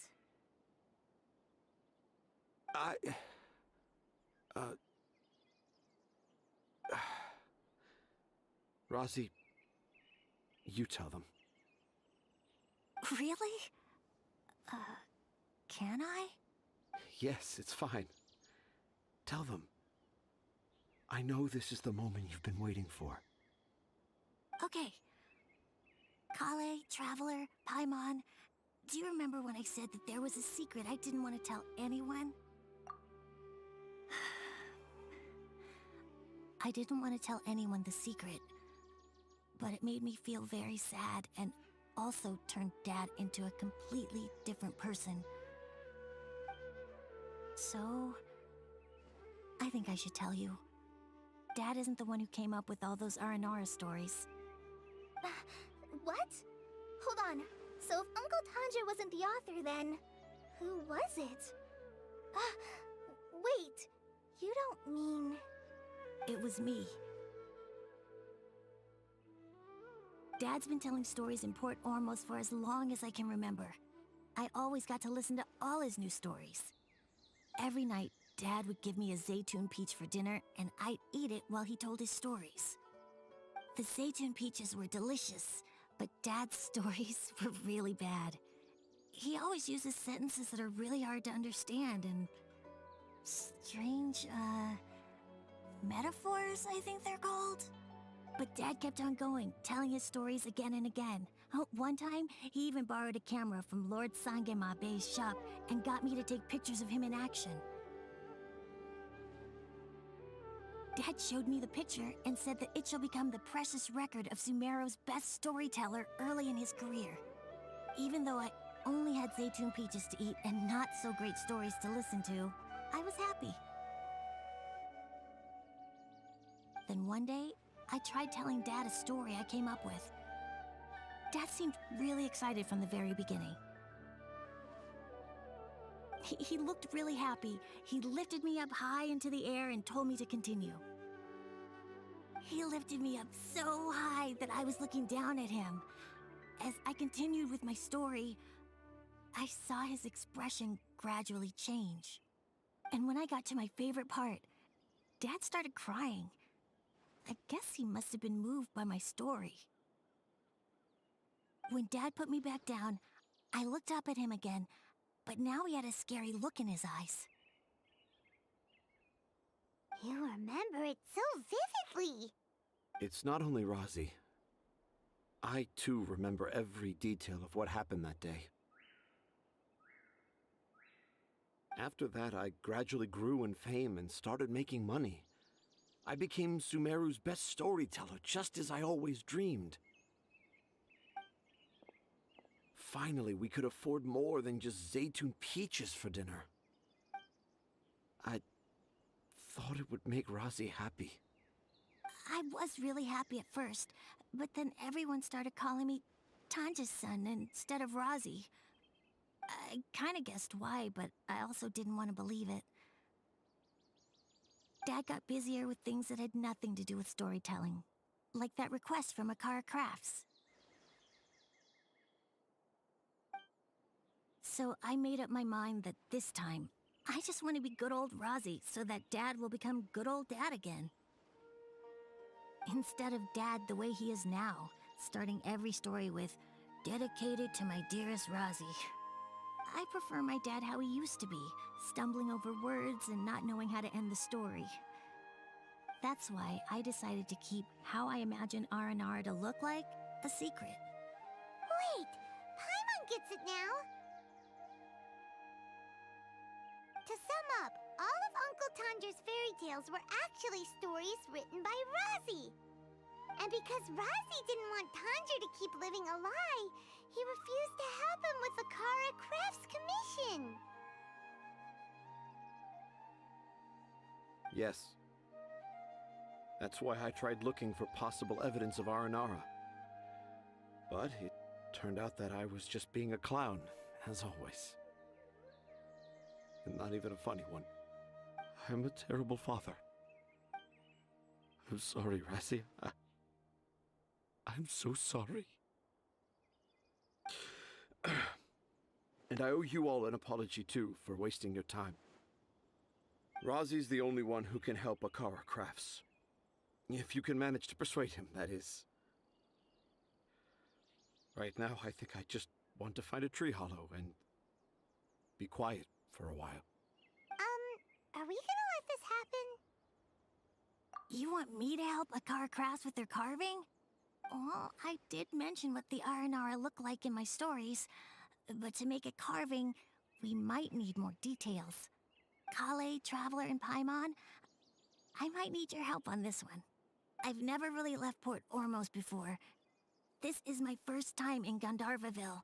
Well, it's my first time being so far from home. Sumeru is so much bigger than I thought. Seeing new places has given me loads of new ideas for my Aranara stories. So I want to visit more places in Sumeru. That way, I can help Akara Crafts create an Aranara carving that everyone will love. And I also want to take pictures of Dad everywhere that we travel to. You still want me to come with you? Even after all I've done? Yeah, of course. Come on, you're the best dad ever. This is the happiest Razi has sounded since we met him. I want to thank you, Kale.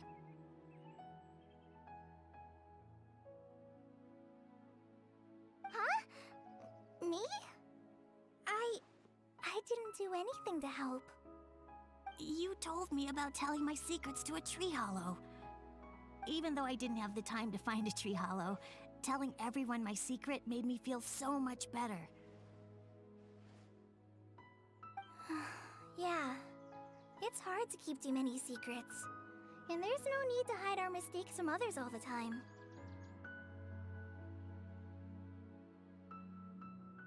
I made a lot of mistakes back in Mondstadt, but when I look back on them, it all feels more like a new beginning. I'm sure this experience will be the same for Tanja. Yes. I'll do my best to become a good father again. Wait.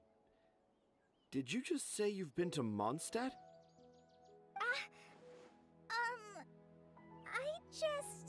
I just passed by once. Never mind that. Come on now. Akara Crafts is waiting for us. Let's go, Razi. Grab that camera and see what hidden inspiration you can discover along the way. Okay, let's go. Come on, Dad. Razi, slow down and watch your step.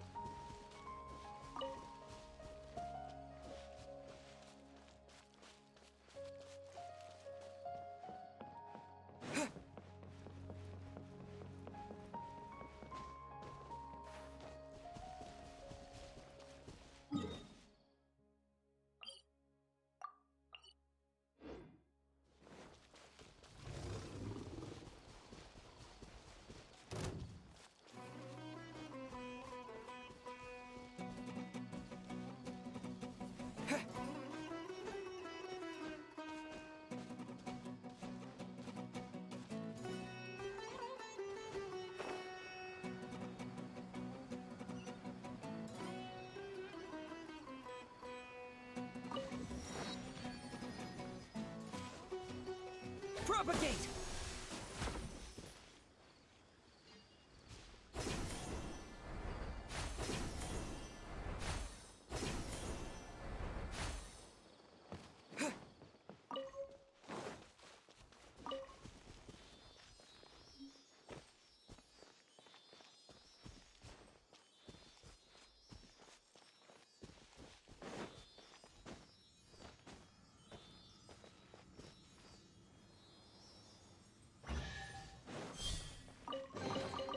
I'll keep this close.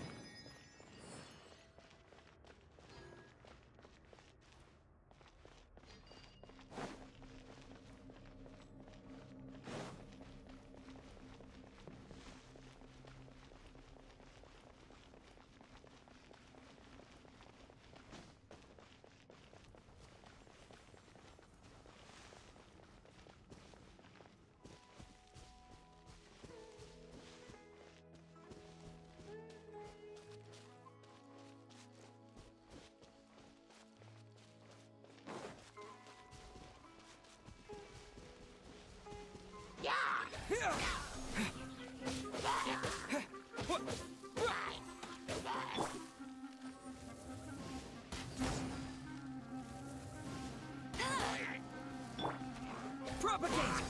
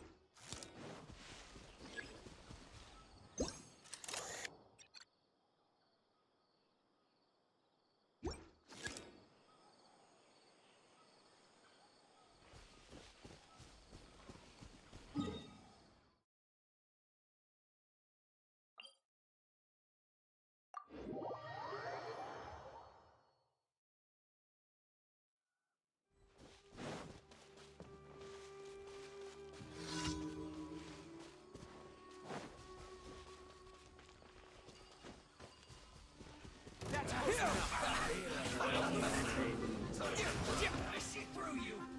Take that. Bet you can. Let's move. Can't run. Well, I'll race you there. Scatter! That all you got? Don't be a killjoy. We've only just begun. You can't run. Propagate. No more tricks up your sleeve. Don't get frostbite. Spring forth. Don't be a killjoy. We've only just begun. Scatter! Just calculated. You need to hurry up. Dodge this. This was well done. Feels clogged. Ready, steady, go!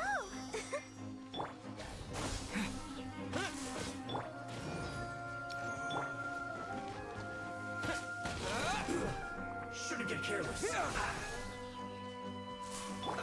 Let's move. Where do you think you're?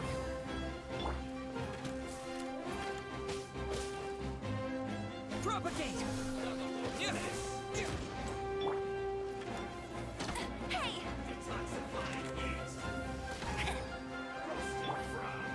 Scatter!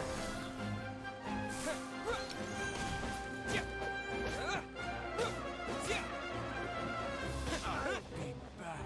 This was well done. Propagate! Roast and fry!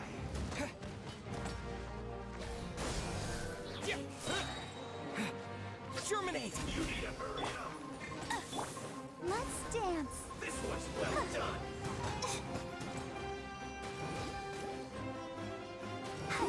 An unfortunate fault.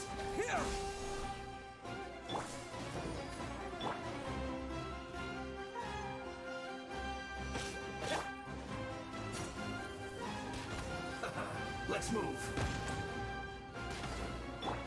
Scatter! Shouldn't get careless. Have a load of this.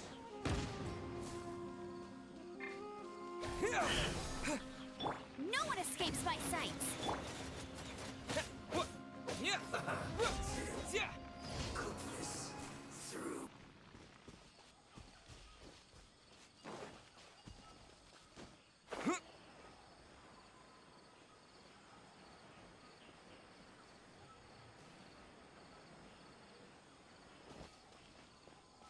Propagate!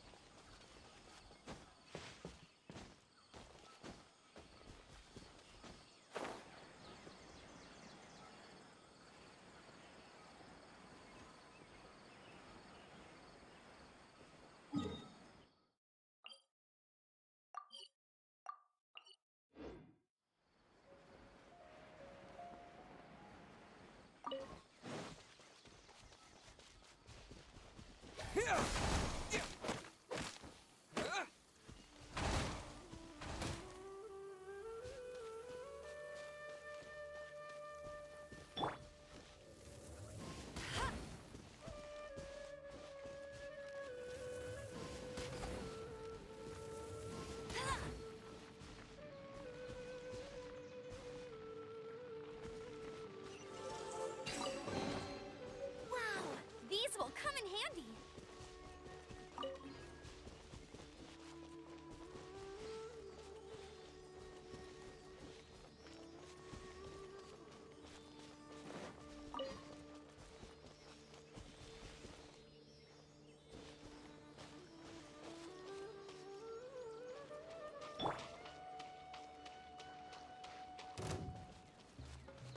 Propagate!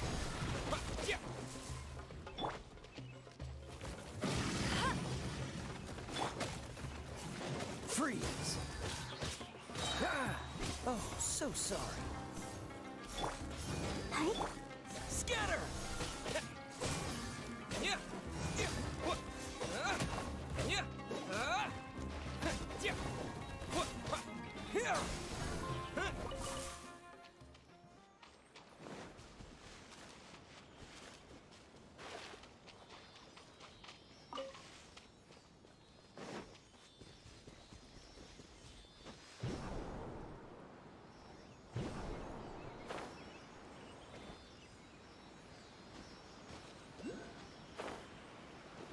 A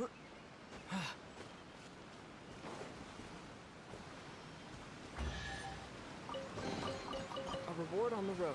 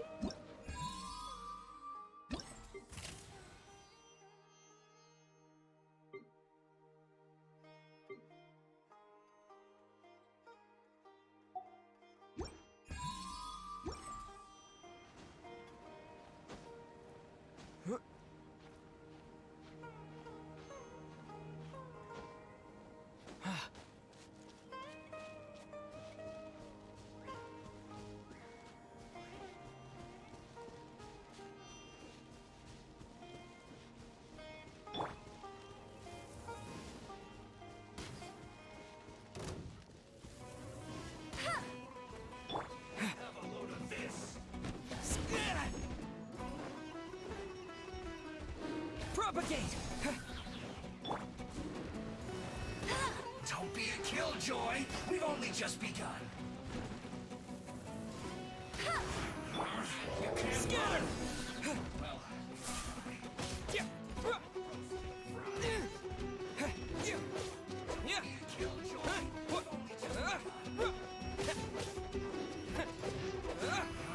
You can't run! Well, neither can I. Don't be a killjoy! We've only just begun!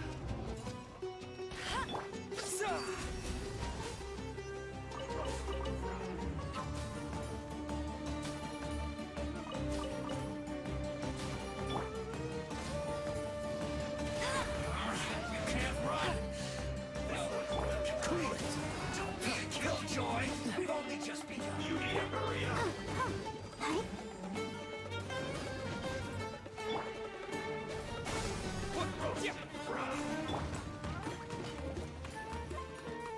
You need to hurry up. You can't run. Well, neither can I. Don't be a killjoy. We've only just begun.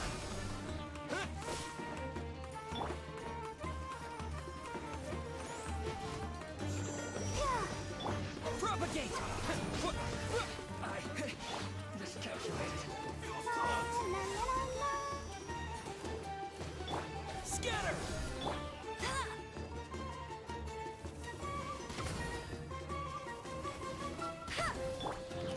Propagate! No escape! Yeah, let's move.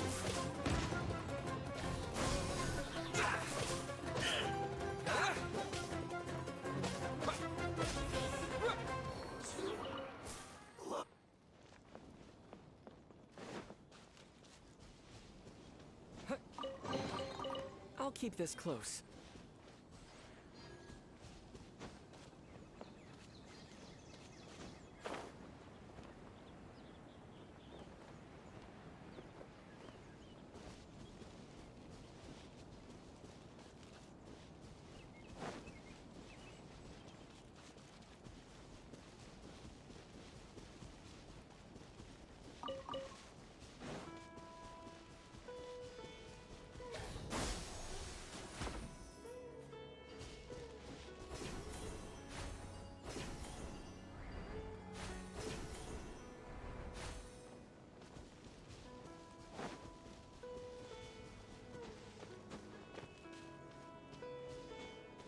Like a lamb to Time the to go to slaughter. work. Scatter!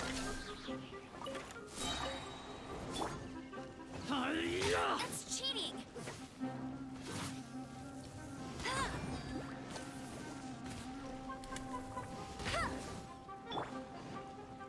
Spring forth! Is that all you've got? Where do you think you're going? Now you're testing my patience. Don't get frostbite. Propagate! Shepard.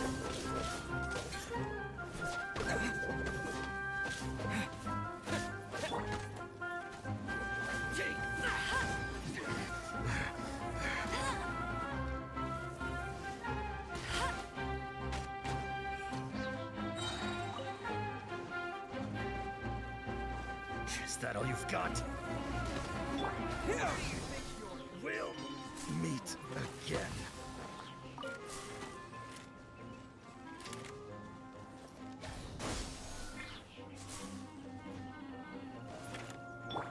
No one escapes my sight.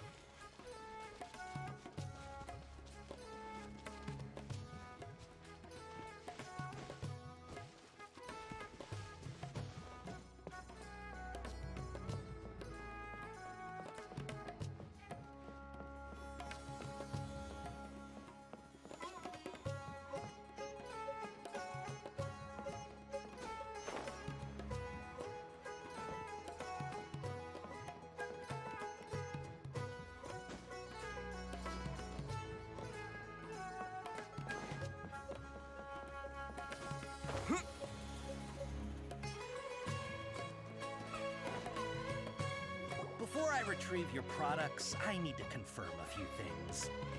please forgive me, but we may not have sufficient stock for you today. Earlier, many of our hara fruits were taken by mice. Hold on. That's not right. He's cautious of us. Let's take a closer...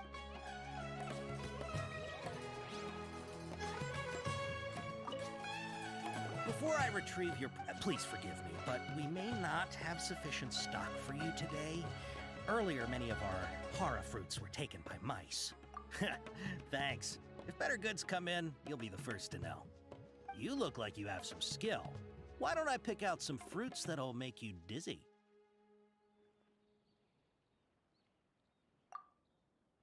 No, that's not it. The paper said that heat stroke is the answer. He's cautious of us. Let's take a...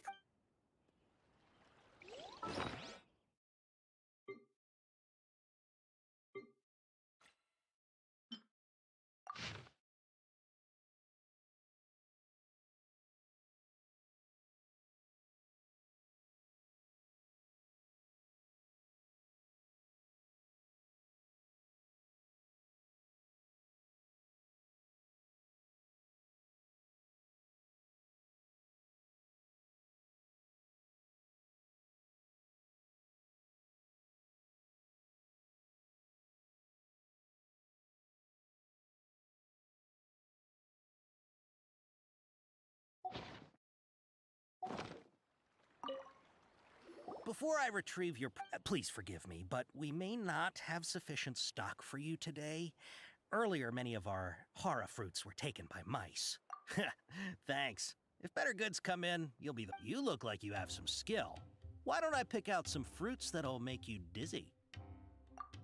Yep, that's the right answer. But eating hara fruit that makes your head and ears ring sounds like a bad life decision. Would you like your hara fruits to be packaged in the Sumeru City or Port Ormos style? Wow, you two sure are generous customers. We'll be sure to package your products beautifully. Okay, everything has been confirmed. Miss Dory is waiting for you up at... Shoot, it's the Matra! Run! What? The Matra? Where? Al-Haytham said we're done for if they catch us. We gotta get out of here. We don't know this area, so let's follow that informant.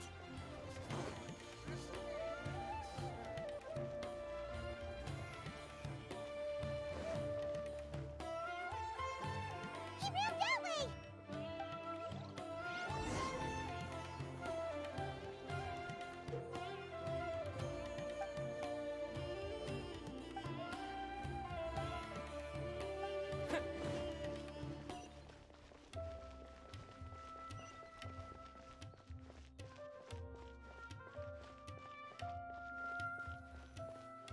Look, he's over there!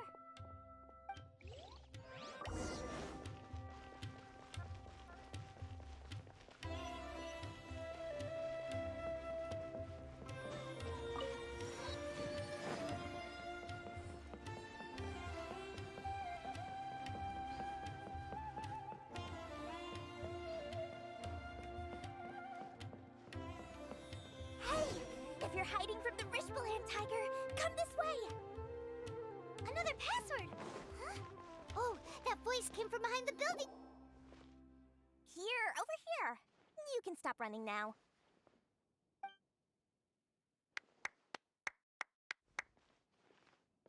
So you were the one who was calling out to us just now. But, are we definitely gonna be safe here? These two good customers wish to buy some hara fruit, Miss Dory. And if there's nothing else, I'll just excuse myself. Oh, very good. Thank you. Huh? Wait, you're Dory? I'm sure thought you'd look a whole lot scarier. Hey, what are you trying to say, Princess Pea-Brain? I can be scary enough when I need to be, believe you me. If you don't watch what you say, then you can forget about doing any business. But it seems you two have actually done pretty well so far. Not only did you manage to find the informant, your reactions were also pretty sharp. You don't really look like criminals or anything, but I bet my Mora that you've been involved in some shady dealings, haven't you? Paimon's not sure if that's supposed to be a compliment, but we'll take it. I can't risk doing business with people who start huffing and puffing after just a few paces. No matter how much Mora they might have. Not only will they get caught by the Matra, but they'll also get us into trouble. As decent folks trying to run an honest business. We don't need any of that. Wouldn't you agree? So that's why I prefer to have customers like you. It's your first time here, but don't worry, I won't ask too many questions. Even if you wish to buy enough knowledge capsules to decorate your house with, please, knock yourself out. As long as you have lots of round, shiny Mora, then we're all good. Ah, yes, of course, of course. Go ahead, help yourselves. Voila! Wow, she has a trove of canned knowledge. Whew. She'd probably be in serious trouble if the Matra caught her with all this. What kind of products do you seek, my dear customers? Don't worry, I'm not interested in your reasons for buying. I can, however, offer some suggestions. Take this one, for example. An analysis of the sociological ideology and dialectics of the Hilichurls. Only 3 people in all of Teyvat have ever studied it, making it extremely rare. It's on sale now for 350,000 Mora. Yeesh, who would want to be an expert in that topic? Or how about the architectural styles and construction methods of Teyvat in the early Archon War period? With this one, you can become an expert in historic architecture preservation and find an excellent, well-paying job in nearly any nation. Ooh, now this sounds like it could be useful. 2 million Mora, and it's yours. No discounts. Whoa!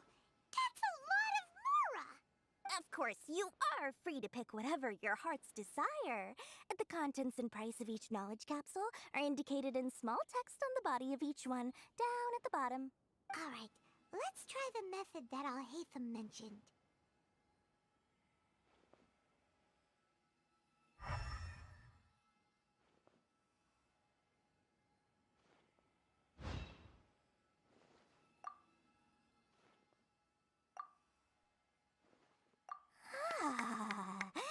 You've really got a good head on your shoulders, and quite the eye for quality. We'll take these, please and thank you. My oh my, you are blessed with a taste for both the exquisite and the extravagant. Customers like you are a rare breed. 1 in 100. No, 1 in 1,000 even. Listen, I have a special offer for you two. If you spend just 100,000 Mora more, you can pick any knowledge capsule of your choice up to a value of 1 million Mora. Say what now? Hey, did you hear that? Spend another 100K and we get a capsule worth a whole million! But all the canned knowledge we just bought is easily worth 500,000 Mora. If we spend just a little more, we can get something worth 1 million Mora. Isn't that a fantastic deal? Think about it. We've gone to all this trouble to get this canned knowledge. And so far, everything we bought belongs to Alhaitham. Aren't you even the least bit curious about how this whole canned knowledge thing works? We're talking instant knowledge here. Don't you want to try it yourself?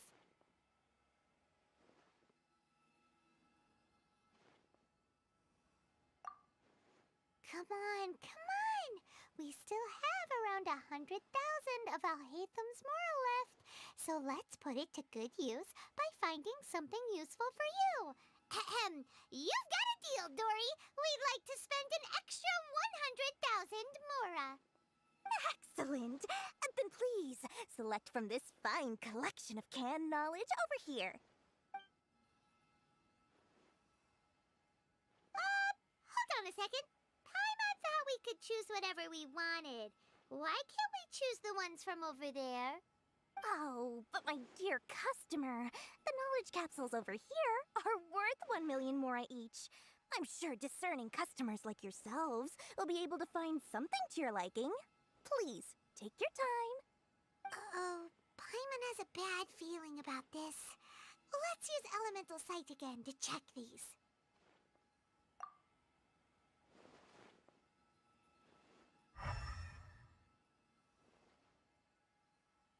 So, what did you see? So, they're all worth about the same amount? Well, anyway, the mora's already been spent, so let's at least try to find something useful. Let Paimon take a look here. An introduction to traditional Sumeru brewing techniques, the art of growing spices, an overview of ancient runes. Oh, how about this one? Sword Fighting Techniques 8. Not sure we'd ever find volumes 1 through 7, but at least this knowledge should be useful, right? Let's go with this one. Dory, we'll take this one. All right, very good.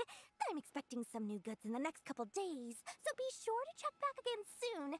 Whether it's canned knowledge or anything else you need, bring your mora to Dory and doors will open. Our dealings with Dory went smoothly enough. Let's head to Wakala Funduk and meet up with Alhaitham. Please, come back anytime you need something. Hopefully...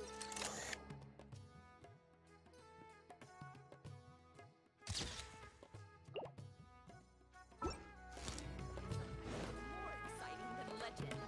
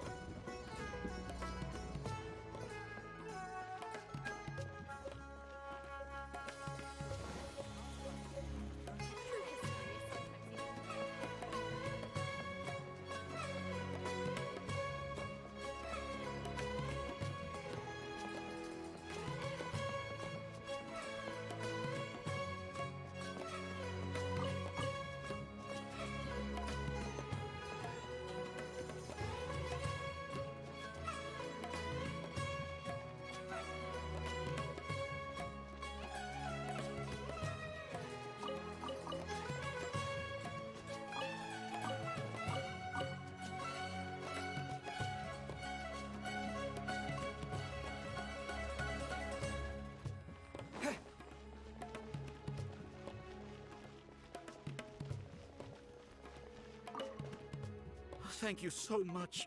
Here is your compensation as promised. We hope to see you at Akara Crafts again. We'll offer both of you very generous discounts in the future.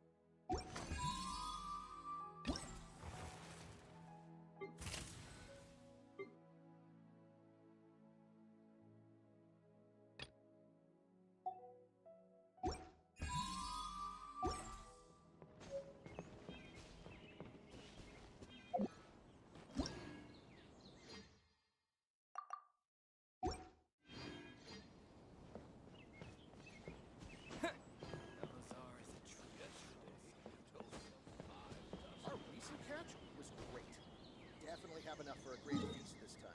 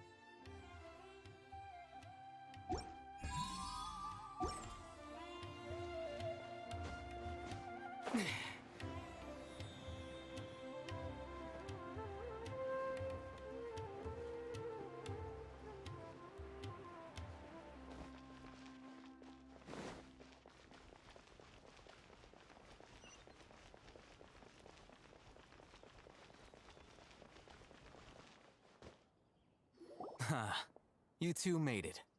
And from the looks on your faces, you were successful.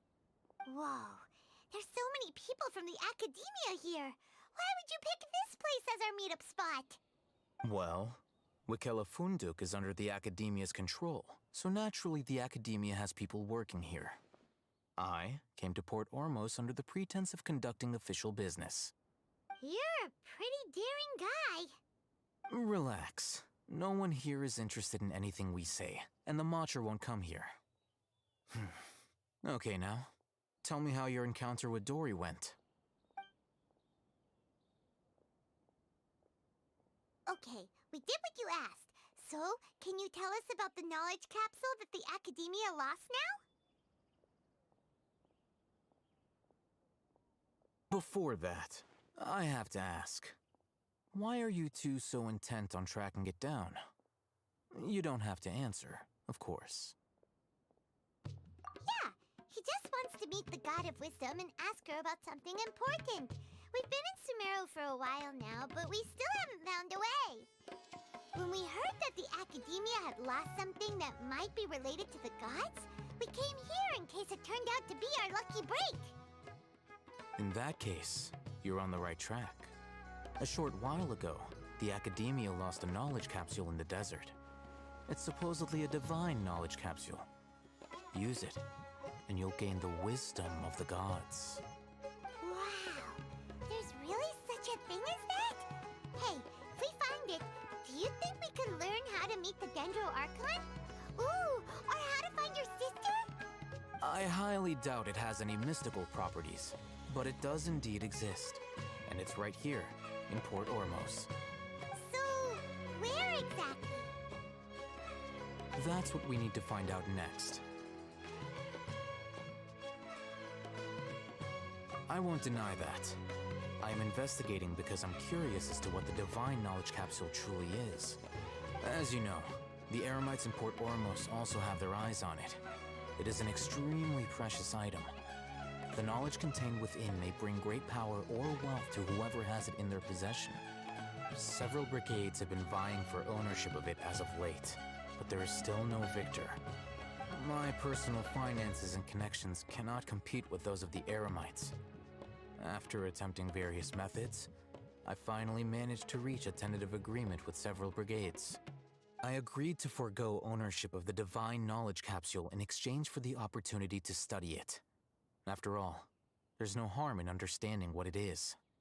However, there are those who are less amenable to negotiation, such as those from Ain al-Ahmar.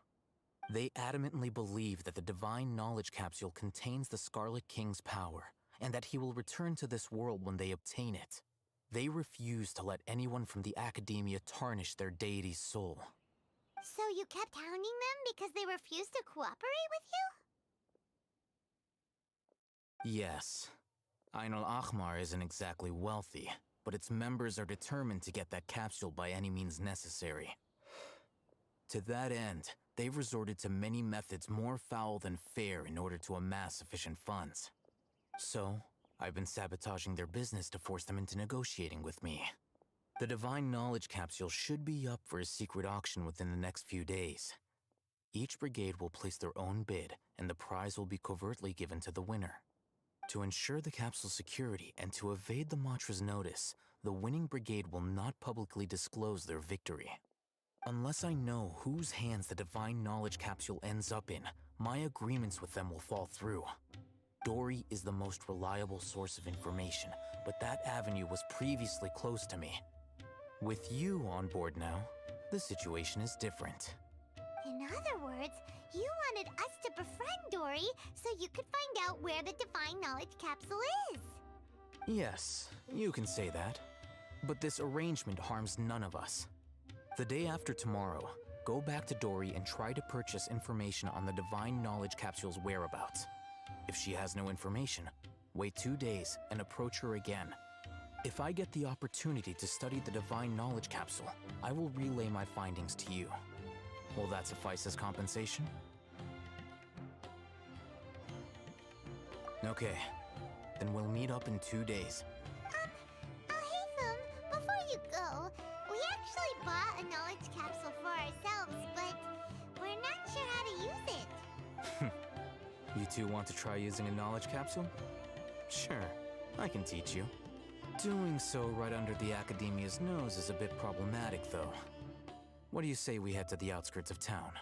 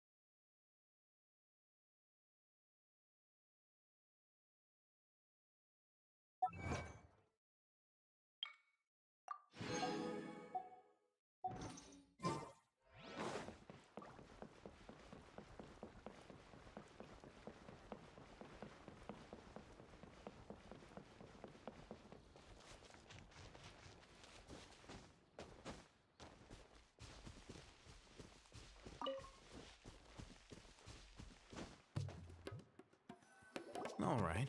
This place works. Show me the capsule you purchased. Here. Sword Fighting Techniques 8. Huh. A combat class knowledge capsule. This class is something of a rare find these days, since most have been taken by the Eremites to augment their battle capabilities. Really? Aw, yeah, what a great buy! If you want to determine the efficacy of this capsule, I can evaluate your combat ability. However, effects will likely be minimal if you already possess a high amount of strength. We can conduct a controlled experiment where you fight 2 battles, one before using this knowledge capsule and one after. While you fight, we can use an Akasha terminal to monitor your various physical parameters. There may be variances in your physical strength between the 2 tests, as well as a disparity in your opponent's abilities. Wow! Oh, hey, them! You must have been one of those guys at the Academia who got top grades on everything. Paimon's curious about something, though. You definitely weren't one of those students who needed canned knowledge to graduate from the Academia, right? So, why are you risking getting caught by the mantra for this capsule? When you are unable to understand a researcher's actions, most cases can be attributed to curiosity. This is but one theory.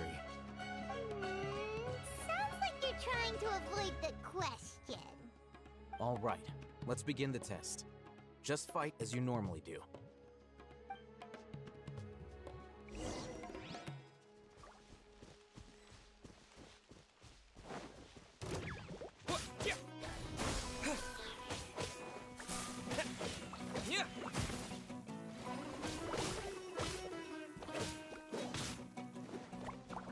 Propagate!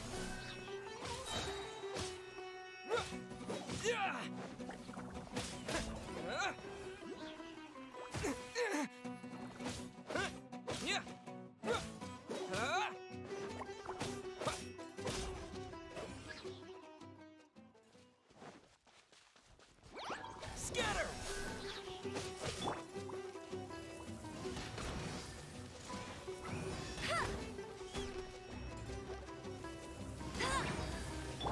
Propagate!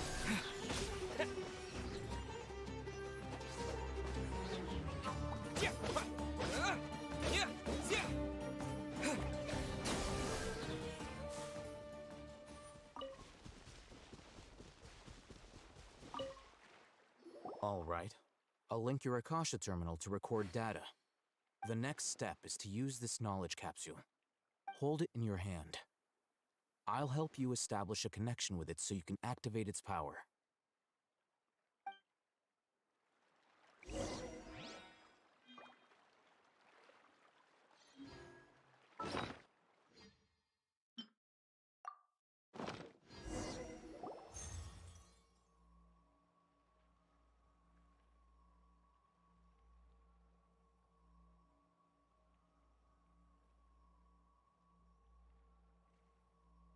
Hey, how are you feeling?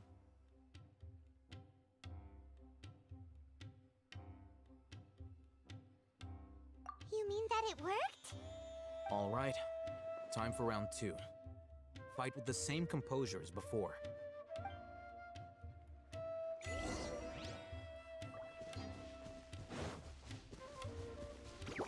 Scatter!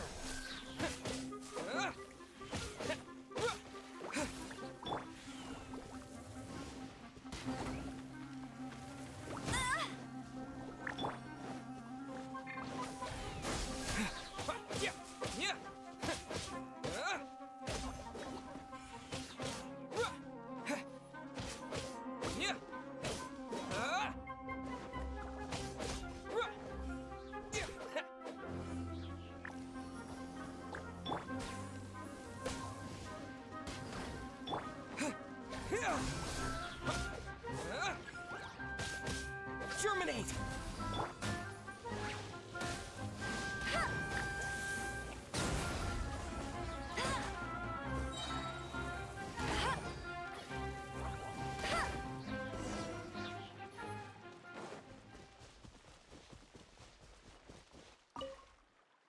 Now, I'll start recording data again.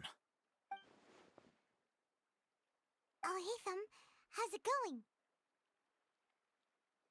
Well, the knowledge capsule you purchased did improve his combat capability. During the second fight, his overall fighting performance increased by 0.073%. Wait, how much? Ah! Dory's such a jerk! She totally scammed us! 1 million mora? This thing isn't worth a tenth of that amount! Of course, this could be because he is so powerful that the capsule's contents were unable to produce a substantial increase. At the very least, this test allowed me to gain more insight into you two. Our deal seems increasingly worth my investment. I'm heading back to Ikela Funduk. I await your response in 2 days' time. This is Mora for when you ask Dory for information. Pay her as much as she requests.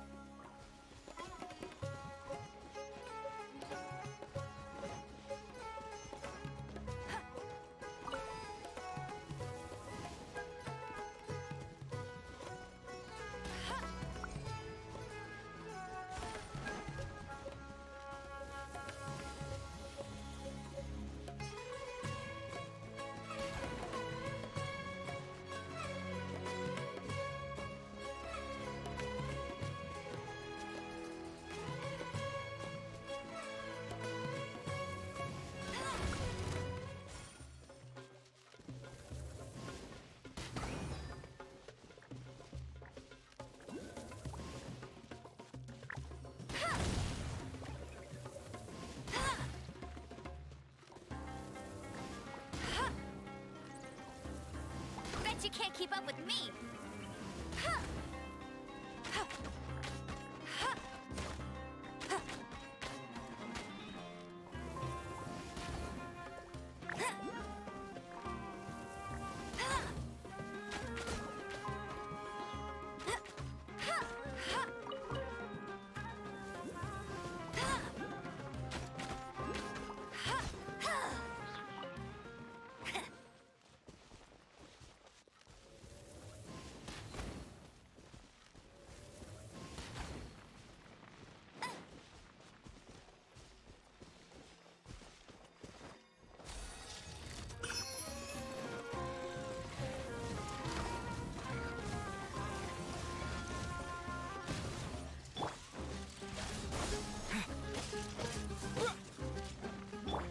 No escape! Propagate! Freeze! This moment will be frozen in time. Come on, we can do it! Go farther! Scatter!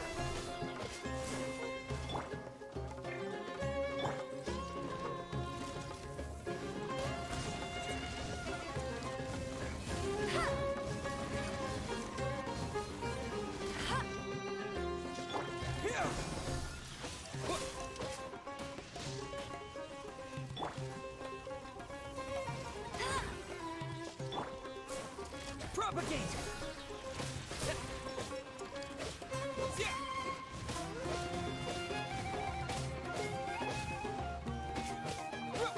Scatter!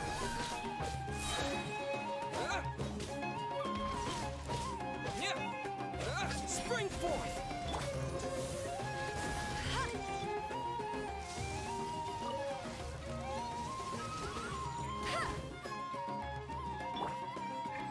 Dodge this!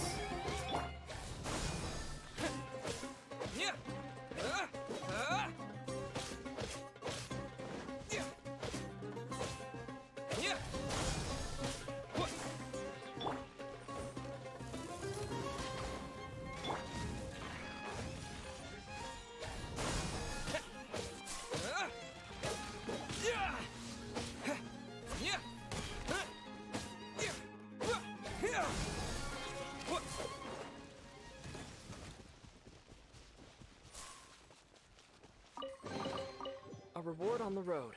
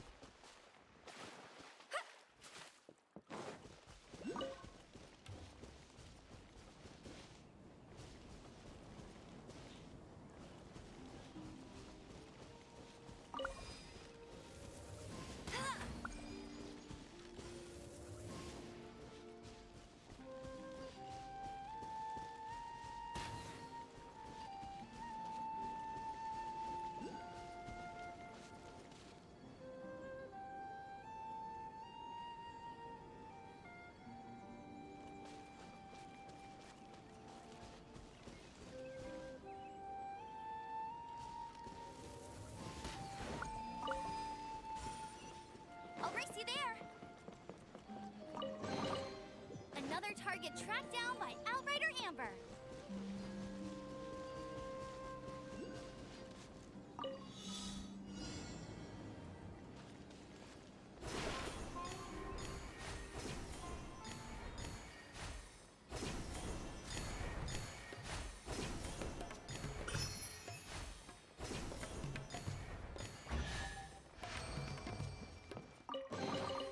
Opening a chest is like unwrapping a gift.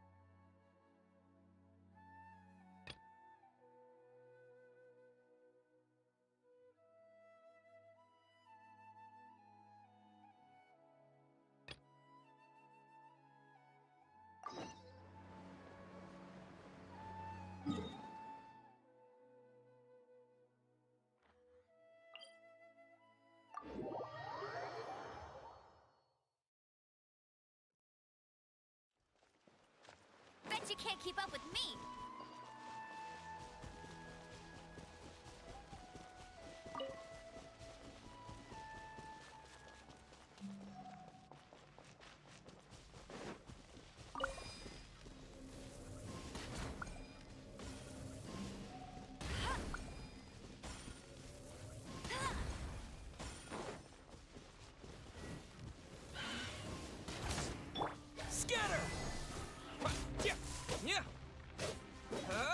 Let the show begin. Cool it! Propagate!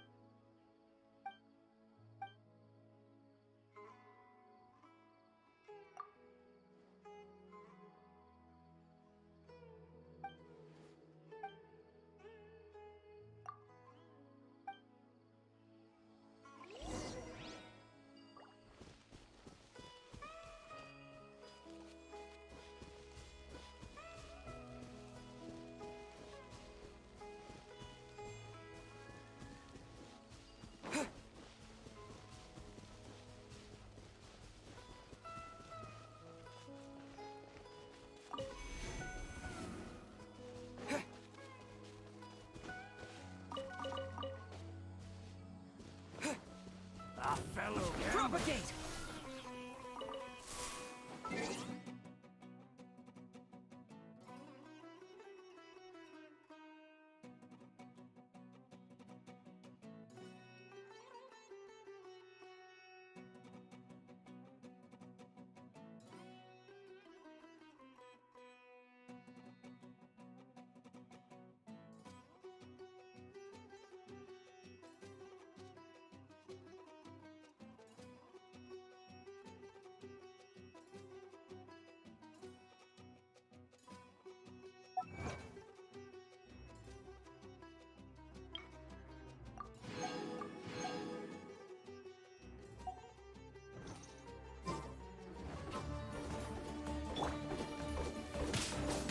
Not so hard! Bet you can't... No more tricks up your sleeve! Propagate!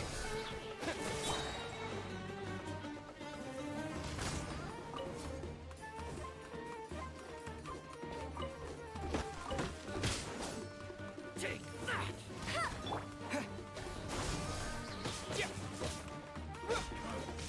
You want this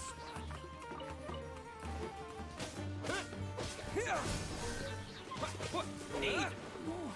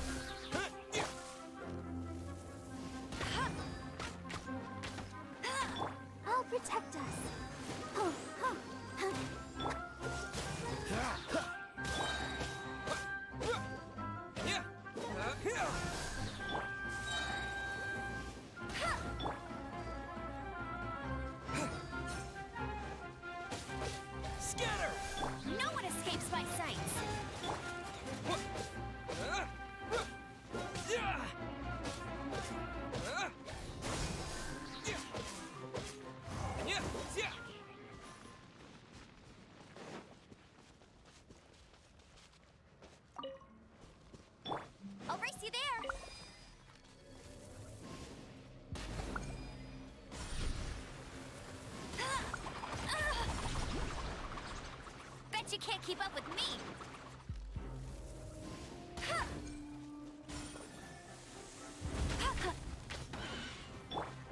Propagate!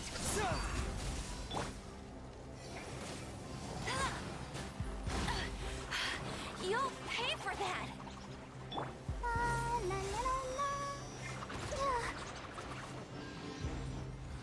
Don't miss your luck. Oh, so sorry. What's the hurry? Ah!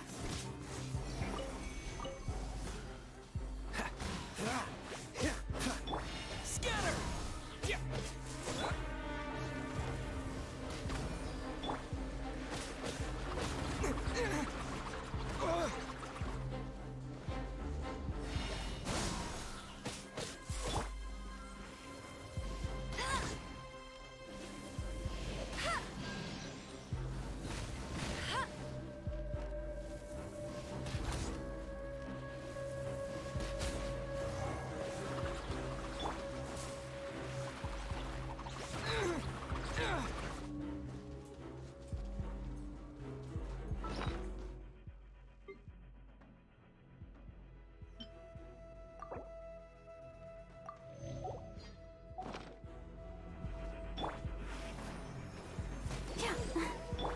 Yeah.